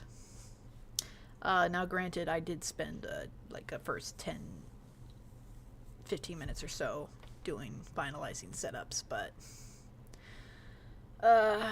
as much as I wanted to beat the whole game in one night, I don't think that's gonna happen. I just don't see it happening, sadly. Oh man, stream's done. I can probably push it a little bit more, but it is coming up on 11, and I have to get up at work at 5 a.m. I can push it just a little bit more, but we will be wrapping it up soon.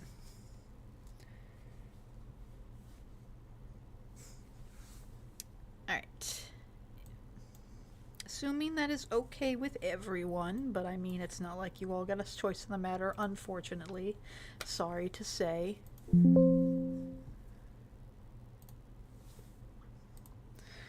Okay, well, let me switch back, get a couple things running. Alright. A little more, last stretch, okay?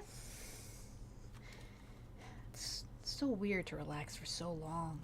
I might be losing my edge. I think this place is getting to Vash too. He seems so much more at ease since we were forced to board this big-ass ship. Everyone on board seems to know him well and treats him with a lot of fondness. They're like one big family. I should be happy that he has a place to go back to, now that he won't be all alone after we separate. My gut twisted uncomfortably. Whatever Vash and I have going on right now is temporary. I'd have to rip that bandage off eventually. It had to be done. It would haunt me if I didn't put an end to Shepard. I took a familiar sterile hallway towards Vash's room. I walked down a familiar sterile hallway towards Vash's room. With that BJ-11-5 around, I was getting bored. Time to bother Vash and talk about our travel plans. Vash's door slides right open as I hit the call button. Vash, you free to talk about muscles? Wait, no, that's not right. What am I looking here? Oh, whew, boy. I know what time of Trigun this is. Vash, are you free to talk about muscles? Wait, no, that's not right. What am I looking at here?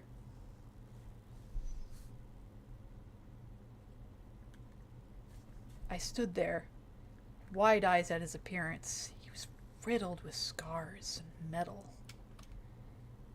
Now that I thought about it, I don't think I've ever seen Vash without a shirt on before.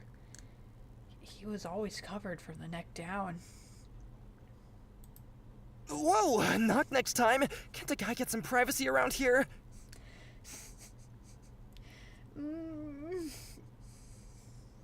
Oh, yeah, sorry. Give me a minute. It wasn't long before Vash started to get self-conscious and slipped his shirt back on. Aww. What's up? You wanted to talk about something? Oh, I've never seen him in that shirt before. Granted, he wasn't in any other outfit other than his red coat and or black shirt. Look, outfits in 3D are expensive. Studio Horn could only afford to make so many. And by so many, I mean one.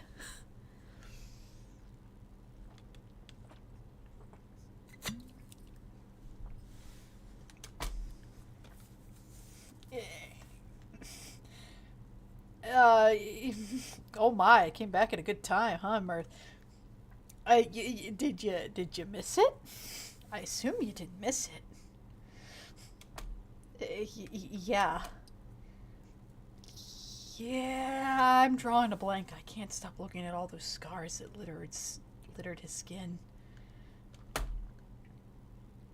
amount of pain Vash has had to endure because of his pacifism went way past what I thought a single person could handle. The shirt was in the 90s when oh right, that scene where he's like, I meditate every morning, I give up after 5 seconds. You're right. Oh my, of all the times to come in, Sarah. Of course it's this scene. 3 seconds, you're right. Fine, not you're right. Dang it, you have better memory about it than I did.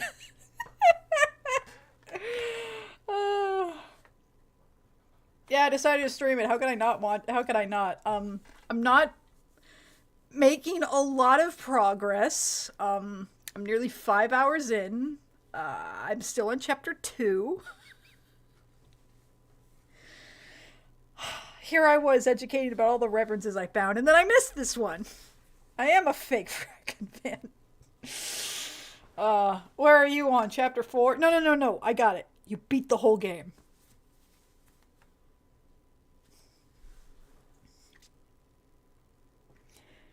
Oh my god, I was joking. I was like, no, there's no way she did. I'm not even halfway done. Okay, granted, you got a much earlier start than me, because I spent 3 hours troubleshooting this stream. It was awful. Eventually I gave up, and I'm like, screw it, I'm doing it simple. So, yeah. You got every ending already. Oh my god, this is gonna take me a while.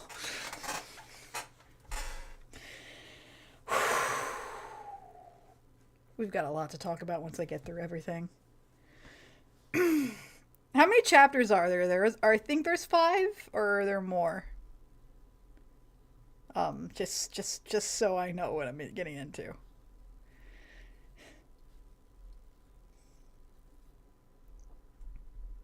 Five, I knew it. 5. Yeah, I'm not even on 3 yet. Oh god, this is gonna take a while.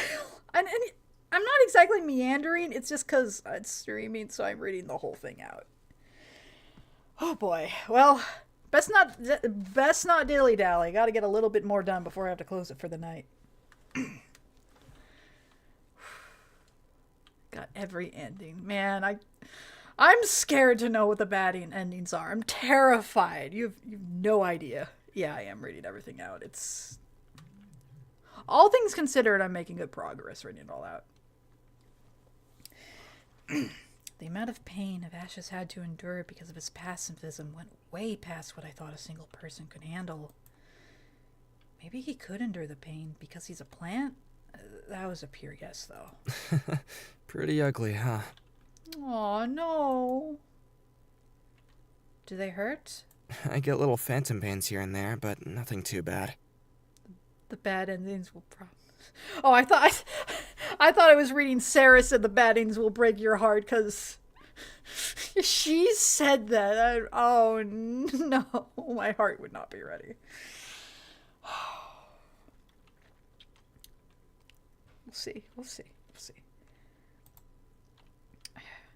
You let bandits, it's like another idiots, shoot, burn, and hunt you. Why do you sacrifice yourself like that? Honestly, I just don't like leaving anyone in a tight spot. If I can do something to help, I'll always try. No spoilers. Fair enough. Fair enough. Yeah, that sounds about right. That includes you. Unless you want to break your moral code, I don't think there's much you can do for me, Blondie. Maybe he was getting to me, but I wasn't sure what I wanted to do with Shepard once I found him. I still hate him. That much hasn't changed, but... So, after you hunt down the rest of the men on your list, what are your plans? Vash's question snapped me out of my thoughts. I don't have any. I was so close to ending it all. It wouldn't be long now before BJ 11-5 and I could finally rest. Just a few more to kill. Me and BJ 11-5, we're more ghosts than people. Once we finish our business, we'll be gone with the wind. Hey, can I take you somewhere? Where to? He smiles at me. You'll see. Okay. What was he planning?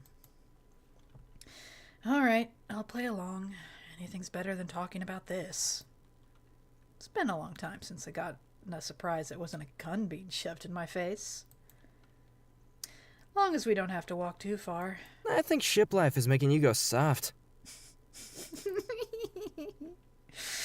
I kick at the back of his leg and make Vash trip up a little. Hey, what was that for? Seems like you're losing your edge too, Typhoon. Cultivation. Yes, we're on chapter 3. I've done it. I've beaten 2 whole chapters. I only got 3 more to go. To think I thought I could beat this whole game in one night. I mean, I might have been able to at least beat the first 3 chapters if the stream delays weren't so ridiculously awful. And I was planning on trying to get everything done tonight so I wouldn't have to worry about it, but I can't leave this game on hold. I gotta play more tomorrow. I gotta get an earlier start, and I am beating it. I am beating it and getting my first ending tomorrow, and I will try to get them all. Good job, Mirth. We knew we'd have it in you. I should stop it now, but I okay, let me just see what he needs to show me, and then I'll stop it. Okay, I'll call it real soon. Since we arrived on the ship, I'd only gotten a chance to wander around a handful of times. Someone was always breathing down my neck, keeping an eye on the weird outsider Vash brought with him. The people here could probably smell the gunpowder on me. Most steered clear, despite Vash's insistence that I wasn't a threat to their way of life. You're not going to want to stop. I know, but you mean if I get to the next part I'm not going to want to stop? Or if, or just in general? Is something big about to happen? This is not a good scene. Oh, okay, I got it. Okay, Hey, what was that for? All right. I trust her judgment. We do have to stop it. We have to stop it right here. Okay. We got to stop it here. As much as it pains me to stop it here. We'll stop it here. I'll get an earlier start tomorrow because screw making nice streams, I guess.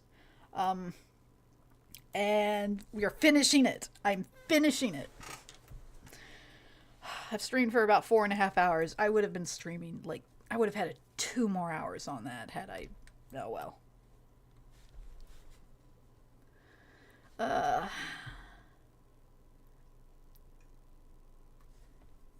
He's indignant that you're stopping here. Here, yeah. I'm sorry, Vash. I gotta know when I got to my second kind of dream point. I got a depressed Vash, and I'm like, did I do something wrong? Why are they saying that I'm afraid of him, and that he's hurt that I changed my thoughts on him? I tried giving him so much love, and I just made him sad. I'm like, did I do something wrong? Do I need to replay the whole game? Because I'll do it.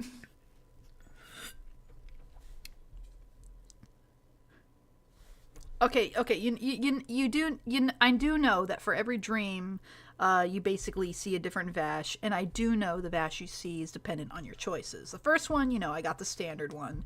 The one with the 3 eyes, the little golden wing. What did you call him when he started glowing? I don't remember that being a question, but when he asked, but when I was asking, after he wakes up. Oh, I picked Alien because that was the funny one. Because and then he's like, plant actually. I'm like, oh yeah, that makes more sense. Because I got a funnier reaction, so I picked that one. Oh no. Yeah. I would never call him a monster. Never, ever, ever. Never in a million years.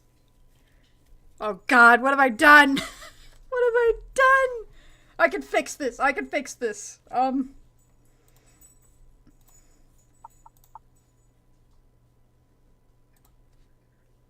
Yeah,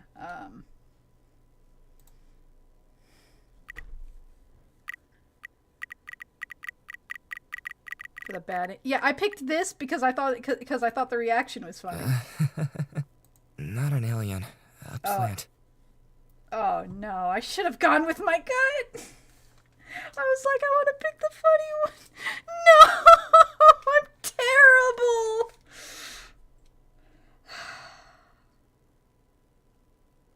I should have known. I knew he's depressed and sensitive about it. Why did I go with the funny one? No, I can fix this. I can fix it. Not an alien. No, I could fix this. No, I should live with my choices. I made a bad joke and I have to fix it.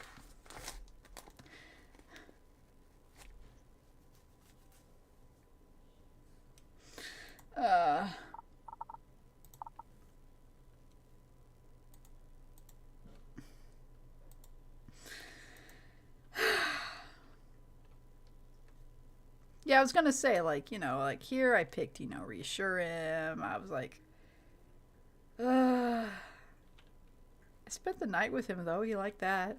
I really like doing that. Oh, yeah, which reminds me, I need to go back and pick the other two.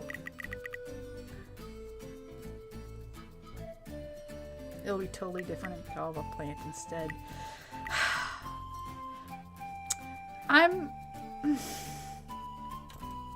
On the one hand, I know I should live with my choices. On the other hand, I'm never satisfied when I go through a visual novel. I'm at peak investment, and then I get like a neutral or bad ending. It's like the biggest motivation killer. I'll have to think about it.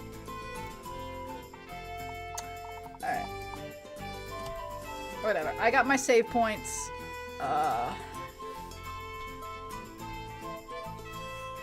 This guy even joked, like, as if you're not giving Vash enough love.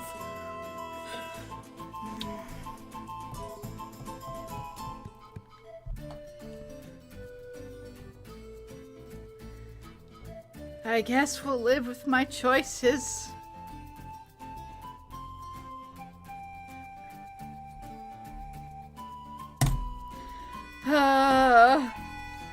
Alright, well, no spoilers. But yeah, I wish I desperately had time to see all the madness that happens in Chapter 3. Unfortunately, I do not. But phenomenal. It's so good. It's so good. Oh man, I wish I could gush about it even more. Just worth every second of the wait. It really was.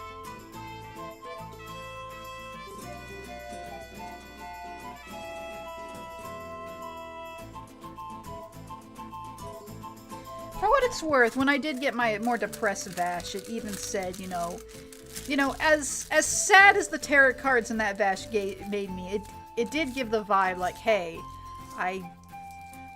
if you want to improve things, you need to make better choices. And I'm like, okay, so I can turn it. It's giving me the option that, hey, you need to make better choices to turn this around if you really want to. And you know what? If that's what the game is telling me I need to do, then I want to try turning it around. On the other, let me at least see what he would say if I picked it. Then I'll end the stream. It's Game of the Year. Yep, yeah, I knew it was going to be Game of the Year before it even came out. Now that we have it, it's Game of the Year. All right, let me at least see what this is like. Because I only was played the first 10 seconds, and I'm like, oh yeah, our reaction is funnier here. I'll stick with this one.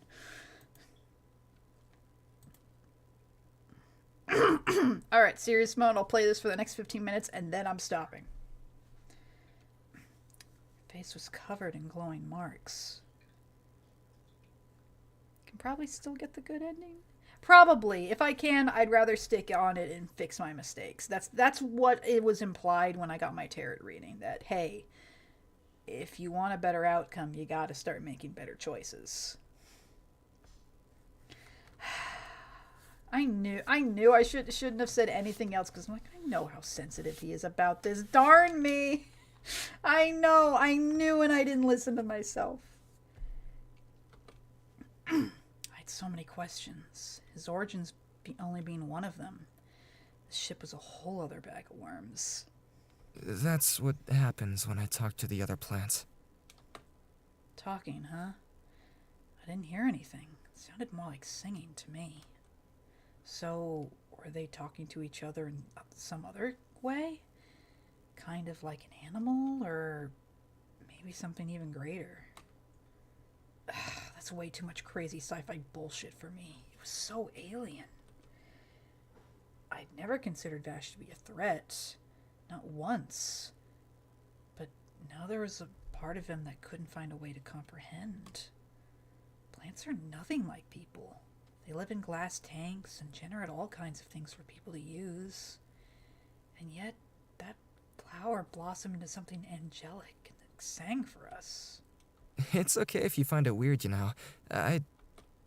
It's really weird. Vash's words caught in his throat as I cut him off. A sad, knowing grin formed on his face. Totally understand. Aww. My eyes stay trained on Vash's, looking for some sort of answer from him. I find none. But, everything about you is already weird. So it evens out, I think. How come you're not in one of those tanks like the other ones? We were born differently than them. That's all I know. Hold on a second. We? That's when his eye contact finally breaks with mine. The moment of connection is fading, and a familiar wall is building back up between us. You didn't have to say much for me to start inferring some things. There was someone else. Maybe a sibling? It's complicated. A palm runs through his face. God, he looks tired. We stay quiet like that for a while. Slowly, I shift to sit at the edge of the mattress. I don't think he expected me to stay, because when he finally looks up at me, there's a glint in his eye. He looks so vulnerable sitting on that big bed. Seeing him like this reminds me he was still the same guy I'd been traveling with this whole time. Nothing had changed except that I'd learned more about him. It was up to me that if that was going to be a problem. Vash broke the silence with an exasperated sigh, his hand running through his spiky mess of hair. My twin brother was born the same as me. We're not really talking right now, but I hope one day he'll come around to it. That's putting it so lightly. Not talking right now. You two were close? We were, yeah. You were muttering a name when you were sleeping. What was his? Was it his? No, it was for someone else. I should have guessed it was for someone pretty special then. Other than a few rewordings, I would say this conversation is mostly the same. Her name was Rem. She raised my brother and I, so she was like our mom. His mom, huh? And then I know we get our main character's backstory. I heard you call out too back there. They must have been pretty important to you too. That's why you were asking about them in the bar. So that man was... Let's see. Yeah, and then there was this. It's okay, we need to watch this depressing thing again. Hey.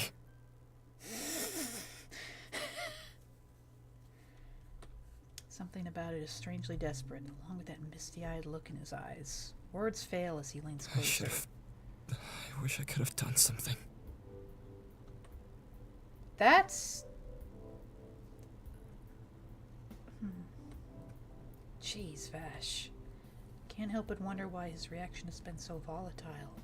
Maybe he and I had more in common than we thought. I finally break the... Yeah. I'm anything but vicious. Yeah, you don't got a vicious bone in your body. So, you and your Bob put on quite a show earlier. Hey, care to explain? Okay, I am just curious what it looks like. Yeah. Now get going. Oh, yeah. I'm just curious what it looks like. But you know what? I think with what the game is giving me, I can fix it, and that's what I'd like to do. Hello again. Oh, he's pretty though. He's so pretty. Look at him. He's like a star boy. He's pretty. His appearance seems to have changed since the last time I met this figure. I wonder why. Covered in stars and clouds. He feels safe. How are you? Aw, he sounds so warm. Sorry, that's the exact reaction I expected from you. I can't control myself around this man. We all know this. You look different. New haircut? When you learned more about me, your idea of me changed. You listened and accepted me as I am. Man, this just makes me more sad of what he said when he was depressed. Thank you for that. It was scary at first, but it's not like you're a different person now. You're the same you've always been. I didn't know you could get so sentimental. I like it. Now, as much as I like our talks, the night is short, and we have business to take care of.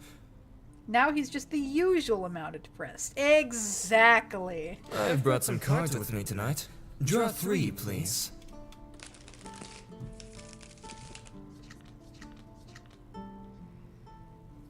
Alright. As always, I pick the middle first. The Chariot. Oh, this is much different. We have Roberto. I haven't seen him yet. This card represents determination and control. You share a mutual drive with someone to overcome challenges together. I like your determination.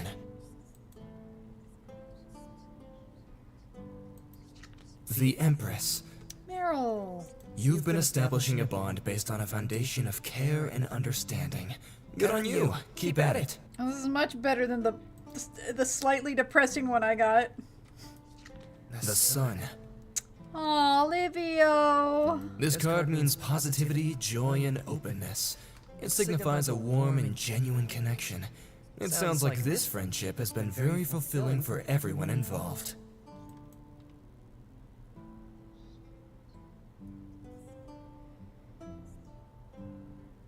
A lot has changed since your last reading. Not just me, you too. I believe so. Now I think you're about to wake up. I know our time together is always cut short, but I enjoy it a lot. I hope we get to see each other again soon. That made me happy. But you know what? I actually do have full confidence I can turn it around. Because the depressed one basically said like, hey, you're not on the best path now, but here is what you need to know to turn it around. I mean, it literally ends with Vash saying, like, you know, I hope you understand me more next time I see you. So I think all the pieces are there for me to turn it around, and I'd like to stick with my choices. I made a bad joke, and I've got to apologize to my friend Vash for it.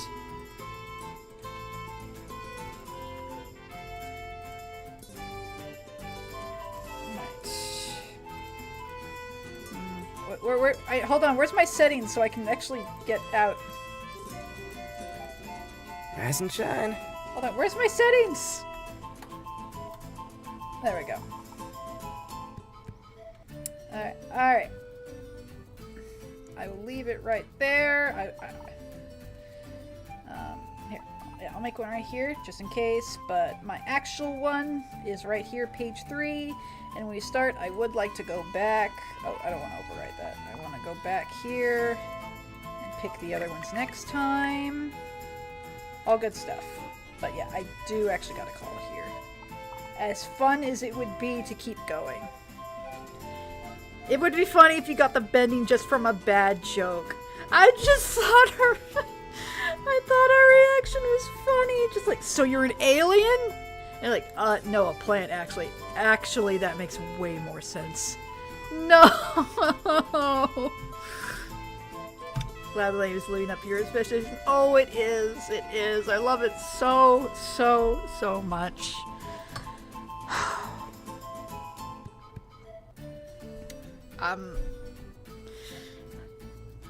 Alright, but yeah. I will try to beat it. I will stick with my choices. I will see what I get. I mean, hey, will this game finally break the tradition of me not getting a bad ending my first time through? It happens with every visual novel I play, without fail. I want this one to break the trend. But if it doesn't because I made a bad joke, well, you know what? That's just the Mirth experience. I can't stop it now. Alright, but yeah, I will try to get an earlier start next time, and I am finishing it. And I will see how many other endings I can get. And then I'm probably going to replay it forever. I mean, I have to replay it forever. It's all we're gonna have until we get the Wolfwood one. Oh, I'm excited. Alright. Well, with that, I am going to call it here. We have been streaming for 4 hours and 50 minutes.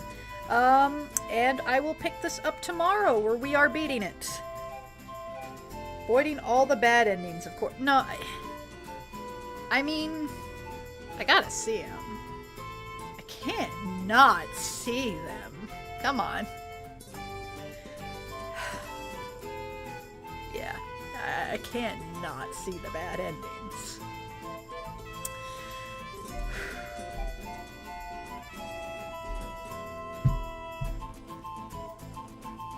I really like how, overall, I'd say this visual novel so far has really felt like, you know, Vash has been on many adventures over his many, many years. He's met a lot of people, and this could easily just be one of them. I really like that. Okay. Good night, Mirth. This was great. Yeah, I had a fantastic time. Alright, gonna call it here. 10 out of 10. No, 12 out of 10. Game of the year. Everyone go buy it. I know it's free, but buy it anyway. Alright, night-night, y'all.